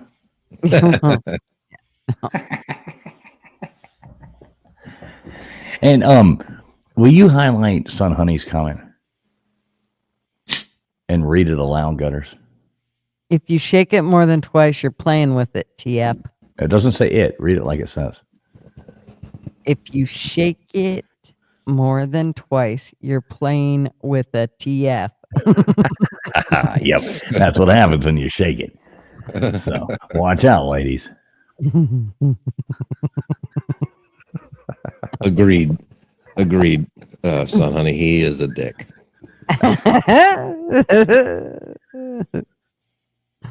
I've never ice skated. So honey's now defending herself. She had it right. I typed it wrong. Yeah, well, proper grammar. That's one of those things. You gotta watch out what you say.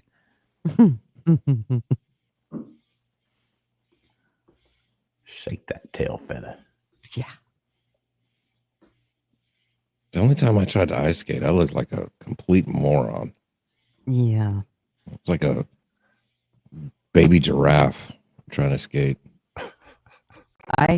It's kind of weird because I'm born and raised in the mountains, and I had never skied before. And Marvin had, it's actually how he did his physical therapy with when they took his toe off and put it on his hand. And so that was basically all the physical therapy he got. So he was really good at cross country skiing. So we decided that I got the big idea that I would go learn how to cross country ski. And I didn't get an instructor. Oh, hell no, I got this. And we went and rented skis, and we went up on Mount Hood on the iciest day of the year and tried to cross country ski. And I promptly twisted my knee, and it swelled up the size of a basketball, and we had to hike our way out of there. I was like, yep, never again. Took the skis back, and that was it. I went, yeah, I'm never doing that again. I can actually ice skate better than I can roller skate. Like, I've always been horrible at roller skating, but I can actually, like, ice skate, not good. I mean, I can, go in a straight line and run into a wall and come back the other way. No, I mean, I can go around the ring, but I could actually, it seemed more natural to me to ice skate than roller skating. I don't know why, but. I was a roller skater and never tried. Yeah, it seems like that would be more difficult. I guess, but it just, the way you can use them to kind of cut in, you know what I mean? Like put the, right. It just was easier to me, but some people I'm sure is the other way, which I've never done much of either one. So it's not like I'm really the inline skates. I'll bet you could do those. I did not a chance in hell I'm putting those things on. You bust your ass. I'm guaranteeing it. Yeah. Not a chance. I'm not putting those on.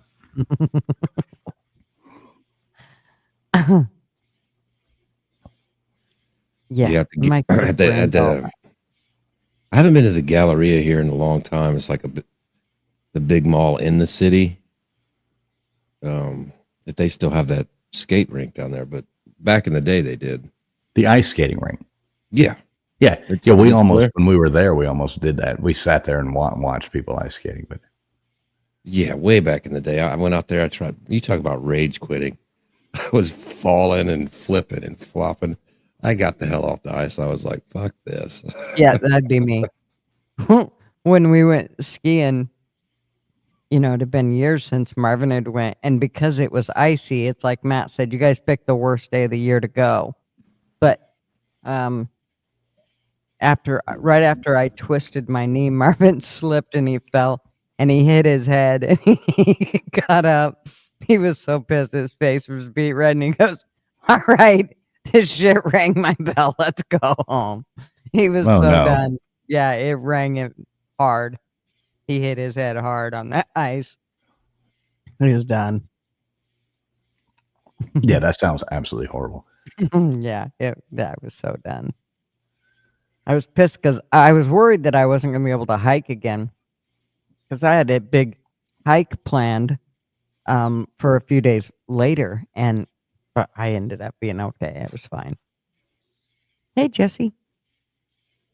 Yeah, I'm not going to say I liked the Galleria, but there's a really cool Mexican bar that had good deals and decent food.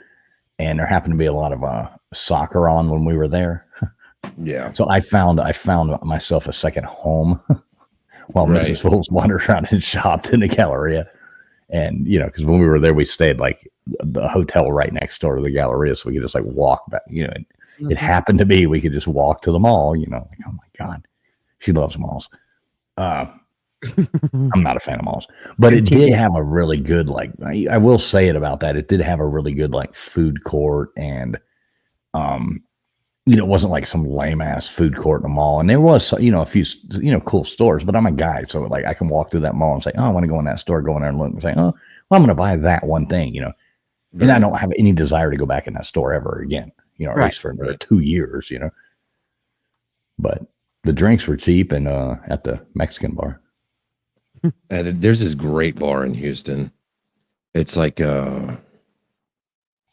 it's a pub. When you walk in, and it's dedicated to like Houston has people from all over the world, but when you walk in, it's like you're walking into Europe. Everybody in there has a strong accent. There's like these Irish guys who have this strong accent, Scottish, these French guys, but they're all watching soccer on the big TVs, and they have like the English food and all that stuff. It's really a great bar. And when those soccer games are going, you talk about that place, they're singing like all these songs, and it's a great bar. I remember so we were in Houston that one night, LW, and I remember telling you about this, but so it was like, we were there and it was like, well, let's find a place, looking around. I was like, what to do? And I found that place. It was like trivia night. And I'm like, oh, well, shit. Yeah. Let's go play trivia night.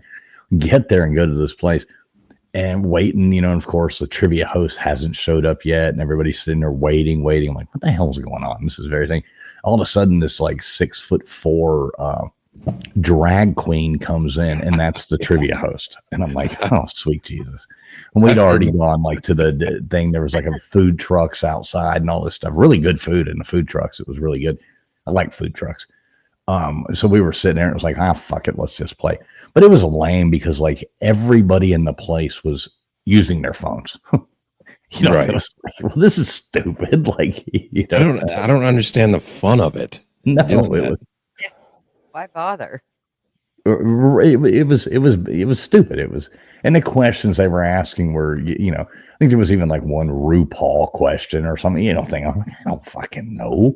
Now I remember that picture you sent me. Yeah. It's like this was like this huge monster drag queen doing trivia night. And of course they were like 30 minutes late to even start and like everything, it was a clusterfuck. And what sucked was it was a toss of the coin because there was two different places doing it. And I wish we'd have gone to the other, like, right. Because it probably would have been, quote unquote, normal. Mrs. Doubtfire's trivia night. Right. Exactly. Yeah. It was like everything wrong about it. Like even the audio was like horrible. Like it was like super loud, like screaming into this microphone that was all distorted and you couldn't hardly understand what the hell was going on. And it was like, I'll say no more, but it was the whole, I mean, we had fun. I'm not going to say we didn't have fun. It was a good time. It was actually kind of a cool bar if it was done right, but yeah. Yeah. Well, and it's got to be hard too when it can be pulled off right, and then you see something like that. It's like, oh, come on. We scrutinize people at trivia nights. I mean, like we catch people on their phones. I mean, we absolutely call them out and scrutinize them. I mean, you're getting humiliated. I'm sure. He's a trivia snob too. I am a trivia snob as well. Yes, I am. Shows up, he's just critiquing everybody.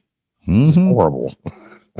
Well, no, I like going to places and see how other people do it. You know what I mean? Like, and that's kind of was my thought was I like seeing, because new ideas are always great to have.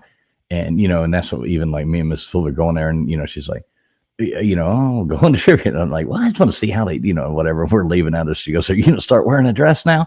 I'm like, fuck off. You gonna do it like them? I'm like, yeah. I'll be out there in my high heels and my mini skirt and pantyhose. Not happening. Not happening. Yeah, she'd take you to TJ Maxx shopping. No. Yeah. You up. The cell phone users for trivia. That's like let's see who can Google the best. they were literally like, it wasn't even like people were being sneaky though. And it was weird because it was like a lot of younger people, and they were asking all, and it was weird. There was a whole lot. It was right around, when was it we were there? There was something going on that made it hit. Oh, Father's Day was coming up. So it was a lot of a lot of fathers questions going on about like TV dads and, the founding fathers. And, some of the questions were actually pretty good. I mean, the dude, did actually have a few good questions, but it was like, there's, no way these kids sitting there and some of those questions. I'm like, I know this, like nobody else is going to, and I see everybody else on their phone. I'm like, well, fuck, this is lame. Because you'll see these, 3 21-year-olds sitting at this table and they're like just looking at their phones, writing it down. And it's like, there's no way that you knew that. I'm sorry, but there's no way you know that. Well, and why would you bother to do it? I mean, yeah, this team won. It was like these 4 girls that looked like they might have been 22 years old. And I think they got every question right the whole night. It was like, okay. Yeah. This was stupid. Mm-hmm. Yeah. And when I say they got every question, I mean, when I say there's no way they would know that, I mean, there was some of them that was like, TV shows from the fucking 60s and shit like that. It's like, there's no way that that you knew that Hugh Beaumont was, Leave It to Beaver's, dad's real name, Ward Cleaver's real name, right. There's no way a 20-year-old's getting that. Shut the fuck up. No. That was one of the questions. I'm like, it would seem like I don't know. It just seems like too much work too. Like that wouldn't seem fun. Well, it's not fun. I mean, the point of going to those things is to, test your mind, to actually have fun. You know what I'm saying? Like, I mean, that's the point of doing that. And you learn a lot of stuff you didn't know. Yeah, and to learn, But to cheat, it's just like, well, and they were all like celebrating winning, and I'm like, what the fuck? You're as bad as Michigan. Right. Connor Stallion. Where is he in the chat? I don't know. I haven't seen him over here. I don't normally see him over here. I don't think. He just comes in, Yeah, I don't think I've seen him here. He likes to just go, play trivia. Cheated trivia.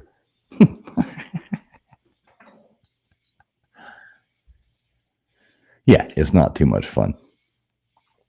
So LW, how many days are you going to be at this lake house? Oh, we're leaving tomorrow around 11-ish. Takes about 2.5 hours to get there. We'll be back Sunday afternoon, late Sunday afternoon. Yeah, okay. Wednesday to Sunday. It'll be fun. Yeah, it's a good length of time. Now, is it who you going with? Like your mom and stepdad and stuff like that? Or? Yeah, mom, stepdad. I'm not sure who's all going. It's a pretty big place, but what'd you do? Just rent some big ass lake house?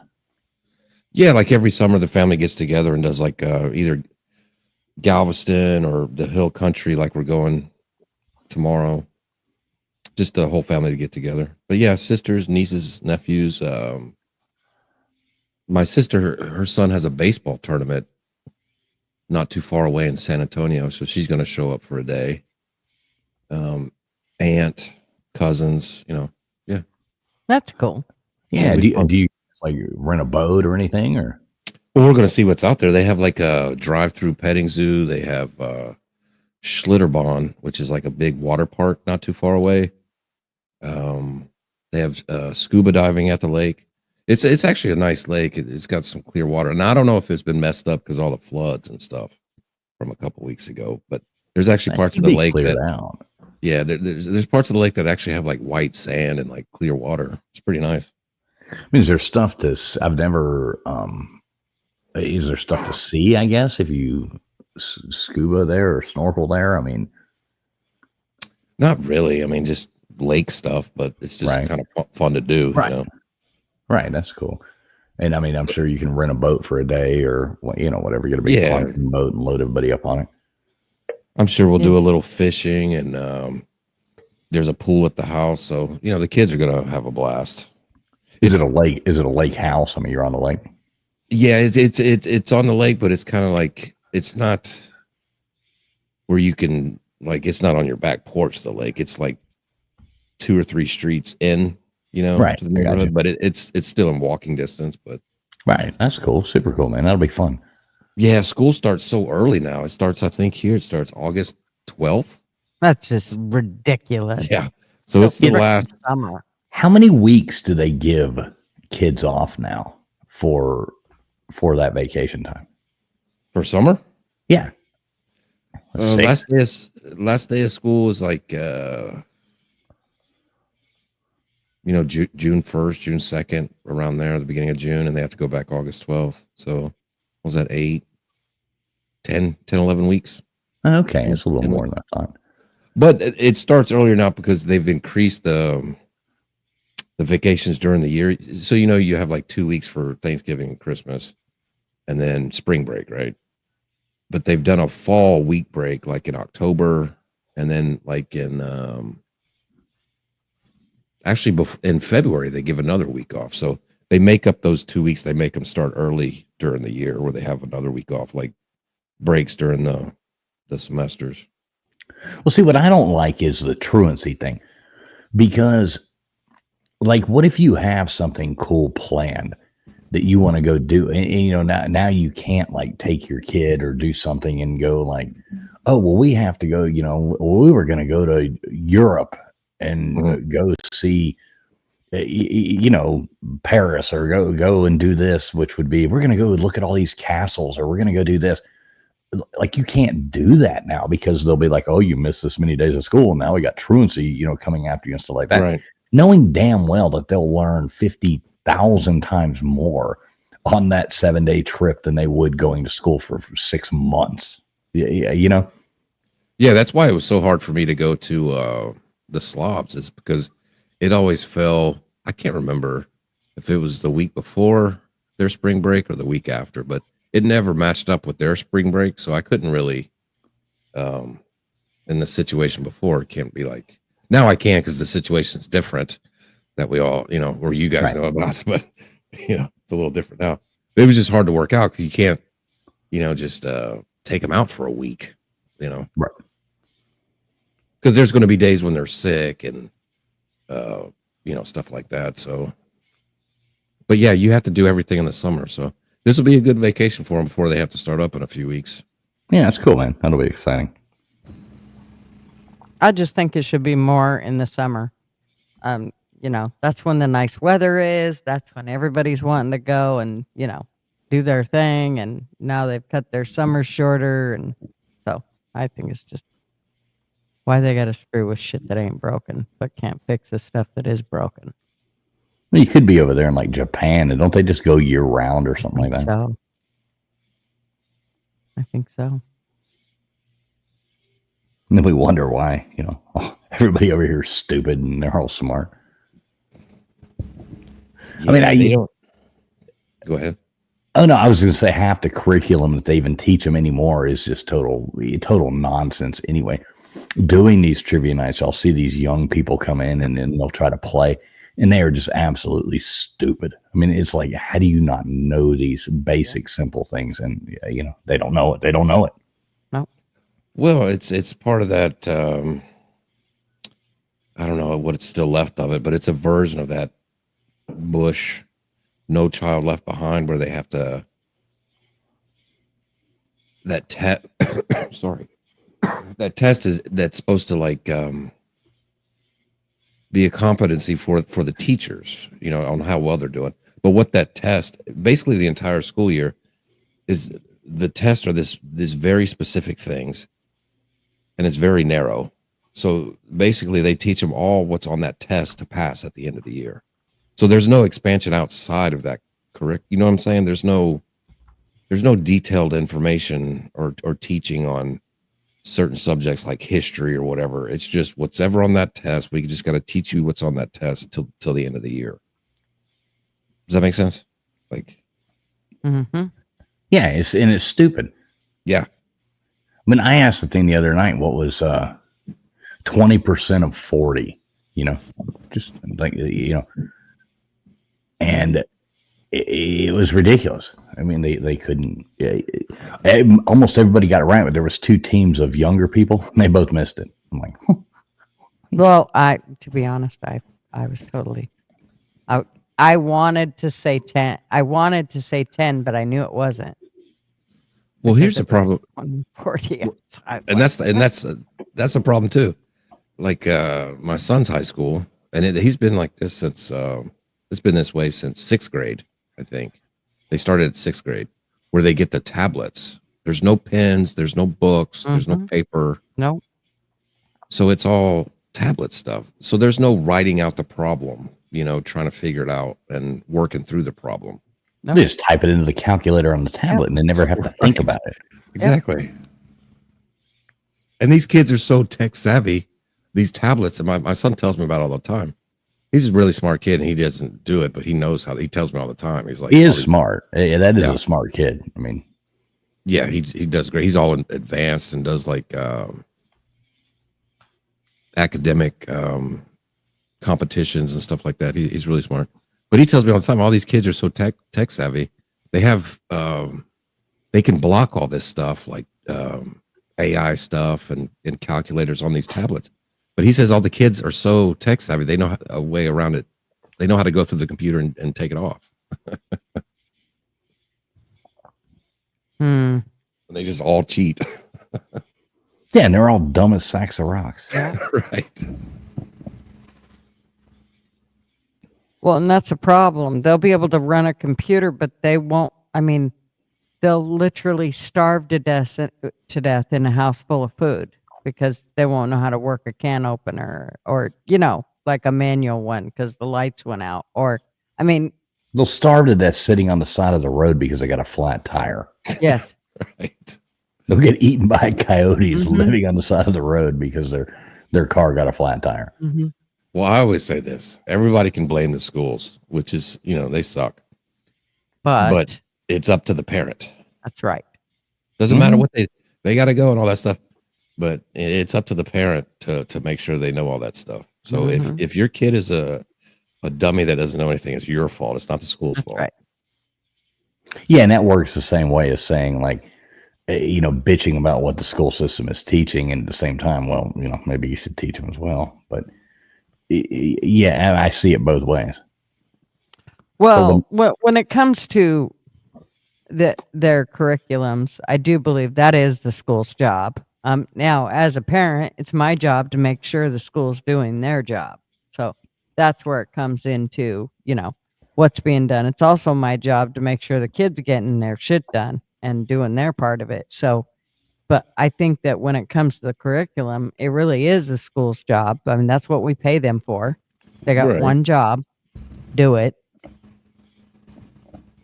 No, I agree. Yeah, it's luckily I'm in a really good school district, so that helps too. So I don't really experience, other than the that stupid test at the end of the year and using the Chromebooks. Other than that, the teachers are really, really nice and it's not too crazy. This school district, this school district, they will fire a teacher so fast if they start getting political and trying to teach the kids what to believe politically. A kid will go tell their parents, they were saying this, but that teacher will be gone by the end of the week. The one thing that I do like now about the school systems is everything being on those pads, those iPads. My daughter can look at everything that my granddaughter is doing and has done and is late on, and when the next one's due, and all those things. She knows all of it. She knows if she's been late. She knows right away, not 6 o'clock that night. She knows right away if she's been late. For one, they call her or text her right away. It used to be back in the day, they would wait until about 6, 7 o'clock that night and they would send you a phone call, an automated phone call saying your kid missed sixth period or whatever. It used to be you'd get a call from the teacher. Well, yeah, I would have.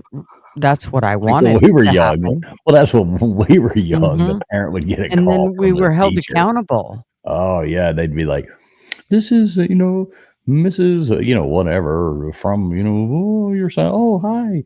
Your mom, you'd be like, oh, no. Mrs. Cartwright's calling my mom. The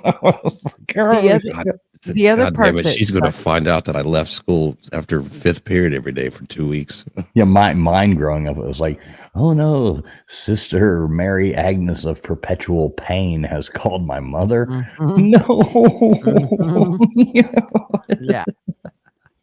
Yeah. Well, when my kids were going to school, they could, like I said, we would get I'd get the phone call at 6, 7 o'clock at night, and my kids would go, I was there.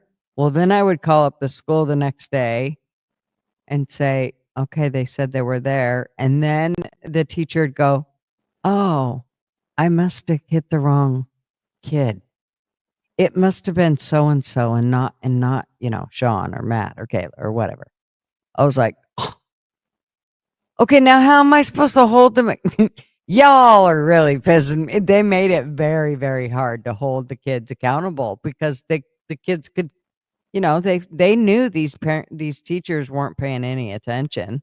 They didn't give two shits. And so half the time you didn't know if they were in class or not. I finally threatened the kids and said, okay, I'm just going to go sit outside your classroom and hang out. So you get out of each class. I'll take you by the hand to your next class. If y'all can't be there on time. Damn kids. The worst is junior high. Oh my God. What a miserable existence for these kids. Mm-hmm.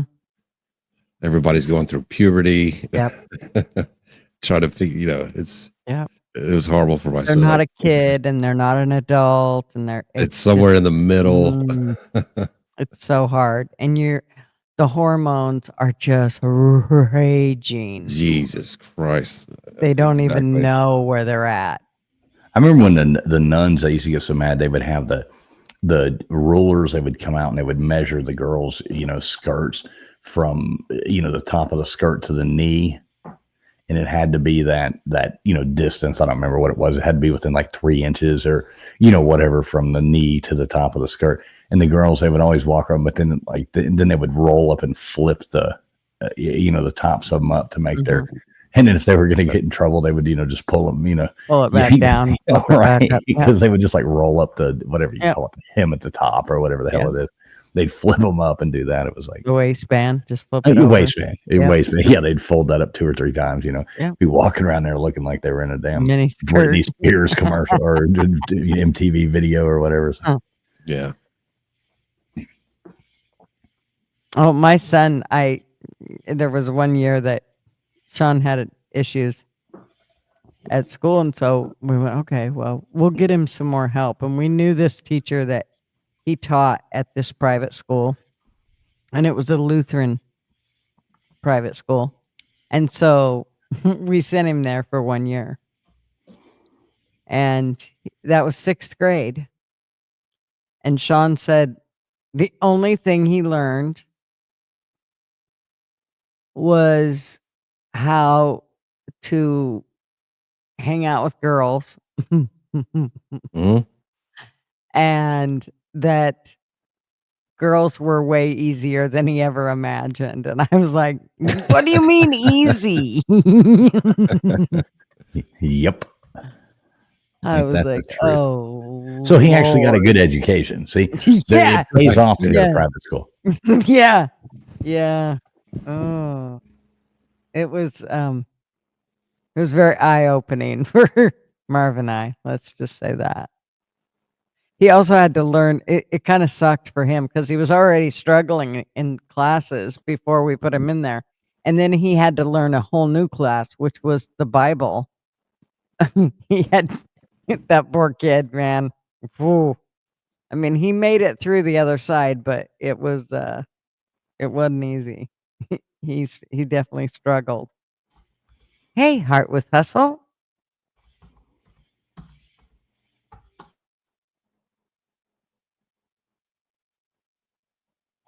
You know who Heart with Hustle is, right? Is it Niels? Yep, that is Okay. Nils. Good to see you, Nils. Is it Good Morning? Really? Lord. Well, not really. It kind of is. It's, you know, kind of on It's this kind of- coast, but It's kind of Good Morning on your side, right?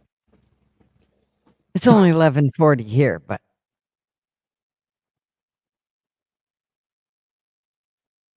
yeah, it's only 11:40. yeah, good to see you, Nils. Hope everything's well. I like the new show idea, Nils. I think that'll work for you. Like honestly, I think you and your Nils is turning his channel. It's going to be him and his wife doing shows, and I guess bringing people up and doing stuff like that. So good for you, Nils. Oh, good. Yeah, it's him and his wife. That's Heart with Hustle. It's him and his wife. So good for Nils. You despise walking in the middle of the night?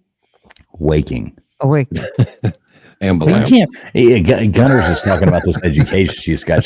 She Right. can't say the word ambulance. She can't read waking. She can't. Right, I guess. Hope you're not tutoring these grandkids. You just think they're calling you Nana. Exactly. These kids be uneducated these days. Educated. Uneducated. These kids don't know shit. Yeah, I like the idea, Nils. I like it. Yep. I like it. I And your do too. wife seems like a really, really sweet lady too. So I think she'll do good. At least we won't just have to look at your ugly mug all the time. Get to see your pretty wife on there too. That makes it- Easy, Niels. I don't know. Neil's a pretty big guy. He knows I'm kidding. He needs to be easy over there with his words. Who's that? Nils? Yes. Oh, he's talking about, well, at 39, we all need to, get our eyes checked. No, he made it sound like it was older. Eyes are important at our age.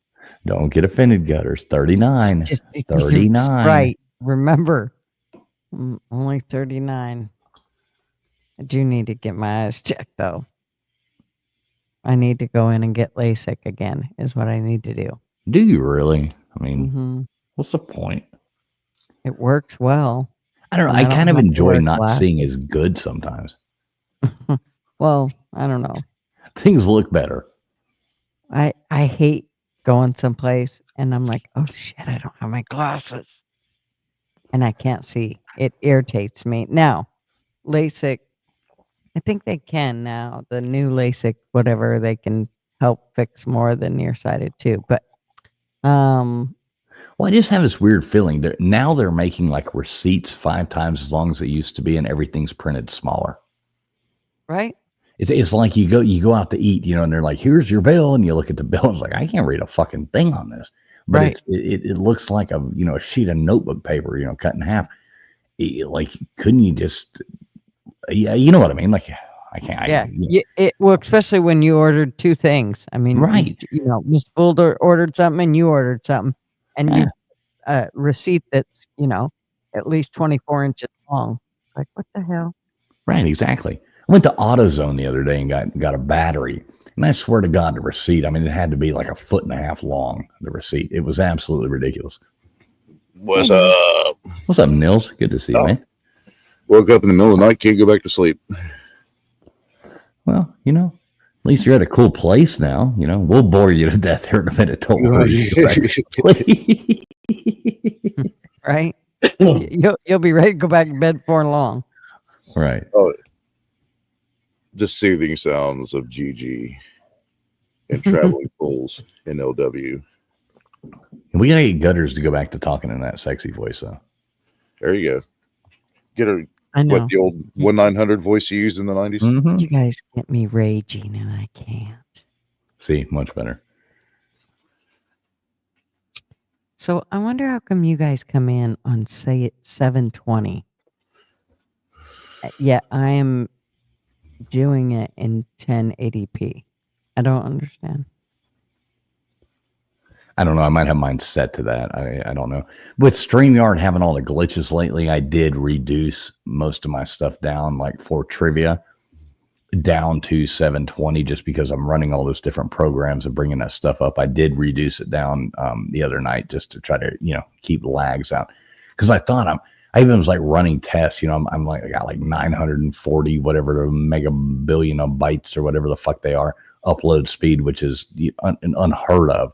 But StreamYard's still saying if I'm in 1080, it's like in the past 3 weeks, it's like, you're not good enough internet. And I'm like, I got the best internet in the world. So the StreamYard's having a glitch. So I'd lowered mine. So that might be why, Gutters.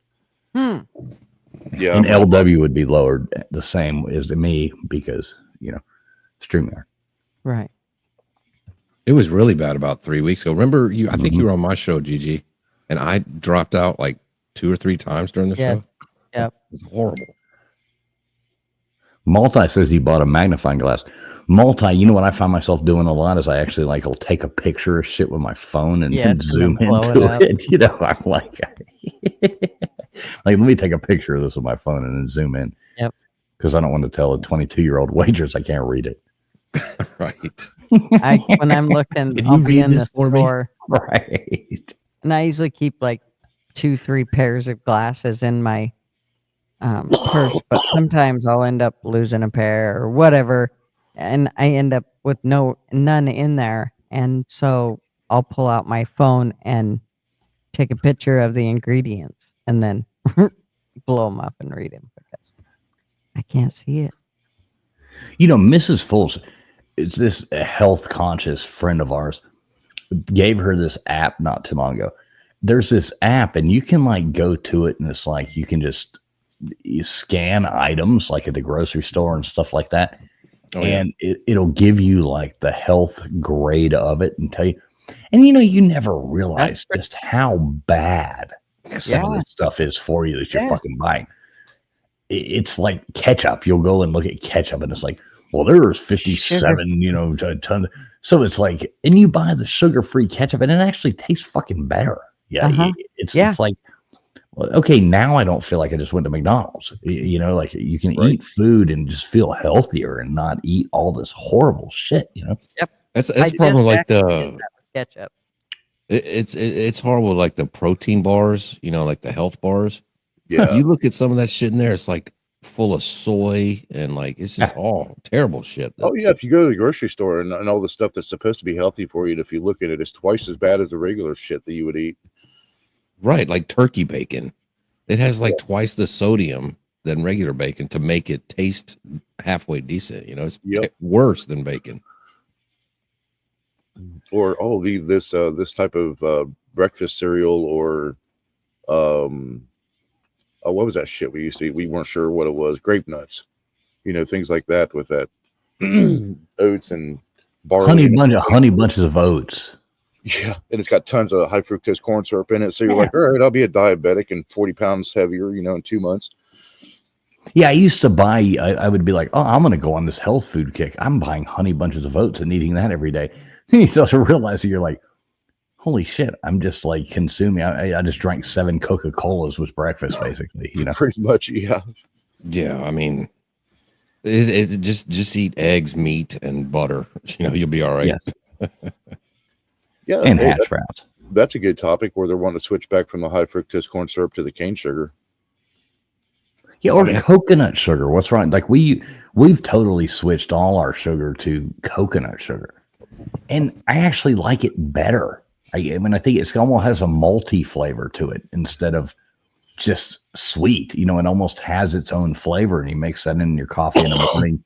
Coconut sugar, and it's that and maple syrup. You know, pure maple syrup. You put a little bit of that and a little coconut. You know, and it's so much. You know, so much not as bad for you as regular sugar. I'm not gonna say better for you, but yeah, I mean, high fructose corn syrup is bad, but when I started studying sugar about more in depth than 20 years ago, because I noticed my grandfather, he put honey on everything. I was like, what the hell?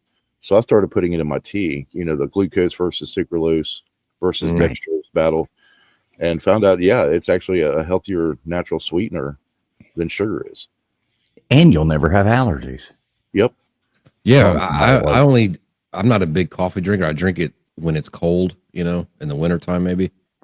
But yeah, I buy local honey and put that in there. Yeah, we get local, raw, unpasteurized honey, because when they pasteurize it, it takes out all the nutrients and minerals and stuff that, you know, the important stuff for your body. Right, you got to buy local honey. You can't buy the damn bear. Yeah, you know, you got it. The bear's only good to stay away smoke pot from out of. Mm-hmm. You're right. But see, I like my coffee like I like my women. Oh yeah. Yeah. Creamy. Black. Wet. That's what I was thinking. Wet. Wet, creamy, and sweet. Maybe a little bit of caramel macchiato. Just wet. It's all good. We don't have to be picky. But no, I do like it better with the with like maple syrup and coconut sugar. You know, just a tiny bit of each, because I don't really like sweet. I don't drink sweet tea. I don't drink I'll drink unsweet tea. Yeah, my dad drinks unsweet tea. Ew. It's not bad. It's good. It's more I refreshing. hate when a restaurant's like, oh no, we don't have sweet tea, but we have tea and I can bring you sugar. That's the gross. Oh, that's because you ate in the South. Sweet tea is everywhere. Oh yeah. It's like syrup in the South. You go and get sweet tea in the South, and it's like you're just getting a bottle of syrup and just drinking. It's fucking horrible. And you can't drink enough of it and quench your thirst because the sugar, whatever it just dehydrates you more. I mean, you can't. There's no like nothing good comes out. I of it. love sweet tea. You ain't talking me out of it. All right. Well, I've been to restaurants in Texas where they don't even have unsweet tea. They just have sweet tea. If you ask, you ask for unsweet, they look at you like you're the devil, you know. Mm-hmm. Like, Yeah. what the hell is not sweet tea? Yeah, they're like, get out of here, you communist. Mm-hmm. Angie's grandmother got me hooked on sweet mint tea. So it's just black tea with a bag of mint tea, which it's not really mint tea. It's just dirty mint water. But yeah, so that's how I make my tea now. And mint's a natural anti-anxiety for the body. So it's like nice, relaxing glass of tea. But it does taste, you know, when you do make sugar with it, it does make it a lot sweeter with that mint. Yeah. See, I'm not a fan of sweet things. Like, I'll eat a piece of cake on my birthday, you know, just because somebody made me a piece of cake. Or I love a fresh out of the oven chocolate chip cookie or the edge of a brownie, you know, the chewy part of an edge of a brownie. Yeah, I mean, that's wonderful. And I'll eat that, like, you know, when I'm at a party and there's one sitting there. But I'm not having that in my house for a snack, you know. Yeah. Like, Angie made peanut butter cookies 2 days ago. But we really don't eat a lot of sweets in the house. I watched my father and my grandmother, you know, they'll devour a cake or a candy bar or a pack of candy bars. And I'm like, it's not into sweets. No, that's why I don't have it, because I have to get I will eat it, especially if it's chocolate, dark chocolate. I'll sniff that shit out. I do not buy it. Well, they say dark chocolate's not even as bad for you as like just the regular, you know, regular chocolate either. I know. I use that excuse every time I eat a piece. It's healthy for me. But I'll eat, like, I mean, I do like M&Ms. M&Ms are great. You know, I'll eat 6 or 7 M's. Yeah, you know, and like, oh, that was good. And then I'm good. You know, I don't want any more. Like, I'm not gonna eat the whole bag of them. Yeah, the only I'm not a big sweet guy either. The only thing that gets me is Reese's peanut butter cups. Oh yeah, and the Bucky's chocolate covered almonds. Those are pretty legit. Yeah, but other than that, I'm not like, you know, if I'm at a party and there's a big dessert table, I'm probably not doing it. I'll probably just go eat more barbecue. Right, me too. I want the barbecue, not the dessert. But remember, I think I brought this up before, but the Reese's peanut butter cups, I haven't liked them since they started putting in those like sealable plastic bags or whatever. They were good when you would get them and they were stale as hell and had that white film on them and they were all brittle and you'd bite into them and they were old as shit in the wax paper. Oh, Lord. Oh, those were so good. Now you get them, they're all creamy and like, it's all good. No, I want those old stale ones that, you know, you undid the wax paper and you got it out. It had like a white film on the top of it and you'd eat that and it was like brittle. Crispy. Yeah, they were like brittle. You'd break it and the pieces would like pop off and jump over here. Those were good, but I don't like the new ones. It's all creamy and like, it's like you're eating a Cadbury egg or something. I don't want that nonsense. It's like every day after high school, I would go to you remember the Hess stations they used to have in the South? Oh yeah. I'd go there and I'd get a 20-ounce Mountain Dew and a Snickers bar every day after school. Oh, you were hopped up on sugar, brother. Yeah, I was hopped up on sugar. Right, that was the only way to stay awake after school. And then with football and everything, I'd eat. You can laugh at me. I'd eat half a box of milk bones. It was like the highest instant protein level. They were healthier than those damn energy bars and snack bars and stuff. Oh yeah, in sports. I mean, my son's on the wrestling team. He's this dude eats like when it's wrestling season. Oh my god, dude. Yep, have to go back for strength training and stuff. And no, my kids never ate when it was wrestling. They would. Really? Oh no, I'm gonna go down. I'm gonna go down to the next weight, Mom. No, you're not. I caught him with sweatsuits. Wow. Yeah, our coach, man, he was like, "Go eat a box of milk bones," and I was like, "You're out of your damn mind." And he's like, The coach telling you, go eat 2,000 grams of sugar and come back and see me tomorrow. I'm getting you healthy. Right. So looked it up and I was like, yeah, this shit has a higher source of protein than, eating like 2 chicken breasts. And it's not very filling, so you can still do strength training and shit. So yeah, Angie, when she first met me, she's like, what the hell are you eating? Why are you eating dog bones? I was like, this shit's healthier for humans than it is for dogs. Did you like the beef flavored one or the chicken's better? I just get the plain ones. Okay. Yeah, I always like the beef flavored dog bones. Gross. I'm kidding. I ain't eating. Now, I wouldn't doubt that Nils ate dog bones, but no, I'm not eating dog bones. Yeah, it's not a natural thing for humans, but playing so many sports and stuff, and even it bulked me up for hockey too. I had mean ass cousins. They made us eat dog food when we were little. And my older brother used to make me eat dirt. Kind of pissed me off. He'd hold me down and feed me dirt. It was so annoying. We were one of Mom's friends when I was about 4. We were still living in Sweden, and my brother dumped a whole thing of salt on my fucking tongue. Man, brothers. When my kids went to outdoor school, they came back and And what is outdoor school? When they finally got to take their helmets off, or what?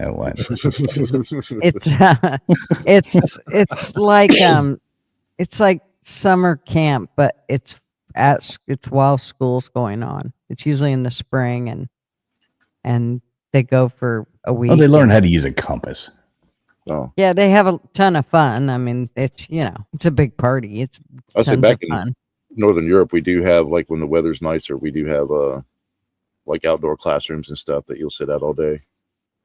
Yeah, they have a blast. They all get their own cabins, and they have their whatever crew leader who the camp. That would never work. That would never work down here. But they taught the kids that Indians use snails for numbing toothaches. And so they had the kids lick slugs. Ugh. Mud bugs don't seem so bad now. Now I could understand that putting them on the tooth, but just licking them. Yeah, well, because it made their tongue go numb. They wanted them to see how your tongue, it would make it go numb. Oh. So they would lick this. It wasn't like they did a big old lick. They basically just stuck their tongue on it. But I was like, no way. I hate slugs, man. I despise them. There's no way I would do that. But I did think it was interesting, that it's good to People get mad at know. me, I'm going to tell them to go lick snails. Yeah. Well, it's good to know though that's Yeah.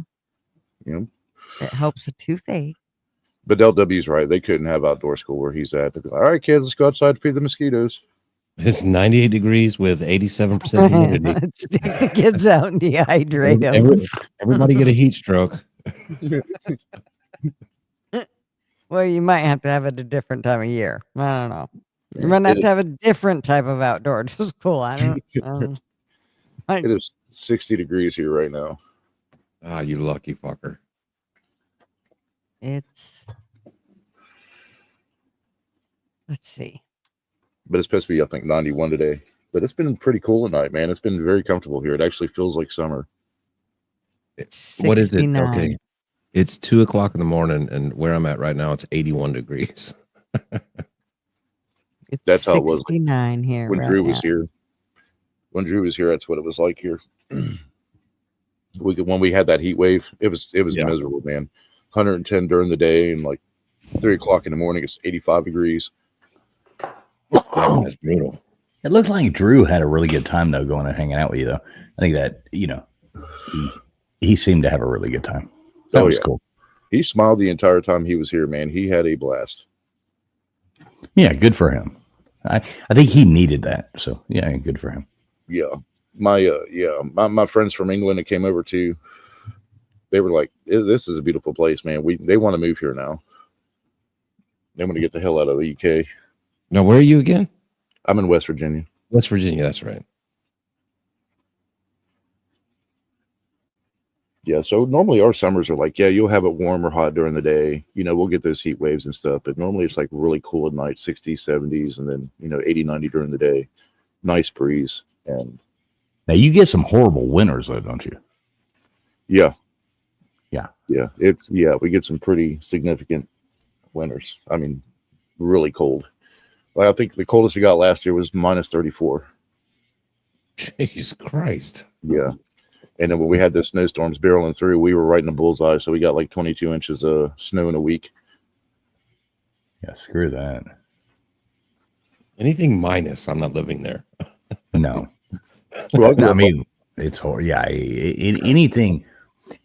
I don't mind cold. Like to me, cold is when it hits the 40s.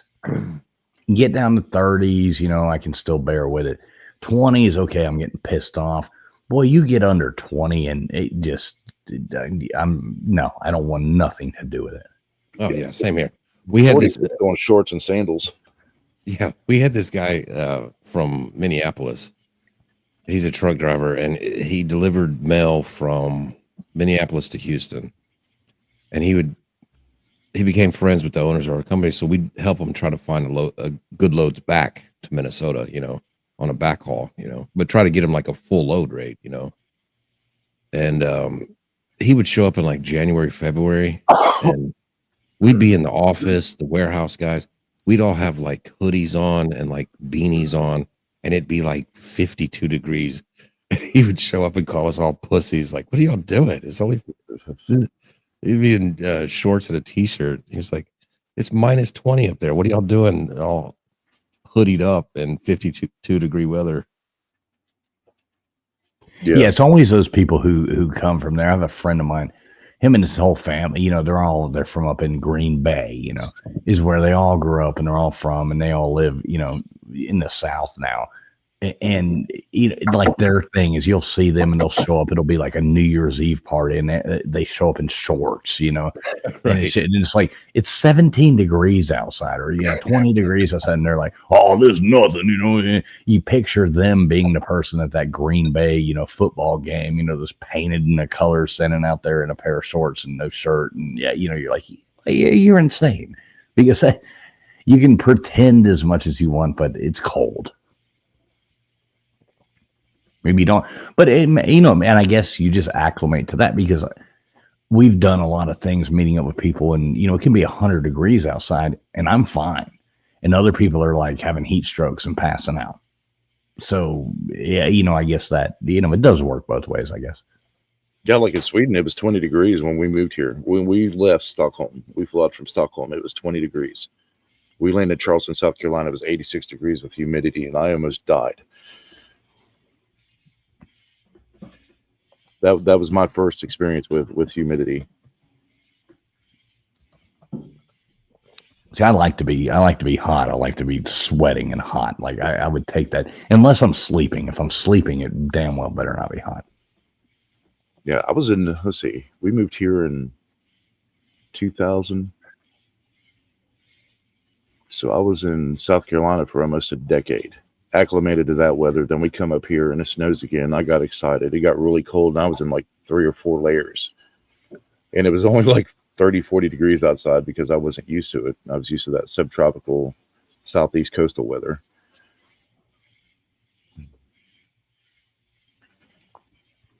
You drive down to Daytona or something for the weekend, and you're in shorts and a t-shirt, and you're not even sweating, and you're watching all these tourists from like New York and Maine and Canada, and they're just pouring a sweat and chugging water. Yeah, I think it's funny. I would much rather be 100 degrees than being 40 degrees. There's no mosquitoes at 40 degrees. Yeah, nor are good-looking chicks. If the wind blows, there's no mosquitoes. I mean, hey, Wendy. Angie and I were out here yesterday, and it was like 86. There was a nice warm breeze. I mean, it was just perfect, man. It was a perfect summer day, and it felt like the Caribbean, because it could be 100 degrees and you would never feel it, just like Key West, because you have that constant breeze.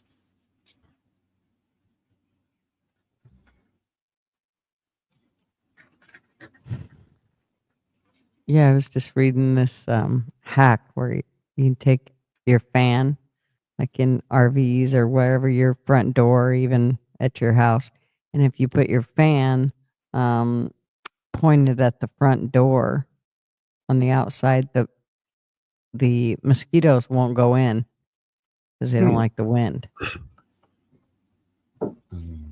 We learned our hack out here for the tiki bar and the porch and stuff.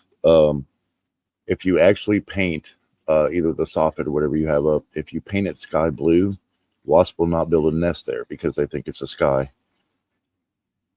Huh. That's a helpful tip because these wasps are insane down here. Oh yeah.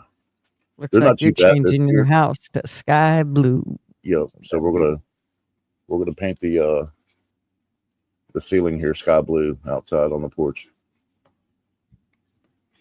Yeah, that's a pretty good idea. I never heard of that one. It's kind of like the thing where, I guess it comes from like South America and all that, hanging the bag of water, the Ziploc bag of water on your Pennies. porch.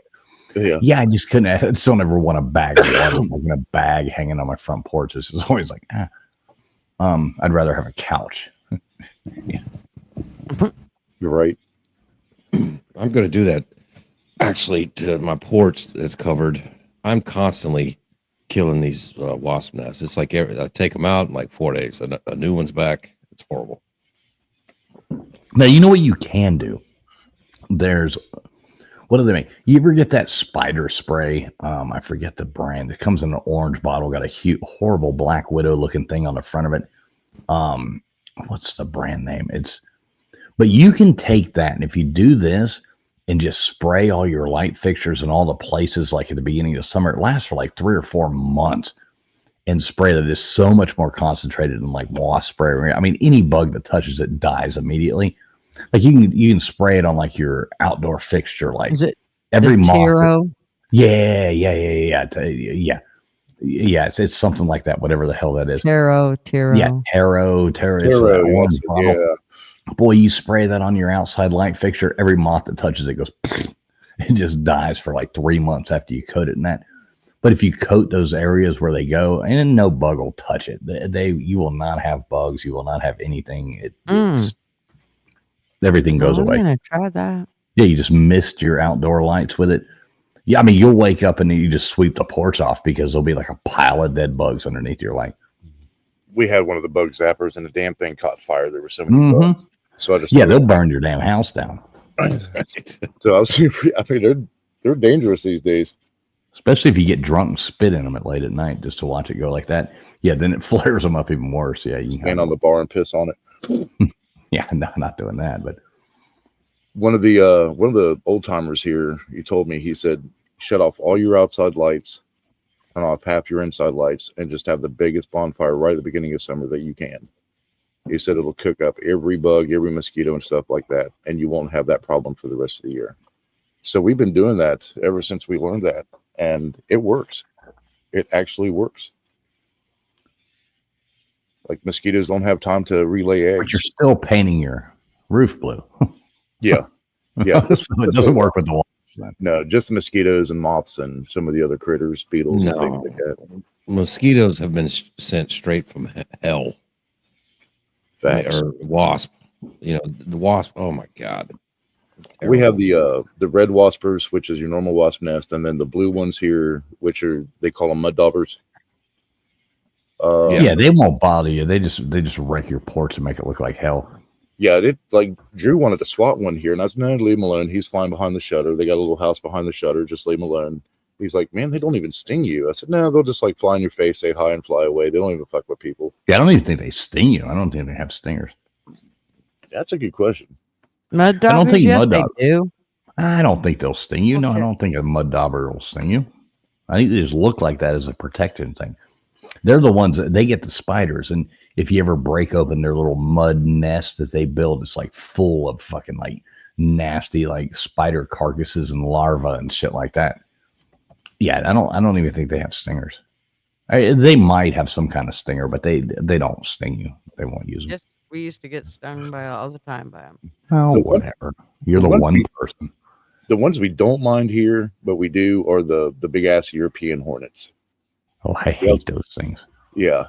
So they fly in every now and again. They only come out at night because they're in that big ass hornet's nest hanging from a tree. We've had a few of them, flying here at the bar. They were really bad last year when we had that drought because they were all out looking for water. Yellow jackets were horrible.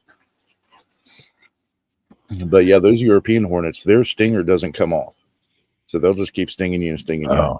Yeah, Angie got hit a couple of years ago, about 3 years ago, man, and had a good. Yeah, Mrs. Fools, she's never been stung by a hornet, a wasp, but anything in her life, until last year. And one of those goddamn things, you know how they'll just like land on you sometimes, and they're like goddamn, what do you call them? The little hummingbirds. I mean, they're huge, and they're like wow, those European hornets. I mean, some of them are like 1.5 inches, 2 inches long. This huge one, it went up and crawled down her shirt, got up there, and she closed her arm, and it stung her in her armpit. Oh my God. It was a nightmare. I mean, her arm and her armpit swelled up like unbelievable. Those things are scary as hell. And that's always in the fall, though. That's when you see them, is in the fall. Yeah. We started putting out bat boxes to eat up half the mosquitoes and other bugs in the holler here. Nils, you ever see what? Because the European hornets, they've attacked the honeybees. You ever see the videos of what the honeybees do when the European hornets come into their hives? It's fucking amazing. You know what I'm talking about or no? Yeah. We got hit. Hold on.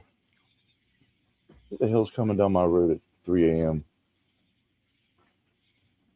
I'm not sure. Yeah, that's in West Virginia. Yeah, Joey Foster. That's not. That might be Connor. It's Buddy looking for Hogfest. Buddy's still driving around looking for Hogfest. Yeah. Nope, those are Audi headlights. But yeah. So the European hornets will go into the honeybee hives to eat the honeybees. Well, all the honeybees they'll do this weird thing. They start vibrating. That's why you only see the European hornets at night. They'll come out at night because they can't deal with the heat. The honeybees they'll all start doing this weird vibrating thing. And they all go, whoa, and they shake and shake and shake. And that's their defense mechanism. It raises the temperature of the hive to like 104 degrees that kills the European hornets. It's fucking amazing how nature works like that. But they all start vibrating, doing this like shaking thing, and they create heat and kill the hornets with it. Yep, we had 3 hives. Winter a couple of years ago, it was really, really cold. It was in the middle of COVID, and the hive got destroyed, and we were like, "What the hell happened?" And we thought hornets got in there because they'll bite the bees in half, easy. And ended up a bunch of field mice got in there and just wrecked all the combs, every panel. And of course, all those panels are screened. So, I mean, they ate holes through the screen. So they're done. And we haven't put up any new hives since then. But yeah, that pisses us off. Because I didn't think that field mice would get into honey hives. And of course, it's elevated. But we thought it was those damn hornets because they were a nuisance here for a while. That's weird. Well, I'm curious. My brother, who lives next door to me, he conveniently put a bunch of honey, hives up, beehives, for his honey. This is a new thing he's gone into, like right on our property line. And I've been stung like twice. I ain't bitching about it. You know what I mean? I'm like, fuck, I got stung by a bee. I don't really care. But like I'll be out working in my shop now, and it's like all these little honeybees flying around. But honeybees won't unless you step on one or you they're swat it, they don't sting because they die if they sting you, and they know that. Like somehow they know that, so they won't just randomly sting you. But they're still everywhere right now, and I'm curious because we haven't been able to find a nest, which is driving me crazy. But we have a huge colony of those European hornets living here, and man, I'll be out there working in my shop at night sometimes in the fall. And sometimes I just have to go, okay, fuck it. I'm going inside. I don't even care. I can't work out here anymore because there'll be like 6 or 7 of them flying, and you can't work when these things are like little hummingbirds with huge stingers going, whoa, and they fly so goddamn fast. And you can hear them go, whoa, whoa, flying by your head. I mean, they are wicked. And I've never been stung by one, thank God. But Mrs. Foles got hit by one. My cousin's been stung twice. They say that it is absolute. I mean, her armpit swelled up like a goddamn softball. I can only imagine what it feels like to get stung by one of those. Yeah.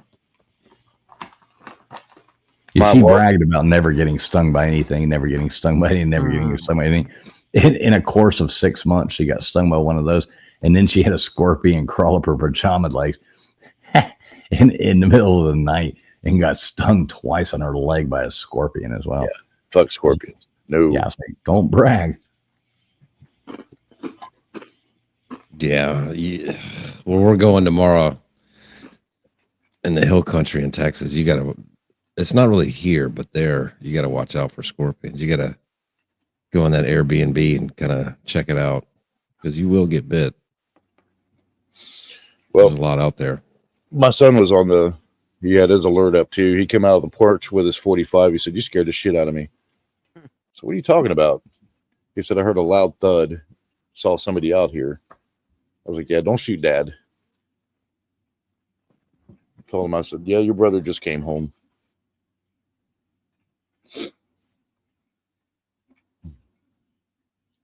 He thought someone was out. There's probably a meth head out here messing with stuff. People really don't bother us here, though. Now, I'm not exactly sure I don't know the state of West Virginia very well, but I do know that it does have a bad problem with things like that, like meth. And, I know that part of the country does. The area you live in, is that kind of an issue? Is that kind of a bad thing? I mean, it's isolated. I'll say that because most of the issues with the fentanyl and the heroin and the meth is in the cities. There are some rural areas that are affected, but those people normally mess with the people just immediately around them if they do. But where we're at and our reputation and status in the community, people normally don't mess with us. Like we can literally leave our house unlocked and drive 45 minutes to an hour to the store to go grocery shopping, come back and don't have to worry about anything missing or anybody breaking in. Well, and don't you live on, if I'm not mistaken, don't you live like a couple hundred acres or something? Yeah. And our house is so far back enough away from the road. This is funny, TF. We bought this place the first Halloween. We moved in here on Angie's birthday in July 2003. Yeah, 2003. And so that Halloween, we got a whole bunch of candy and stuff and kept it on the table next to the door. The parents would just drive the kids around. I mean, you really can't walk. You'd have to walk miles and miles and miles. So nobody showed up.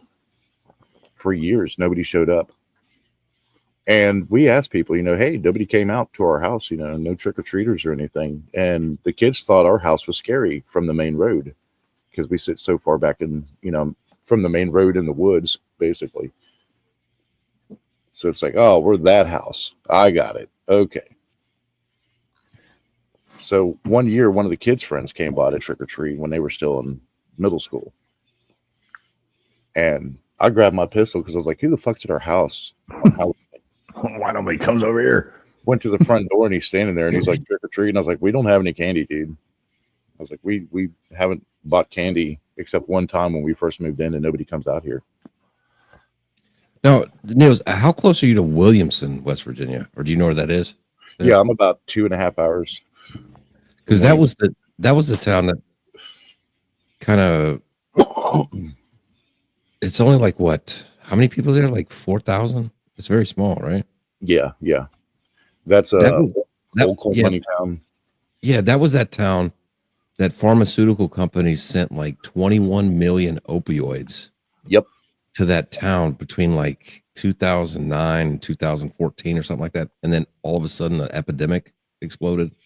Yeah, Mingo County, which is where Williamson is, and the other county is McDowell County. They were the ones that got hit by the flood in back in January and February. But there was a town there called Oceana in McDowell County. And the nickname for that town during the opioid epidemic was called they called it Opiana, because they had the same thing, like 1-2 million a year that was sent there. And these are coal mining towns.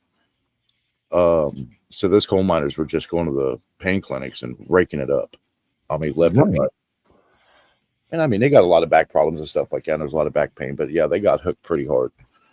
Yeah, but if your back hurts, let's see if you strung out on fucking heroin. Right. But when I mean, a fucking town with 4,000 people and pharmaceutical companies are sending 21 million pills.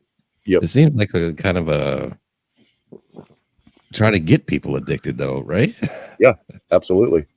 Yeah, that was. Now, who were they? Let me ask this, because I don't really. I mean, I know that there was a huge problem there, but I don't know it that well. Who were they sending them to? Like the local drugstores, or were they sending them to like how did that work? Local clinics, the local pharmacies, and mainly the pain clinics down there.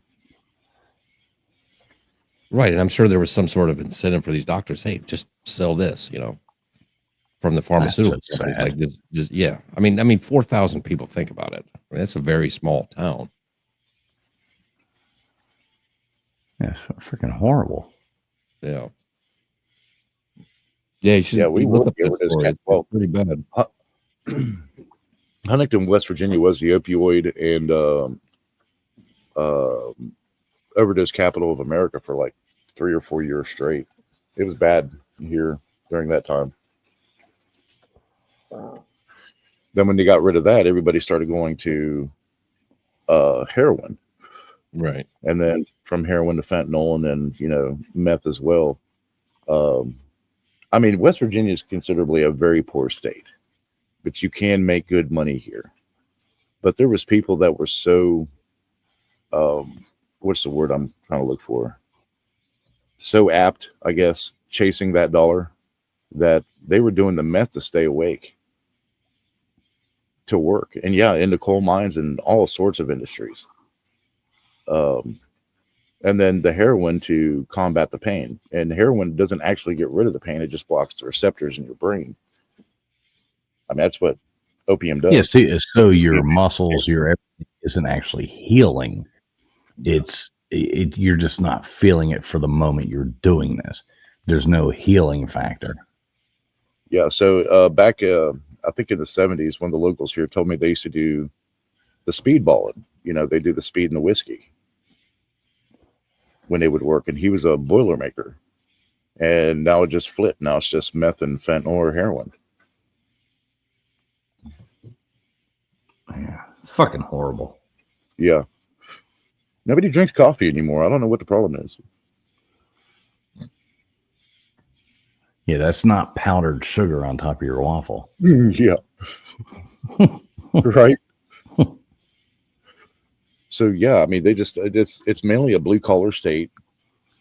They'll do heavy physical jobs, the lumber industry, the coal mining industry and such. It was really bad on the riverboats. So the barges going up and down, those kids were on pills all the time. But their shifts are kind of strange, because you would be up for 8 hours, sleep for 8 hours, be up for 8 hours, sleep for 8 hours. So that's how their rotation on the boat was for their watches. So they would get up and they would hit speed or something. You remember those Yellow Jacket pills back in the early 2000s? Oh man, those damn things almost killed me one time. They would come in and they would be on those for like, they would buy 3 bottles for the entire time that they were out. And now when they're on the river working, they're home like, it varies which company, but like 20, 30 days you're out, 20, 30 days you're home, or 14 days out, 20 days home. I mean, it varies just which company, which boat that you're on. I had a bunch of friends. They call them towboaters up here. So I had a bunch of friends that were towboaters, and man, every single one of them was on those damn yellow jackets or opiates. I mean, it was crazy. And a buddy of mine, we used to work together, and we'd go in the morning. We would, leave out early in the morning. Remember, this old packs would be like the 3 pills, was like the ginkgo biloba, or whatever. And they would wake you up and make you feel good. It was all natural, blah blah blah. Didn't think nothing of it. One morning we went to a place, and it was like yellow jackets, and we were like, oh well, and it was right there, like on the same rack. We didn't think nothing of it. We opened those up, and we took, it was a 3-pack, and you used to eat 3 of these vitamin ginkgo biloba herbs and, whatever the hell pills that didn't have all that weird shit in it. So we thought, we just opened them up and ate all 3 of them, just like we would have the other pills. Oh my God. Oh, dude. Oh man. We were like, like sitting there trying to work, like, breathing deep, like, oh my God, what did we just do? And then we look, and it's like, take 1 every 12 hours or something was like the instructions, it was like, oh fuck. I mean, it was insane. You had more energy than the Amish. It was like reverse. It was like we had so much energy. We only had energy to think that we were about to have a cardiac arrest. Yeah, so they cut those back when they found out they were putting those. Well, that was a whole ephedrine thing when people were making meth, and they took them out of the stackers and the yellow jackets and stuff. Yeah, and that's the only time I ever took them. I never took another one again. I was like, "Fuck that." That's nope. I tried it one time when I was on the EMS here, and I was working a double shift, so I was working 48 hours. And it was like 4 o'clock in the morning, and we were just nonstop. So I was like, I'm gonna go ahead and buy these at the gas station. We were getting fuel for the truck, and yeah, it made me squirrely as hell. Said I'll never do it again, and then tried the energy drinks and stuff. I think it was the NOS. It was the C4 of the NOS. That shit gave me chest pains. So I was like, nope. Yeah, I mean, you'd be better off, doing a line of blow off a stripper's, tit or something. Yeah. You know what I mean? Like that would be safer than doing what you were, doing that. That was. Well, and the only ones I ever did was yellow jackets. I never took any of those. What do they call it? Pseudoephedrine or ephedrine or whatever the hell that was. Yeah. I never took it. It was White Crosses at the beginning. Then it turned into that. And I remember eating a couple of those when I was young, but never until the yellow jackets, eating 3 of those. I was like, oh, no. Cross tops. Yeah, it makes you wonder, you like in bulk and in 1 week if cocaine was actually cheaper. It probably was. A lot more fun, too. Chicks dug it more. I did that shit in high school with a friend one time. We split an 8-ball. And I remember we got back home at 3 o'clock in the morning, and I couldn't sleep. So I didn't eat for 2 days either. But I came home and I cleaned the entire house in the middle of the night while my parents were sleeping.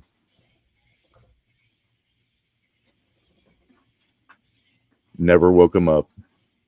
House was immaculate. I said, I'll never do it again. I dirtied up a lot of houses. Kidding. Jokes.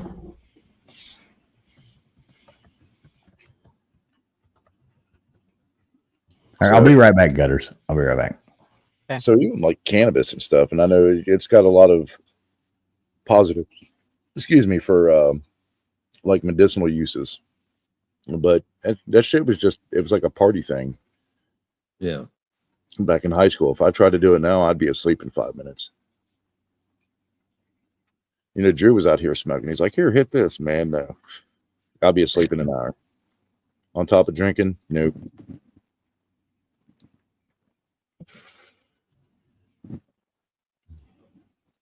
And my daughter-in-law smokes cannabis. And so she's like, you want to hit this? No. Gigi doesn't smoke cannabis. Nope. She is clean as a whistle. Hell no, she'd sleep for like 5 days. She's straight edge. That's right. No, actually, it would be hard to imagine. It would be hard to imagine her anger not smoking weed. Can you imagine what that would be like? This is Gigi high. Hey, I'm chilling. What are you talking about? I've been good. Not at the beginning most of of the the show. night. The beginning of the show is before it kicked in. That's right. Yeah. There was a friend here though. He was having some problems sleeping at night. Of course he had a torn muscle in his back. So, and he's one of those people that he doesn't take any type of pain medications. And he called me one night. I can't remember. I think Angie and I were out to dinner, and he said, "Man, I'm thinking of getting these CBD pills your wife sells at the store." I was like, "Okay." And he said, "How much are they?" And Angie told him, and he said, "Well, how many should I try?" And I said, "Just take one. Just buy one, take one." And he was like, "All right." So he went on. He got a 5-pack, and he called me about 3 hours later. We were back at the house. And he's like, "You got to talk to me for a while, man." He's like, "Something's going on." And I was like, "You having a reaction? Talk to me, Tommy. What's going on?" He took all 5 at one time. I said, "You're only supposed to take one, man." He's like, "I am stuck to my couch. I can't get up and go to bed." Yeah. So I was like, "Just drink a nap right there. You're good." Yeah. So I told him, sleep on the couch or drink a glass of milk and you'll be okay. You talking about them gummies? Yeah, he took the pills, those little gel caps or whatever. Yeah, my brother gave me a bunch of those one night. He's like, "Here, check these out," blah, blah, blah. And shit, I didn't think none of it. We were playing Mario Kart and he was like, "Here," and he gave me, he's like, it was like 5 or 6 of them, and he just gave them to me, and I just sat there. I was just sitting there having a few beers, drinking about 5, 6 beers, eating those things, and next thing I know, man, I was like, "Holy fuck!" Yeah, I'm like, "Dude, what did you give me?" And he's like, "Oh, this and that," and he's like, "How many did you eat?" I said, "I ate them all." Like, what the hell are you doing? He's like, "You ate them all?" I'm like, "Yeah." God, well, you didn't tell me any rules to this already. Dude, yeah, he laughed his ass. He's like, "I usually eat half, maybe a whole one," and I'm like, "Oh, sweet Jesus." I felt like I was, 15 years old, smoking pot for the first time in my life. I was like, oh my fucking, it was intense. It was crazy, but man, I had a buddy who did that with a cookie. Somebody gave him like 1,000 milligram fucking, like one of those big fucking like chocolate chip cookies or some shit. And they told him like, "Hey, just take like a 16th of the cookie, just pinch it off. You'll be fine." Like 20 minutes in, that's the key. You got to let it take hold. And he took a little bite and he was like, 20 minutes in, I don't feel anything. Because, it processes different. It's got to go through your body and your liver and stuff like that. He ended up eating the whole cookie because he was bored. Like, this doesn't work. He ate the whole cookie. He could not move off his couch for like 17 hours. Wow. He's like, "I was trying to get up and nothing happened." We one of the local head shops, they have like the biggest assortment of vapes, so we'd stop by there and get vapes for all of us. And they had those chocolate shroom bars, the mushroom bars. It's like 100 grams in a whole bar. That's like the regular size of a Hershey bar. So I told Angie, I said, "I'm gonna try one. I want to see if it's the hype everybody's talking about." So we got one. I ate half of it that night and gave the other half to my daughter-in-law. I was so fucking relaxed. I didn't see shit. I didn't hallucinate or nothing. I didn't have any extra. Yeah, see, those are different though. Yeah. Those aren't giving you that. What are they? Psilocybin or whatever the word is, the science word. Psilocybin. Those aren't the same. I've heard people say they do. Do put you in a good spot. I've never tried that. I haven't done any of this shit in a long time. But I've heard that people brag on those and like, "Oh, these things make you feel." Yeah, people are like, "Yeah, I'm jiving," but they're not all fucked up like you would be if you just like back in the day when you go to Statesboro, Georgia, and just go pick mushrooms in cow pastures and boil them down and make Kool-Aid and dump Everclear in there and have a good time. Yeah, definitely not those days. But it has to be different because you see people on that, they're like, yeah, I feel good. No, not like you were out there eating real mushrooms. I mean, just because it says mushroom, people are like, oh, I'm eating shrooms. No, dude, no, you ain't eating shrooms. You know what I mean? Yeah. Yeah, it just, all it did was just relax me. Right. And, yeah, like zero anxiety. Like, oh, that dish isn't done tonight. No, that bowl isn't washed in the sink. Who cares? Yeah. The kind of mentality it gave me.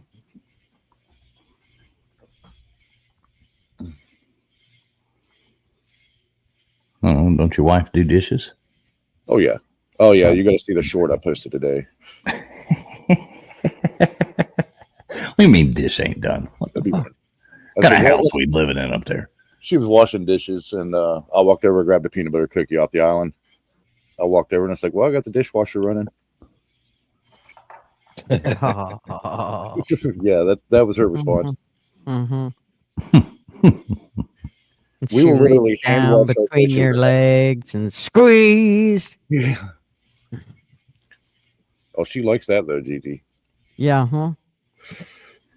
I'll bet she did like squeezing them after you said that. Yeah, we'll hand wash our dishes and then put them in the dishwasher, which is something we've always done.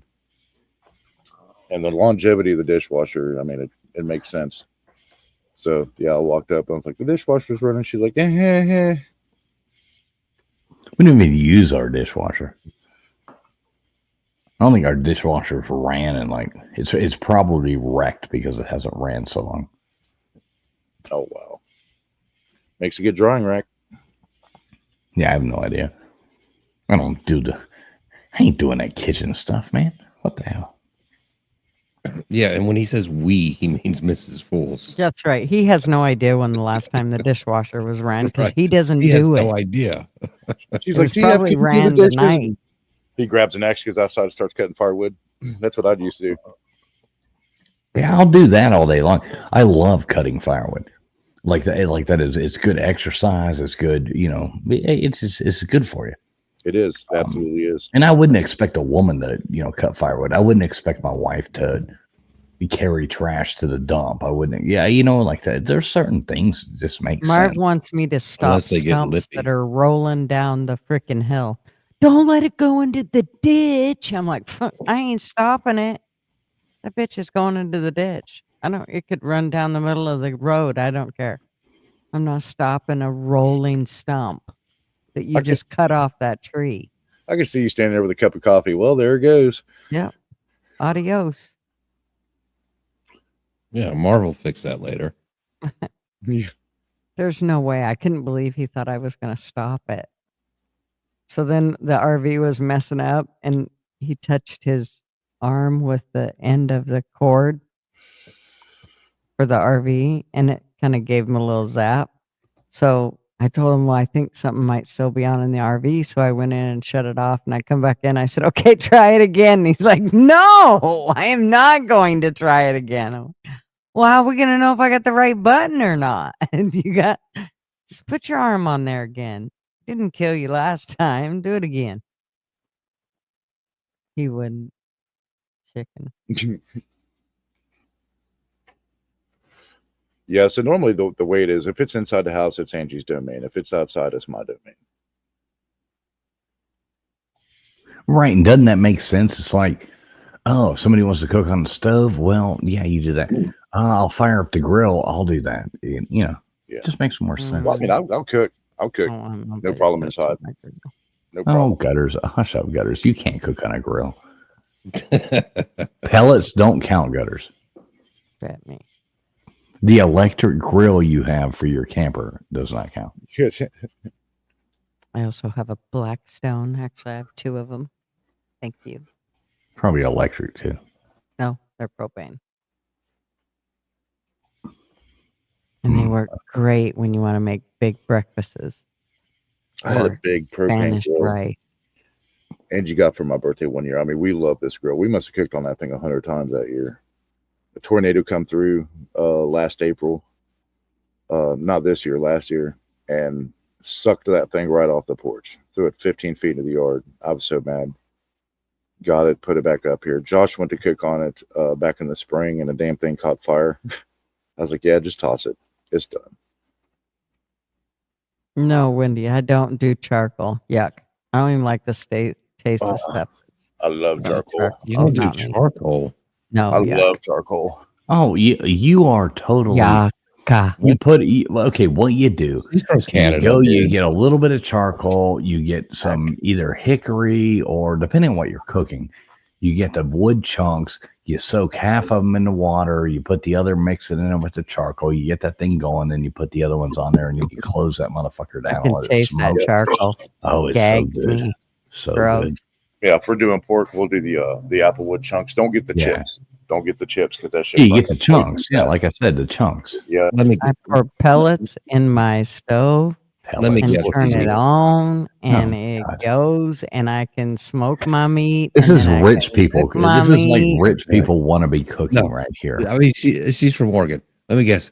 When you put charcoal on the grill, you put the meat on there when the flame is still high. That's probably why. Yeah, they're all still black. You got that weird blue flame. I coming have out the never, top, you know? and I haven't. I'll bet Gutters has probably never been used. 20 years since I've cooked with. You know, little fire starter things you use with charcoal, a little can like thing with the handle. You know that you start it with. Gutters probably goes and she buys the pre-made, the pre-lit charcoal bag and throws it down and goes, I don't know why this tastes so bad. It's like, oh wow. No, I haven't bought Maybe I'm wrong. charcoal in 25 years, so I wouldn't know. Yeah. I use propane and I use pellets. My propane's for the Blackstone though, so it never touches my food. Yeah. We have 2 charcoal grills. The one is a smoker grill. The other one's just a small like Weber. Let me see if I can throw this picture. What's the other one? A green egg. No, I don't know. It's Josh got it. It's just freaking huge. Just like the old barrel type. The design is the old barrel type. Right. Pigskin Pete, he sent me this thing. I meant to show you guys this. He sent me this thing the other day. Let me find this and bring it up. This is the coolest grill I've ever seen in my life. Let me find it. I'm gonna bring this up.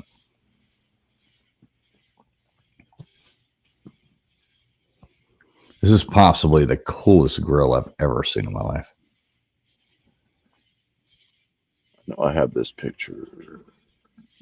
Yeah, it blew Drew's mind because we had beef heart, grilled beef heart. I have a good dry rub for it, and that was the first time that Dreuniverse had beef heart.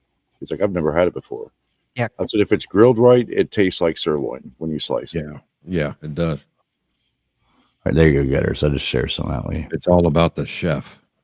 Yep. All right, check this out, Nils. How cool is this? I'm gonna let it's like a 3-minute video. I'm not gonna let the whole thing play, but Good. Oh wow. Today I'm showing off my 1911.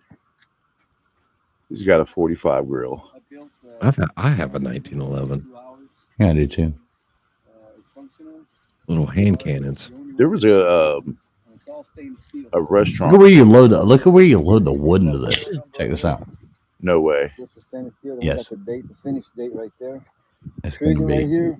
Press the trigger back to the pipe. I was like, is that a 1959 stove components inside. That is too cool. Watch this. You got the hot box. Nice. The burner right here. All these come out. There's our burner with our pilot. We had to use an old stove because we wanted to. Is that gas or charcoal? Ran on gas. Both. Watch. Oh wow. So you can start it down here with Put a gas. little log in there, set it and forget it. This is part one of the next video. Next video we'll be putting the brisket in. If you just use firewood, then this right here, if you lock it, this is just for the wood, and this is just a flap inside. Right here we lock it. It's just a flap. And right here is our temperature gauge for our oven. Gas off. Once it's on, you turn the gas on. And then you set your stove at whatever you want. 250, usually 250, 300. The button for the Magnum. That's cool. This is badass. And it's a barbecue pit also. Oh, man, I want one. Oh wow. I know. Right? That's pretty cool.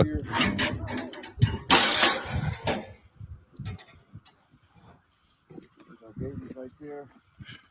And this is The smoke comes out of the barrel. That is badass, man. Yes, look at this. The damper's even right. The front sight.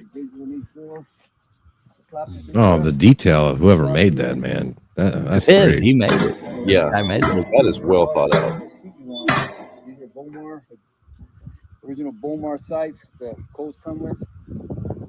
They are fully functional.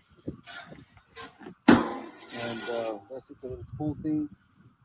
We have our screws, which is a gauge right here. We got air inlet. Our tires are in here. Our back tires in here. Anyway, you get the picture. So, I mean, is that not badass? That's That pretty is cool. completely badass. Yeah, that is super cool. Now I I suppose want one. I do too. I suppose I should shut this shit show down. It's what time? It is quarter to. What time is it? Quarter to 1. My time. Yeah, we don't even want to talk about time right now. Quarter to 1. My time. It's quarter to 4. Y'all's time. All right, go to bed then, you late night owl. I am a late night owl. Anyways, all right. She has to stop now because she's got a 30-minute outro that needs to play. Yeah, exactly. We got to step right up. You know what? I'm gonna Let me knock show you you right this out. one picture real quick, Gigi. I'm gonna knock you right out there, fool. I know You you do. can stay in the backstage and visit all you Now want. we got it. Now What we is got it? it. Got a picture coming up. Yeah. And Nils wants to say something before you close it down. Hang on. LW will love this.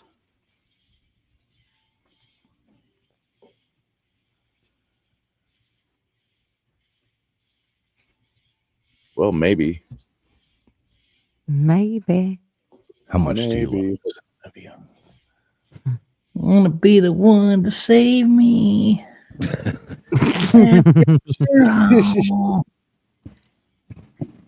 Gonna have us a little TF karaoke here. Well, I can tell the TF has been watching the Oasis reunion. Yeah. You're my Wonderwall. Isn't that Wonderwall or something? I hate that band. It's fucking horrible. Oasis? Yeah. I hate whiny music. I think this is it. I might be wrong. Yeah, that's it right there.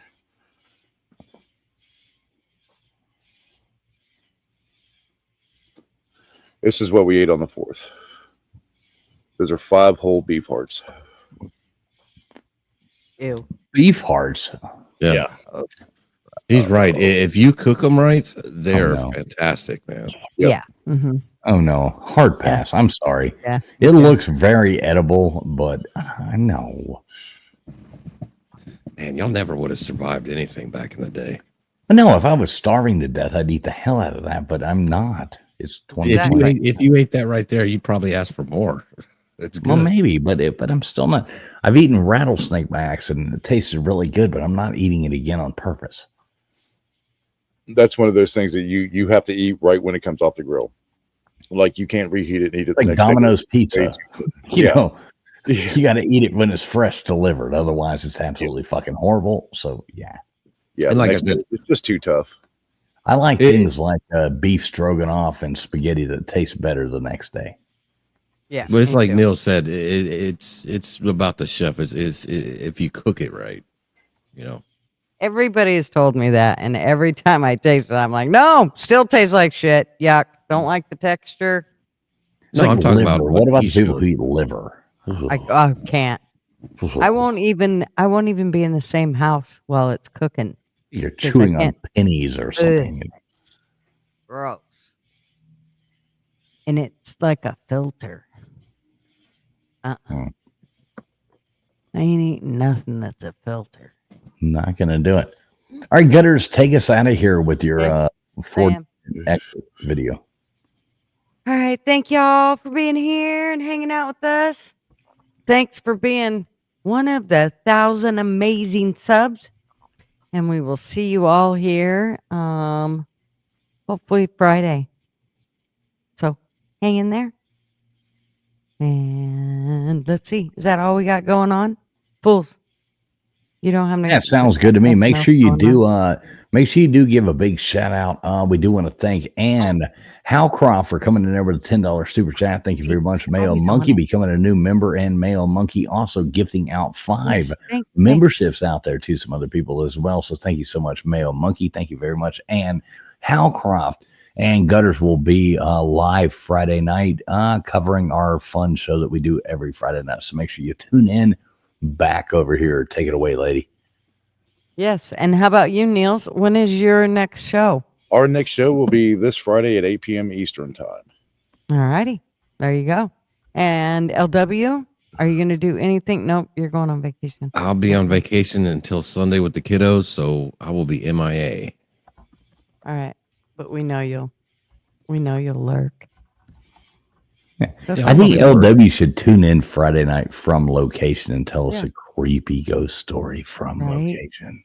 Dude, it's vacation before school starts.